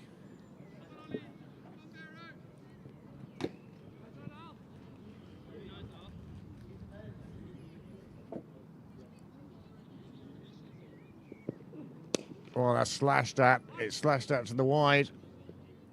And it's 6 runs. Well, these two, they're quite right. There's no point in hanging around.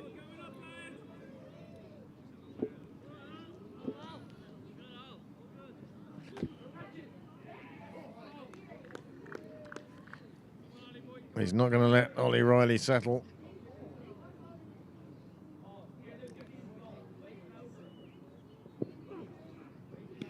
That's a good ball.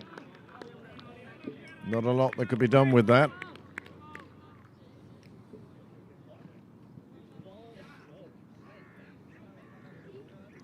Pembroke at the same stage, we're actually 44 for 2. Coleraine are 45 for 2. It's a funny game, isn't it?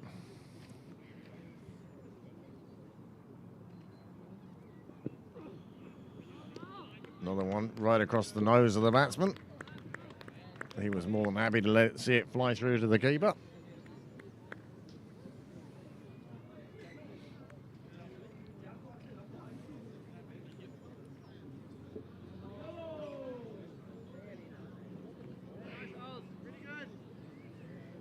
Just a reminder that live chat is open to subscribers. Well, he almost tried to ramp that, and as he did it, he nearly just played it straight to Hogan. I think there was a wry smile between batsman and keeper there. They both know what was trying to happen.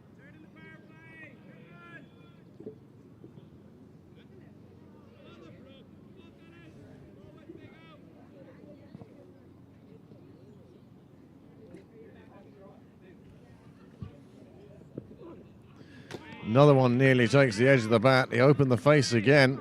Luckily enough, he opened it enough that the ball could go through to the keeper without touch.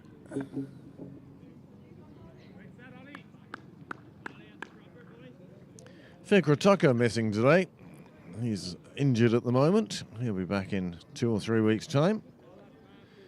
Provide more selection headaches for Pembroke. So many good players looking for their place on the first at the moment. Paul Lawson's going to continue. His first over went for a run.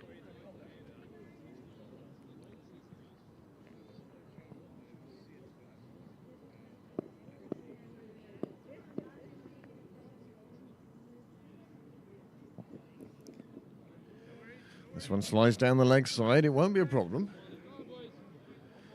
One thing that Pembroke do have at the moment, it's runs in hand after 10 overs, 45 for 2. The question is whether the Coleraine batsman can recover. Don't forget, Pembroke at this stage may have been 45 for 2, but they went on and on and on. These are during the week, I believe. These are Southampton. Put on over 150. Pembroke will be hoping to break this partnership well ahead of that.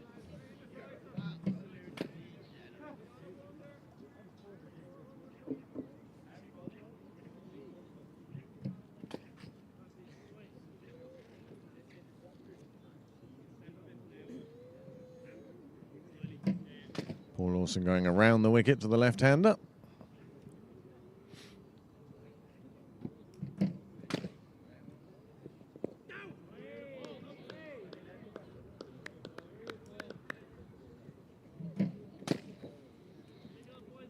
Lawson waiting for the batsman to take him on.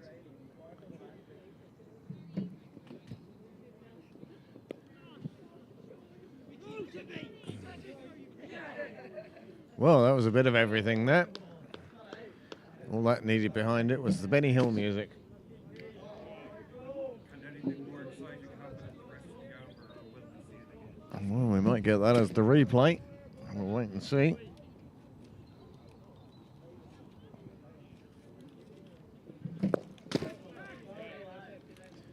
Another one aerial, another one safely to the turf, and another couple of runs.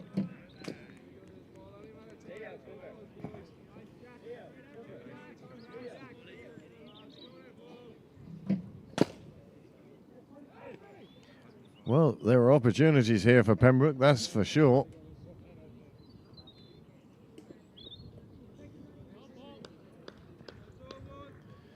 Another over completed by Lawson. That's 11 gone now.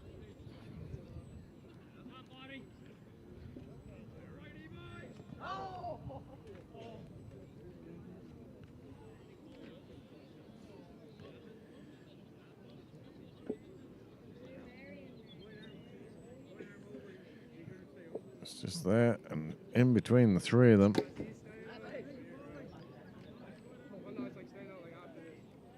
Well, Scott Campbell, he's on 16 now. Matthew Smith, he's on 1. These two have put on 11, all the same. As I say, Coleraine 49 for 2 after 11. By comparison, Pembroke were 54 for 2. And should DLS be involved in this game? Well, par at the moment is 116. However, the sky's starting to open and allow more blue sky and sunshine through. Lovely and bright now. Well, Noel's going to have to make some adjustments to the camera to bring that picture back into your viewpoint.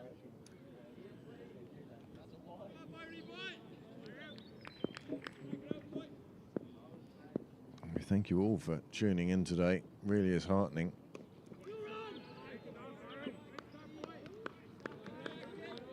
And even though there's a few people who were watching earlier and have since decided to come down and brave the elements.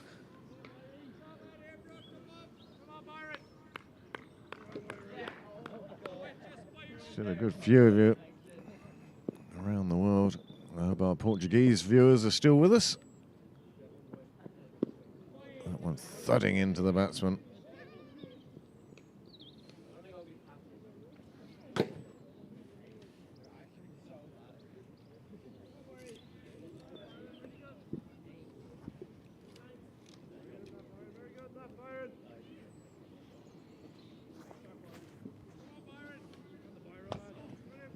It is a change of bowling at the St John's end now.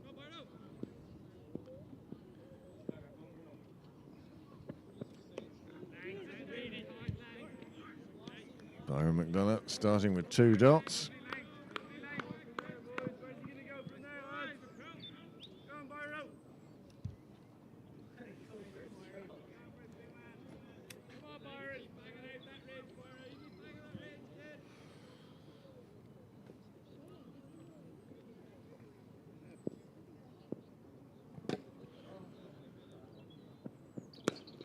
Driven down the ground, there is a fielder out there, they will get the single. Nearly a direct hit. Well, that's 50 up for Coleraine. The first of 8 really that they need to get. They lost 2 wickets here.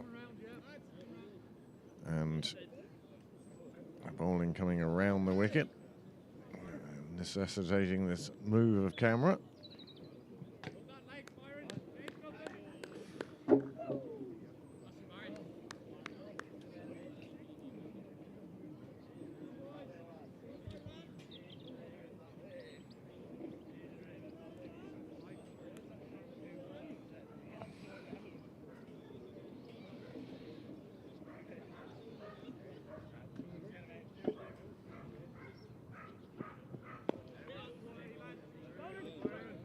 More good bowling from McDonough in his first over.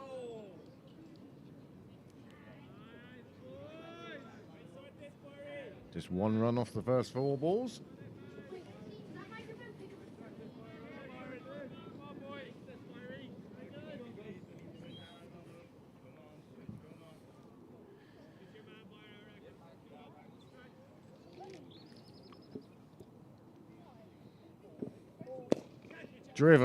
Driven hard. Fielder in the way. Cry of catch it. It wasn't there to be caught. It was there to be stopped, and that's exactly what happened. And once again, that will lift the Pembroke mood, except perhaps of the fielder who took the full force of that shot and deflate somewhat the Coleraine, thinking, oh, I should have got that one away. A foot either side of him, they would have raced away to the boundary. Wasn't to be the case.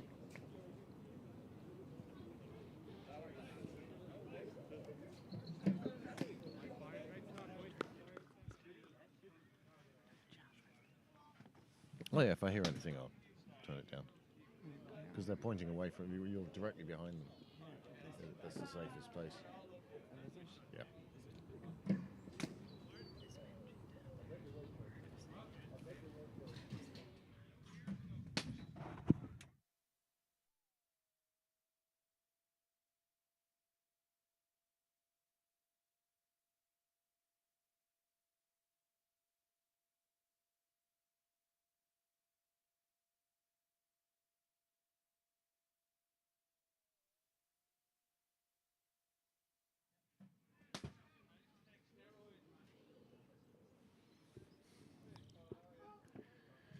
Paul Lawson continuing. Reverse shot. That's going to run away to the boundary.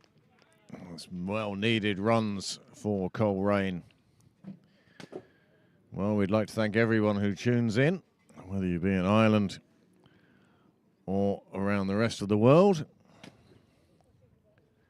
Great to have you with us here today for this Bob Kerr first round game.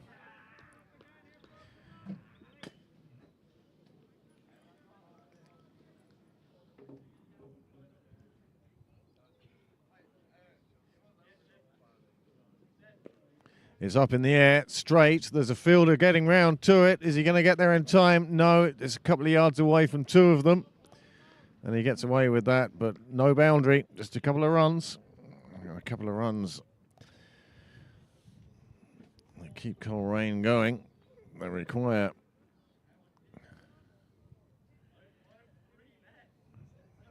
well, 340 runs anyway. This one goes through to Danny Hogan. And the run rate required now has gone over 9.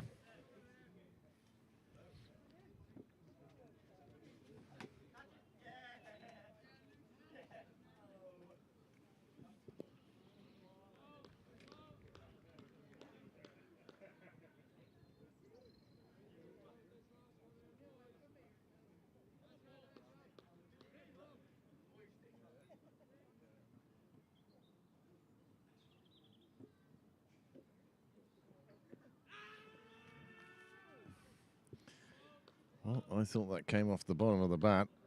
I think the umpire did too.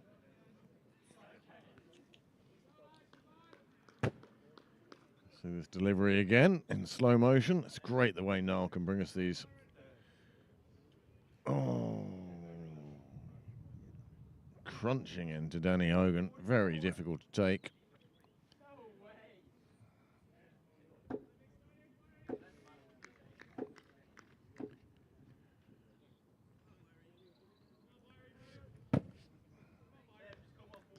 So 13 overs gone, 57 for 2.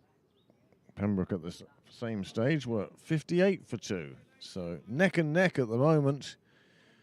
But it's the acceleration that Tector, Stapleton, Hogan, Hoey all brought at the end.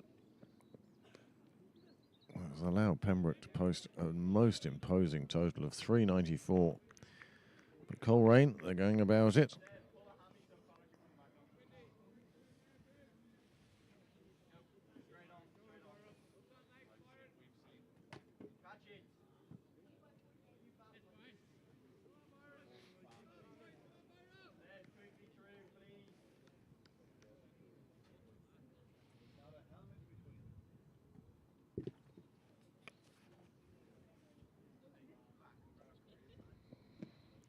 This time just tucked into the leg. Danny Hogan goes round to square leg to pick it up. Another single.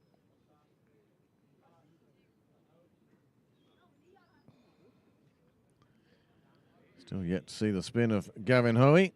He's been weaving his magic in the under-23 tournament, in the interprovincial tournaments, and even with the Wolves. So he's managed to squeeze himself an invite to the senior squad for that third T20 against Pakistan.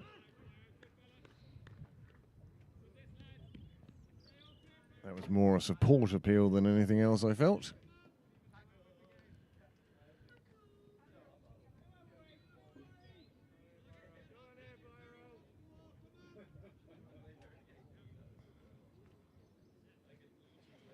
Changing the field, slip coming out now.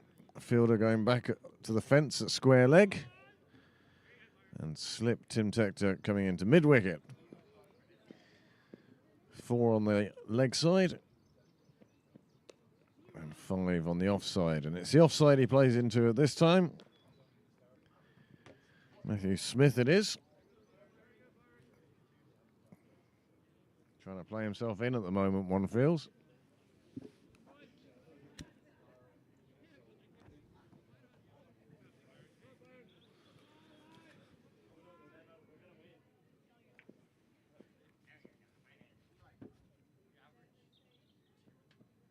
Nicely played away, but that's how the field was set.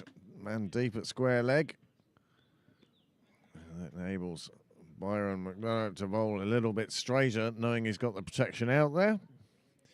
He can go searching for that LBW.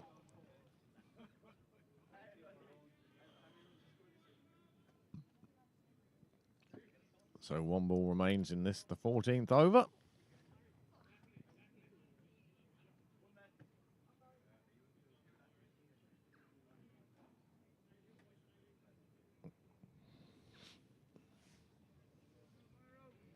Lovely day. Some kids in the nets. Some other lads playing football. Sun shining on the grass. And Winnie Clark's reassuring sound of over. 14 gone, 60 for 2.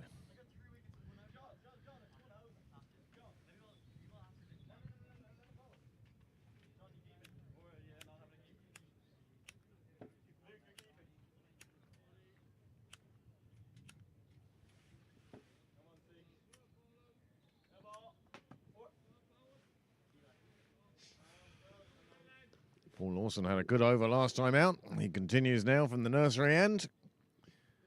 And he'll be bowling to Scott Campbell.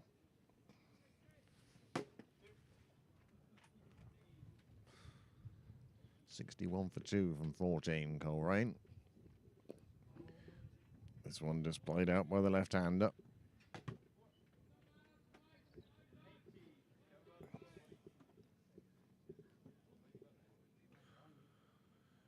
Whereas a couple of overs ago,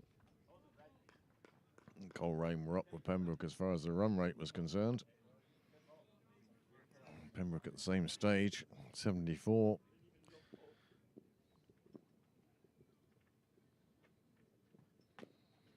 Turned away into the leg side, but there's a fielder there that won't even attempt the single.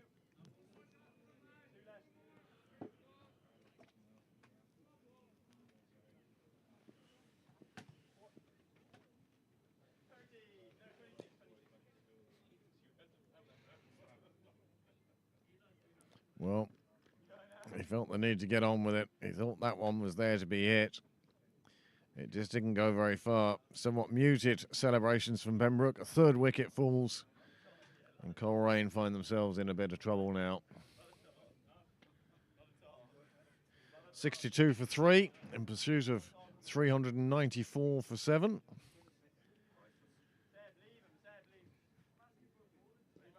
And in the last 5 overs now, Coleraine have scored 17 for 1. The question is, will Pembroke take 10 wickets today?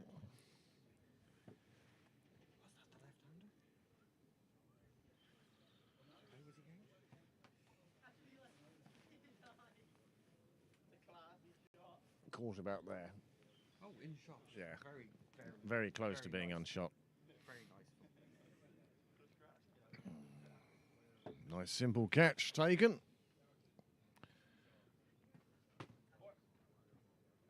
Jack Tector with a catch. Byron McDonough with a catch. So that was probably Jack. And it brings in Matthew Hutchinson. He will join Scott Campbell. Scott Campbell top scoring at the moment with 24. In this total of 62 for 3 for Coleraine.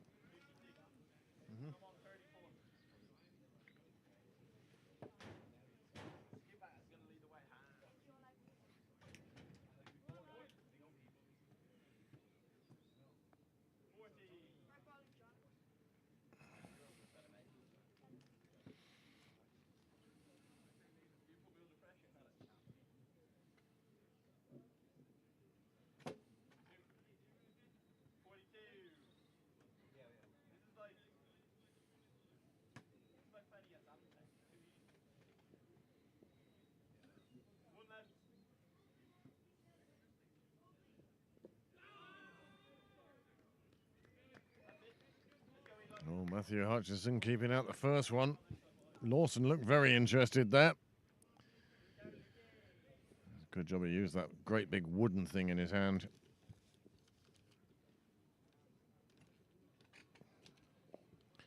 Nice sweep round the corner. The player placed there specifically for that reason.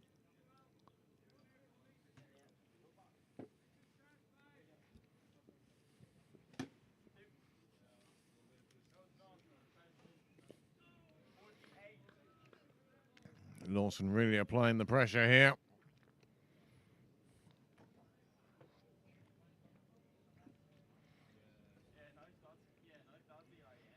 Coleraine, well, they're struggling a bit here now.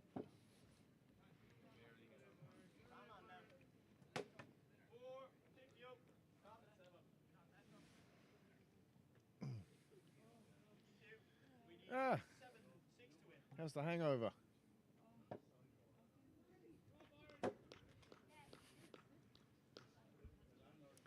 I did hear you were sick rather than hungover. I've just been to Lidl, and the guy said to me, "Oh, party from Lidl, I see."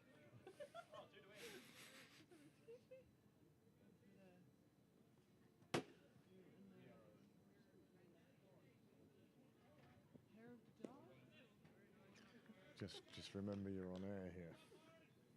In 100 years' time, people will be listening to this.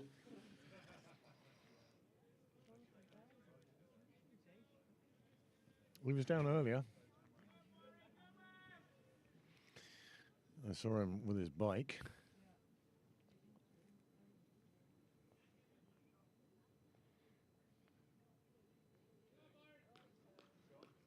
Changing the field. The fielder going out to the point boundary. Of course, we're well out of the power play now. Pembroke still with most people inside the ring. Slashed at. It's going to reach the boundary. 4 more onto the total. And you get the feeling this is how it's going to be from here on in. This is how it's going to be for the Coleraine bats. Pembroke bowlers won't be too upset to see Coleraine playing so positively. It'll bring its own opportunities.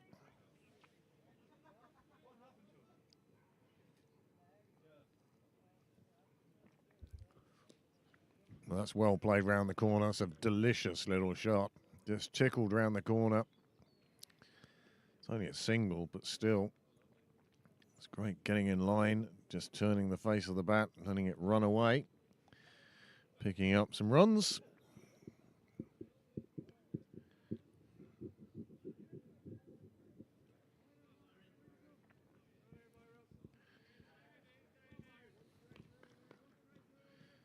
Pembroke doing a good job here. They really are making it difficult.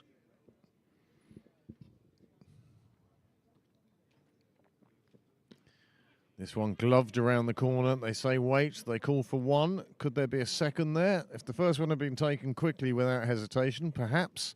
As it turns out, Gavin Hoey gets it back in quickly.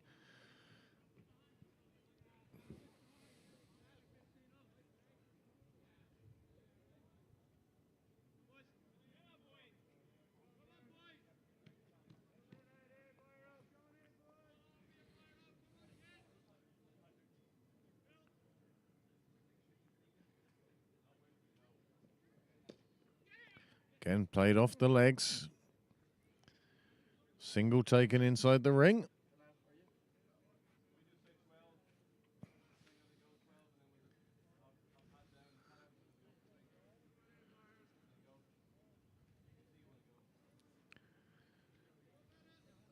Well, to demonstrate just how difficult this chase is going to be. 325 still required. This one squirts away. It'll be another single.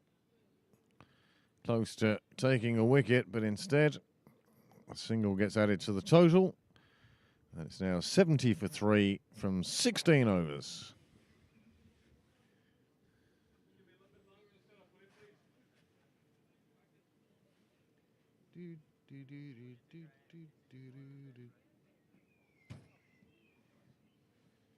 have a seat if you want. At least you can see the game from there.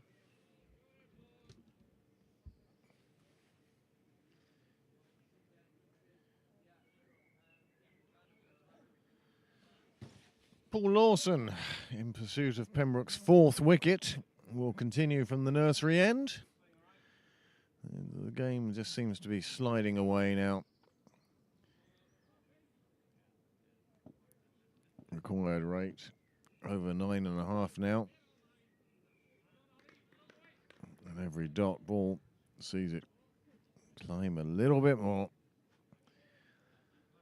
34 overs to go, including this one. And 325 for victory. Oh, played up.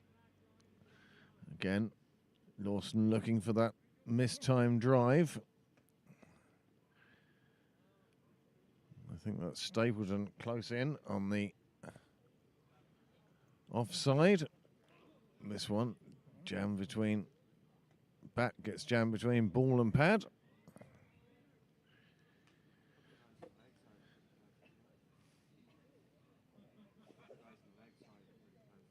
Yep, and getting closer all the time. This one swept properly. It crosses the rope and reaches the railway bank. Well, that was definitely needed by Coleraine. At the same time,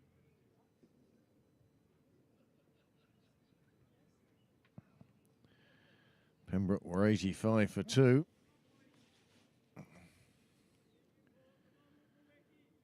It wasn't until after 25 overs that Pembroke really started to accelerate. And then the last few overs was absolute carnage. And saw them up to that total of 394 for 7.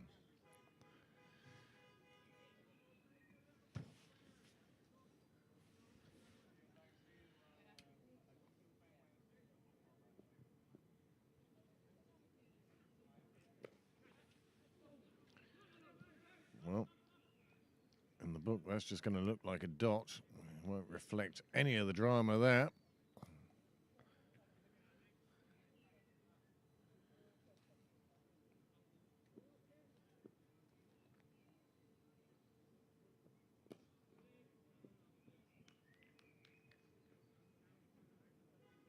That's the over. 17 overs done. There's the drama to reflect. This is that delivery from the last over.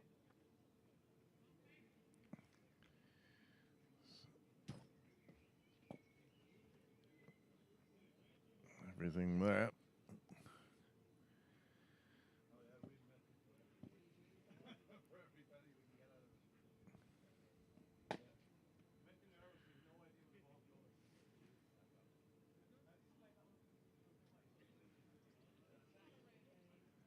Should have kept the machine out, Gordy.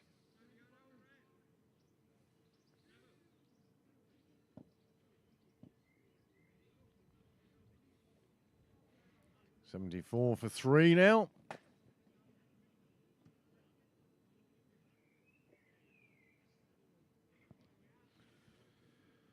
And the last 5 overs have gone at less than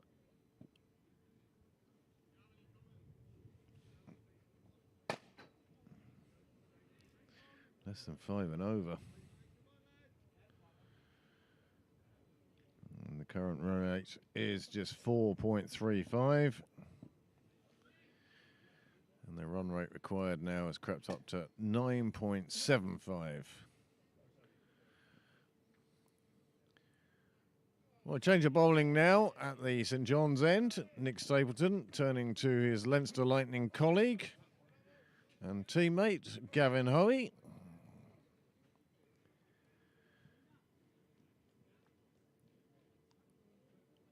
Well, Gavin Hoey be able to weave his magic. Don't care as long as he stays over the wicket. Well, I don't think he will.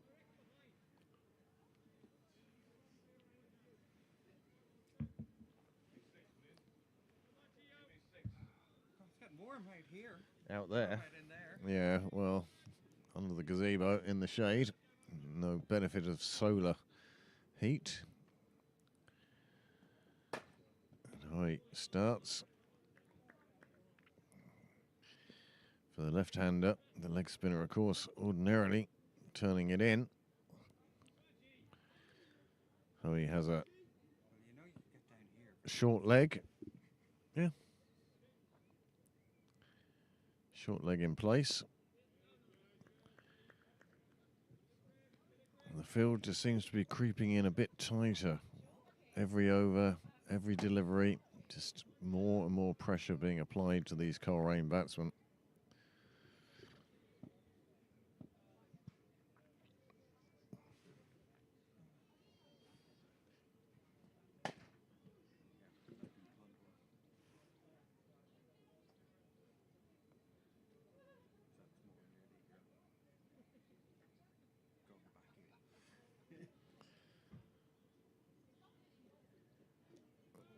Well, there's a big effort on that one to get it aerial. It wasn't to be. Bottom edge, just a single. But you can sense the batsmen, they aren't keen on allowing Hoy to settle.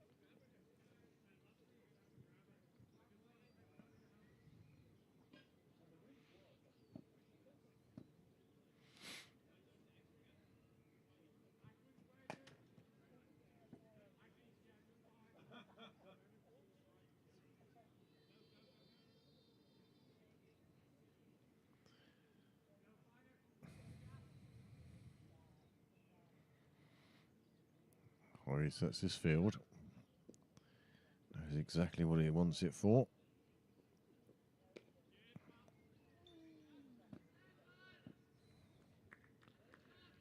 Well, he kept it out.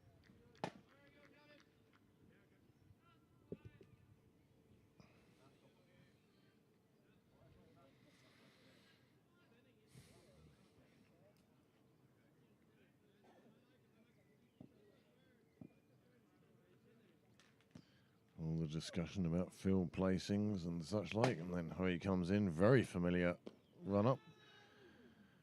Getting a bit of dip on that. And batsman just getting enough bat on it. Stock ball will be looking to bring slip into play.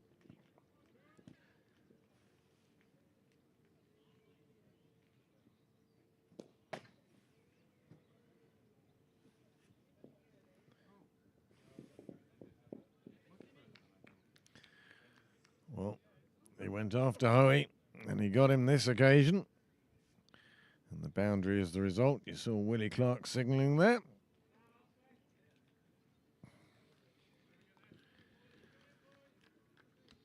The score has now moved on to 79 for 3 after 18 overs. 7 overs to drinks. And the gap between the two sides in comparison. Well, it's Pembroke very much on top.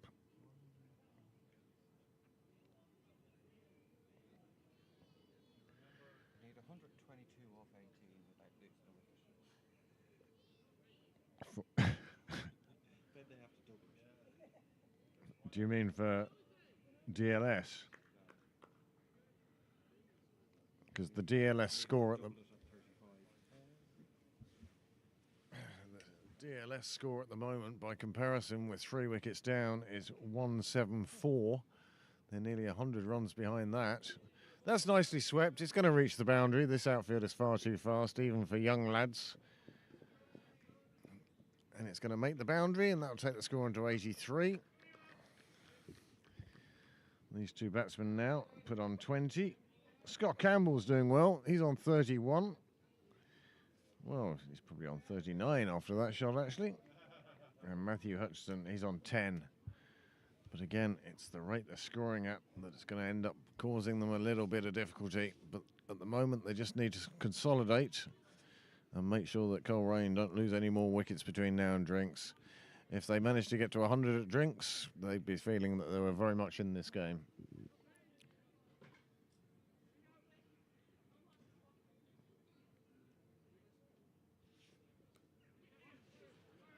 It's a late call, it's a late reaction, but the throw off target, too far away from the stumps.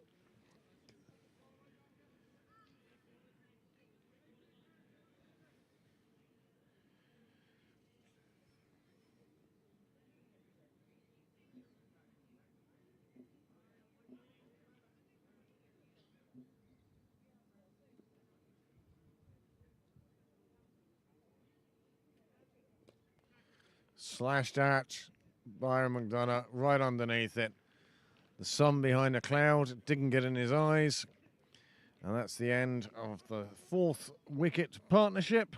And they put on 21. Scott Campbell departs, I think. Oh, no, sorry, Matthew. Matthew Hutchison departs. And Coleraine find themselves 4 down with just 84 on the board and another 311 required from 31 and a bit overs. Big slash, outside edge, flies out. Byron McDonough wasn't going to put that one down. And that is the 4th wicket to fall. Well, this is looking more and more like Pembroke's game now. The only question being, really, will Coleraine have a partnership and drag themselves back into this game? Or will Pembroke take a flurry of wickets? Simon Heaney on the ground. He's obviously closed the bathroom window now. The lure of the pint bottle of Bulmers becoming too strong.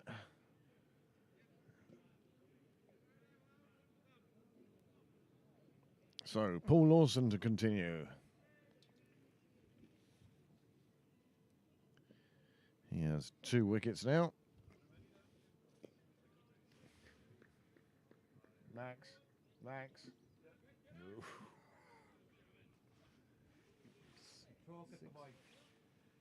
I'm an ear uncovered. It's the ear uncovered that's hearing, but I can only hear Max. No.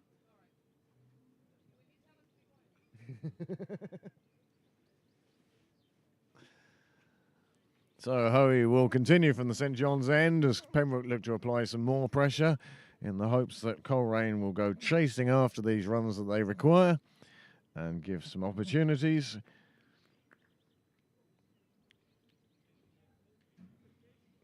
Sun actually streaming onto the ground now as it makes its way through various gaps in the clouds.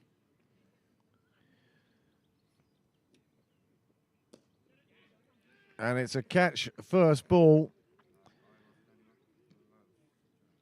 He just played at that. It flew off the bat, flew to the fielder, got never more than a foot off the ground. By the time he got to the fielder, his hands were underneath. He took a clean catch, and that's the 5th wicket down in the 20th over. 84 for 5. You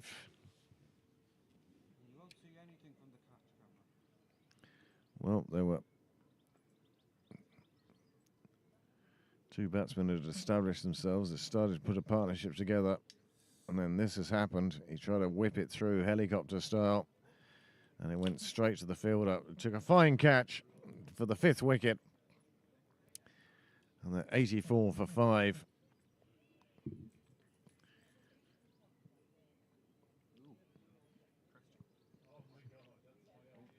And now Pembroke find themselves with 2 new batsmen at the crease.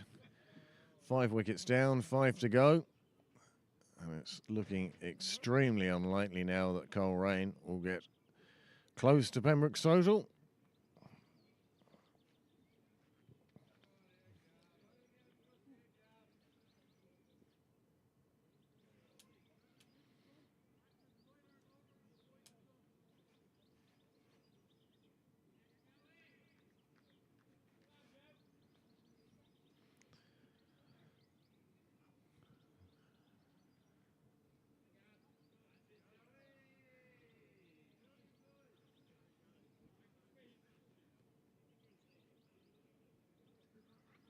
Well, leg slip and slip in place now. Hoey really going on the attack.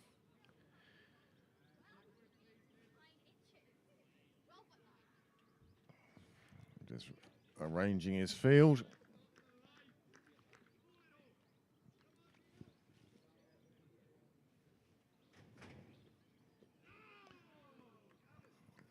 this batsman, he's going to have to learn very quickly what Hoey's capable of.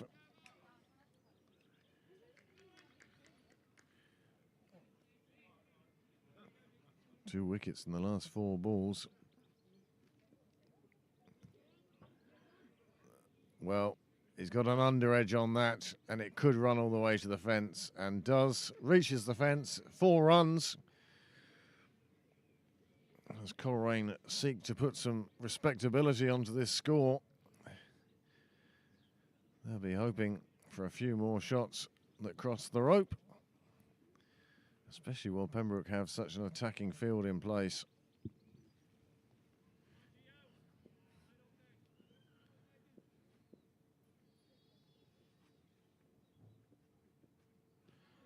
Good bit of turn there across the outside edge, bringing slip into play.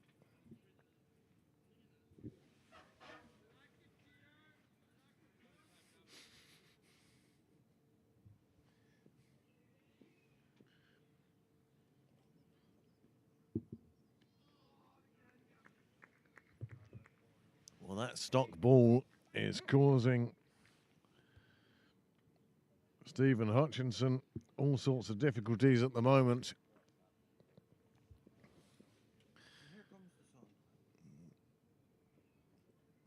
And that's the googly back into the pads.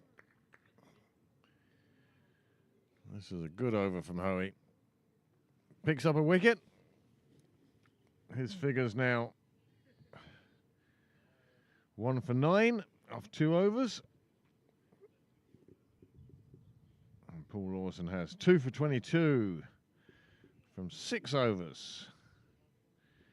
Stephen Hutchinson is 4 not out, and Rory Allen Knox has joined him at the crease and has only faced the 1 delivery so far.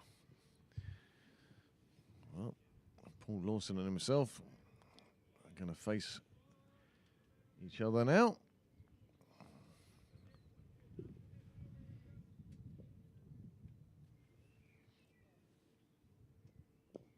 Well, that one's clipped away on the leg side. The fielder in the ring will get to it, but he can't prevent a single.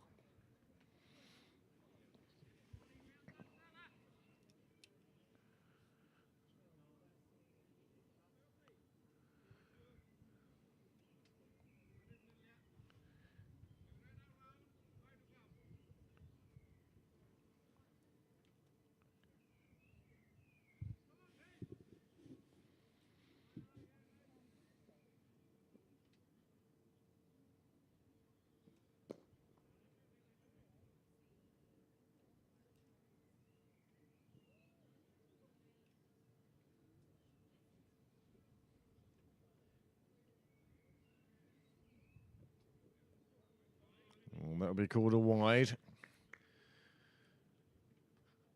90 on the board now, but those 5 wickets down, Coleraine, well, they'd be disappointed to be that many down in the 20th over, 21st over. And the umpire applies the finger of doom. And Paul Lawson picks up his 3rd wicket and the 6th wicket in this innings. Definitely a feel of inevitability about this game now. This result seems to be well beyond Coleraine. They still need 306.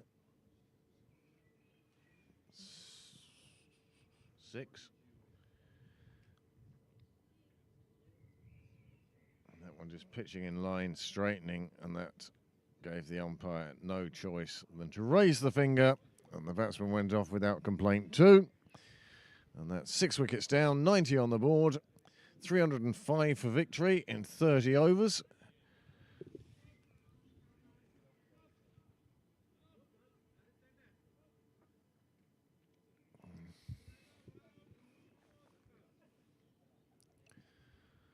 It's still a lovely day here in Sydney Braid. The sun has come out. The sun umbrellas are being used for shade and not shelter. Well, that's full on the leg side, but Ollie Riley is doing the fielding down there, and he has a good arm. Single taken.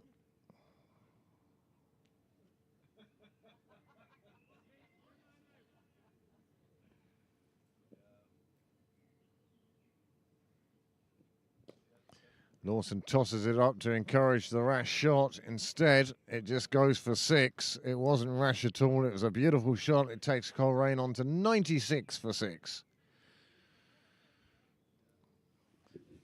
Runs required, drops below 300.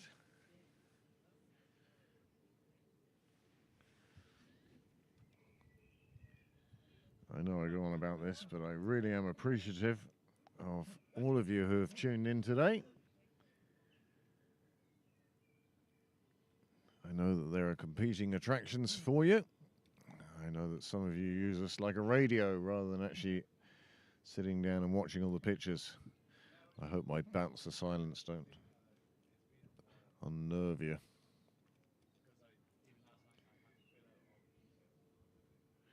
But many thanks to everybody who has subscribed. 929 I saw earlier today.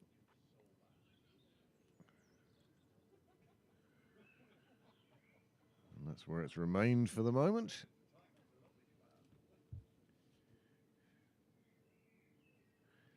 Well, a bit of a wait while the search for the ball goes on. All sorts of people diving into the hedge.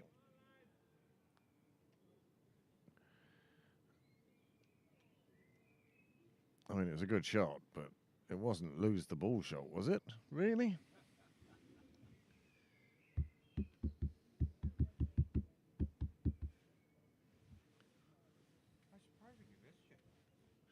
Excellent.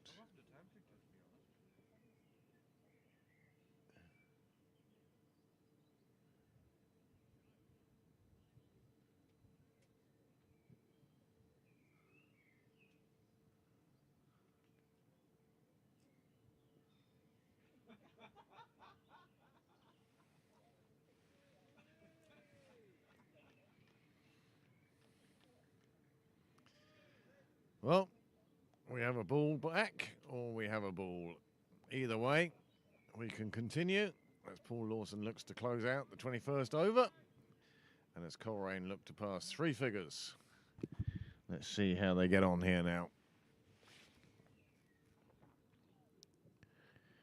Well, it's Paul Lawson who closes out the over with a dot ball, and that leaves Coleraine 97 for 6 after 21. And once again, I expect we will see Gavin Hoey weave his magic. He's had an absolutely fabulous couple of years. There would be some who might say that the back stress that he had that could have necessitated the change from seam to leg spin has certainly worked in his favour. They say all things happen for a reason. Maybe that was his. Of course, the most excellent of teachers.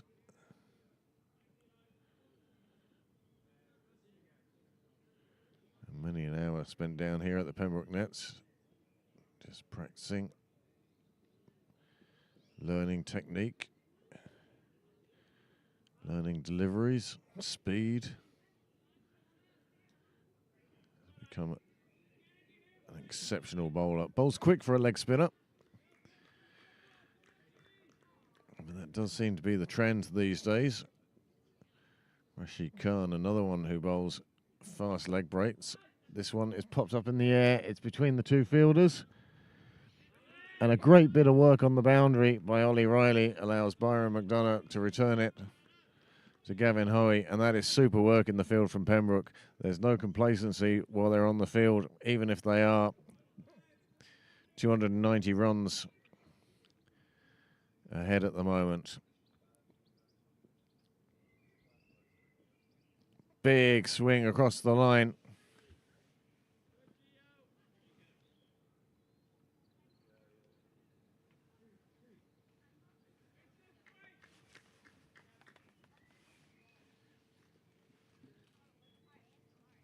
Did you not see it when Tim scored his century? Kiss the badge. That's a big blow down the ground. It's going to clear the fielder. It's going to clear the rope, and it's 6 runs. And that's the perfect way for Coleraine to get into triple figures. They go from 99 to 105 with 1 straight blow off Gavin Hoey's bowling. Kevin Hoey won't mind too much, though. It won't upset him. It wasn't too far away from the fielder. On this occasion, it was a clean hit, and it cleared the boundary. But you may find on another.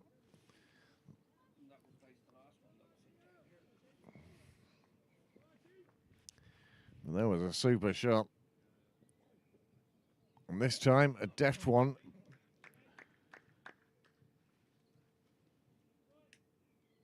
JJ Garth in at slip, doing a magnificent job there. Great piece of fielding, diving to his right, preventing the ball scooting away.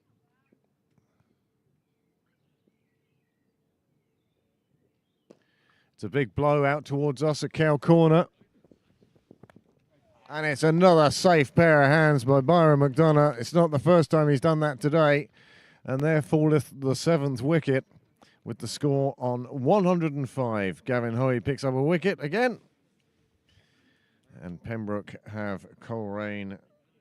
Well, it's like the Tour de France mountain stages now, except you've got a puncher on a penny farthing.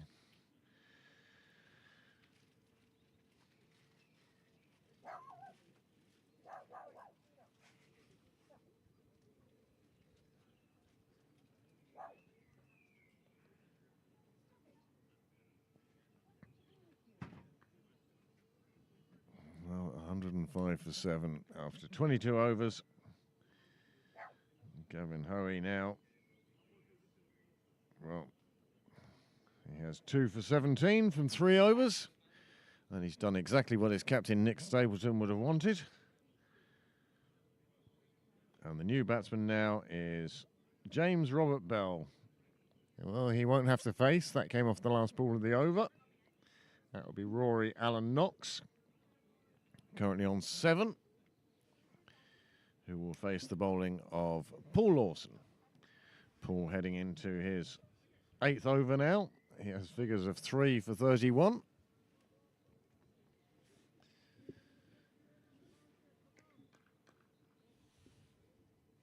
And Coleraine require 290 off 28 overs at 10.36 per over. Paul Lawson with this very distinctive bowling style. It's been years. He just stops.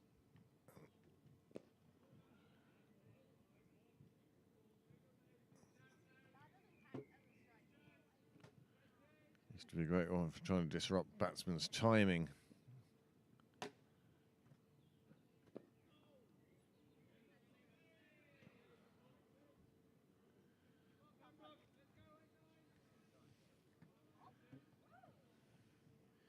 Good crowd down the wall now.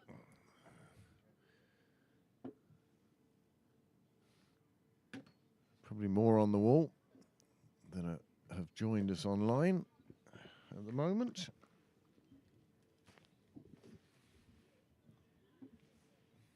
Not staying long. Oh, it's 1 o'clock. It's dinner time. All right. Good to see you. Good to see you. Yeah. We're here again tomorrow if you're around. Well, that was the original plan. Yeah. Tomorrow, and then this was on, so we might come down to Yeah, Seconds Cup. Yeah, I haven't told you yet. Oh, another catch, another wicket, 8 down, 106 for 8, and Paul Lawson picks up his 4th. I've heard of a new cafe on Haddington Road that's meant to be quite good for breakfast. So I'm going to go. I haven't told her yet, but I'm going to go and try that out hopefully tomorrow before the game, just to see is that one worth making a date for. That sort of thing. Yeah. Now that Matt the Rash has gone, I loved that place. The only breakfast place that ever offered liver. Oh, yeah. Liver and onion. Yep. Well, here's how Paul Lawson picked up his 4th in very slow motion. Another slash across it, another one going out off the side of the bat, and another one just taken comfortably. And that's another wicket down.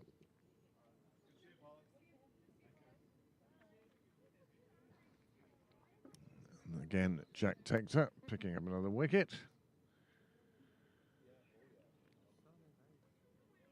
Now, Gareth Byrne joins James Robert Bell. And Pembroke just searching for 2 more wickets now to complete what has been a comprehensive display, a comprehensive victory. Yes, I'm calling it this early. I think from here on in, this is Pembroke's game. You just call me the prophet, you know? Just don't like when amateurs that say 100%. No, no. 99.5 I'm happy with, but there's always a chance. It came off bat.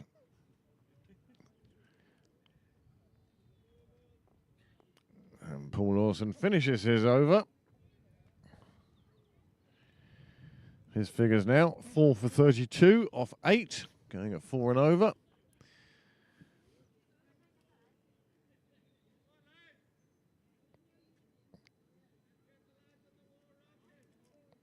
Oh, this last 5 overs have seen Coleraine lose 5 wickets for 31 runs. 27 overs remaining now.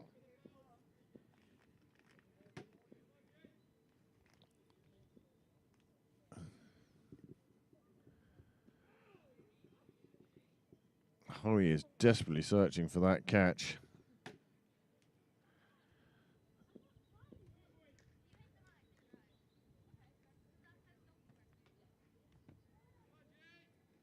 Two slips in place.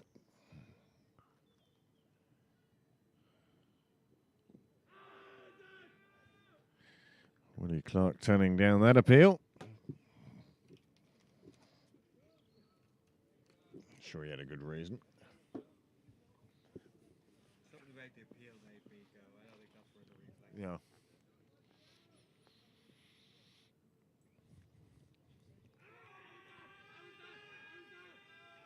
Yeah. And this time he does give him out. Hoey picks up another. The score 106 for 9 and just 1 wicket now to complete this Bob Kerr first round game. Well, with the passage of time, it won't be remembered for much. Nick Stapleton will never forget it, 144. Tim Tector, his first century for Pembroke, 124. But other than that, there hasn't really been a huge amount.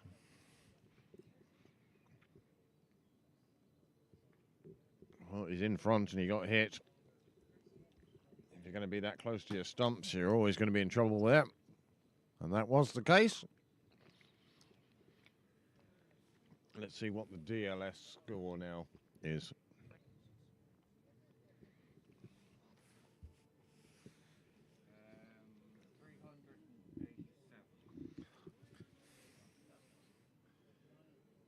How did you do that? Am I right? No, but you're so close, it's unbelievable. 384. But out of 384 to 387, it's not a large percentage. You're out. I said it, I thought maybe I should have given them an extra couple of runs. Hoey just missing out on that one. My goodness. Well, the field is very tight now. 2 slips, leg slip. Stapleton close at mid-wicket. Point is still a good bit out. Orthodox on the offside.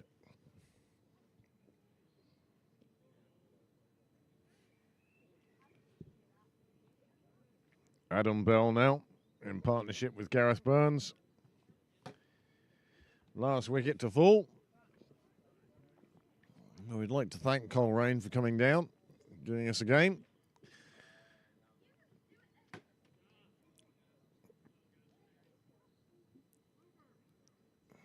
Nice team, and it's a game that's been played in a magnificent spirit. Umpires haven't had to get involved at all. That's always good to see. And that is the end of the 24th over, and we're 1 over away from drinks, or 1 ball away from the end of the game. We don't know which 1 ball, but just 1 ball.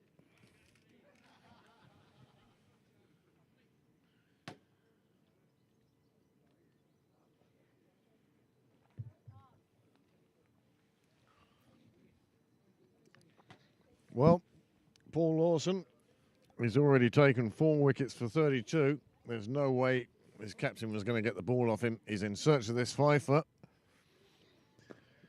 And, oh, it was in his hands. It was in his hands, and the power, the momentum of the ball just took it out. I suspect that could be our replay now. First ball of the over. It's a dangerous one to do. Something else could happen now, and we'll never see that again. But that was struck firmly by Gareth Burns. This one more played away on the offside. They go for the single.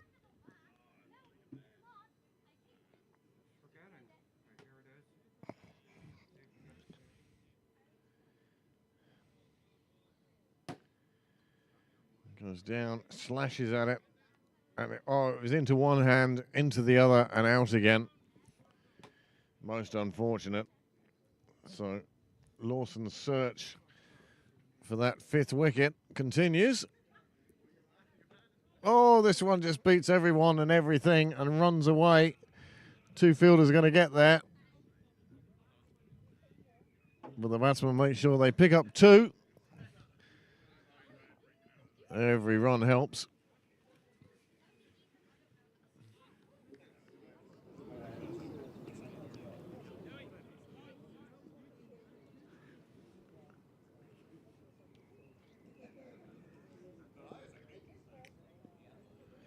Paul Lawson continues in search of that 5th wicket.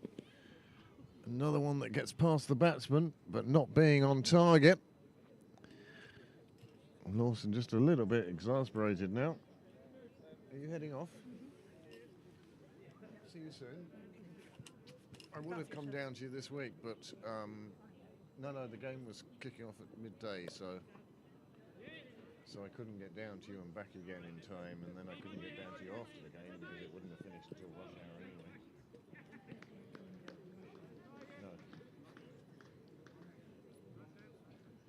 No. And they're all out. Well, that's it. The game's over. Pembroke have won, and they have won by a large margin. 283 runs. Will there be handshakes? Coleraine, well, they'll lick their wounds and they'll go back to the northwest and back to league cricket. Pembroke will see their name go into the draw, into the hat for the 2nd round of the Bob Kerr Cup.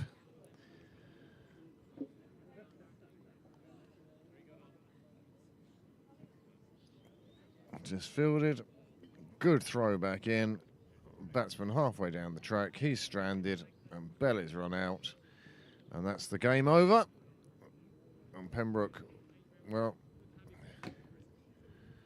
they'll be very happy with such a professional performance. 394. Again, and a partnership between Tim Tector and Nick Stapleton. That saw Pembroke put in such a solid base that the latter batsman could come in with the freedom to swing their arms and search for the rope. There were nearly 50 boundaries in that Pembroke innings.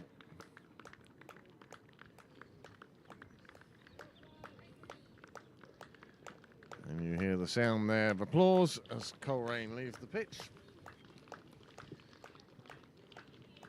And now as Pembroke shake hands with their opposition. And it will be Pembroke CC into the hat for the 2nd round of the Bob Kerr. And we will wait and see what the draw brings.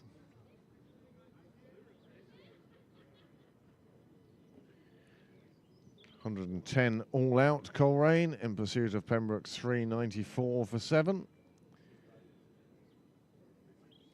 Well, who would you pick as man of the match today? Pembroke used 5 bowlers. Paul Lawson was the most successful of them. And Pembroke used 9 batsmen, and Tim Tector and Nick Stapleton were the most successful of them. Do you have a player of the match, or is it just a team effort? Either way, there's Niall trying to show you the card.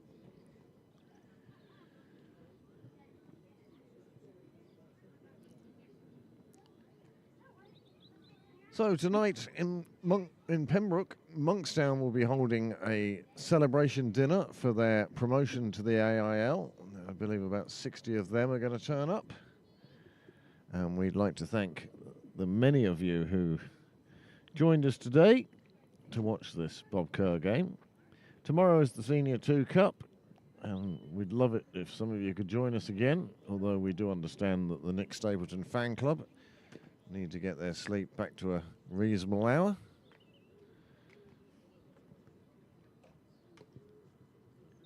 But for the rest of you, thanks for joining us today, and I shall leave you there. Normally we show you cards, but with NV Play, it's slightly more tricky than with cricket clubs that we normally use. So thank you for joining us. Good night.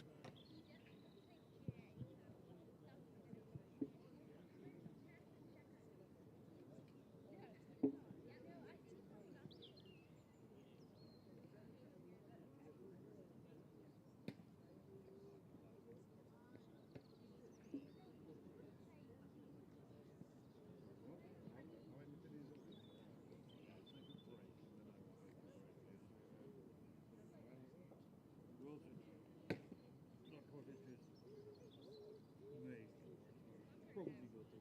Yeah,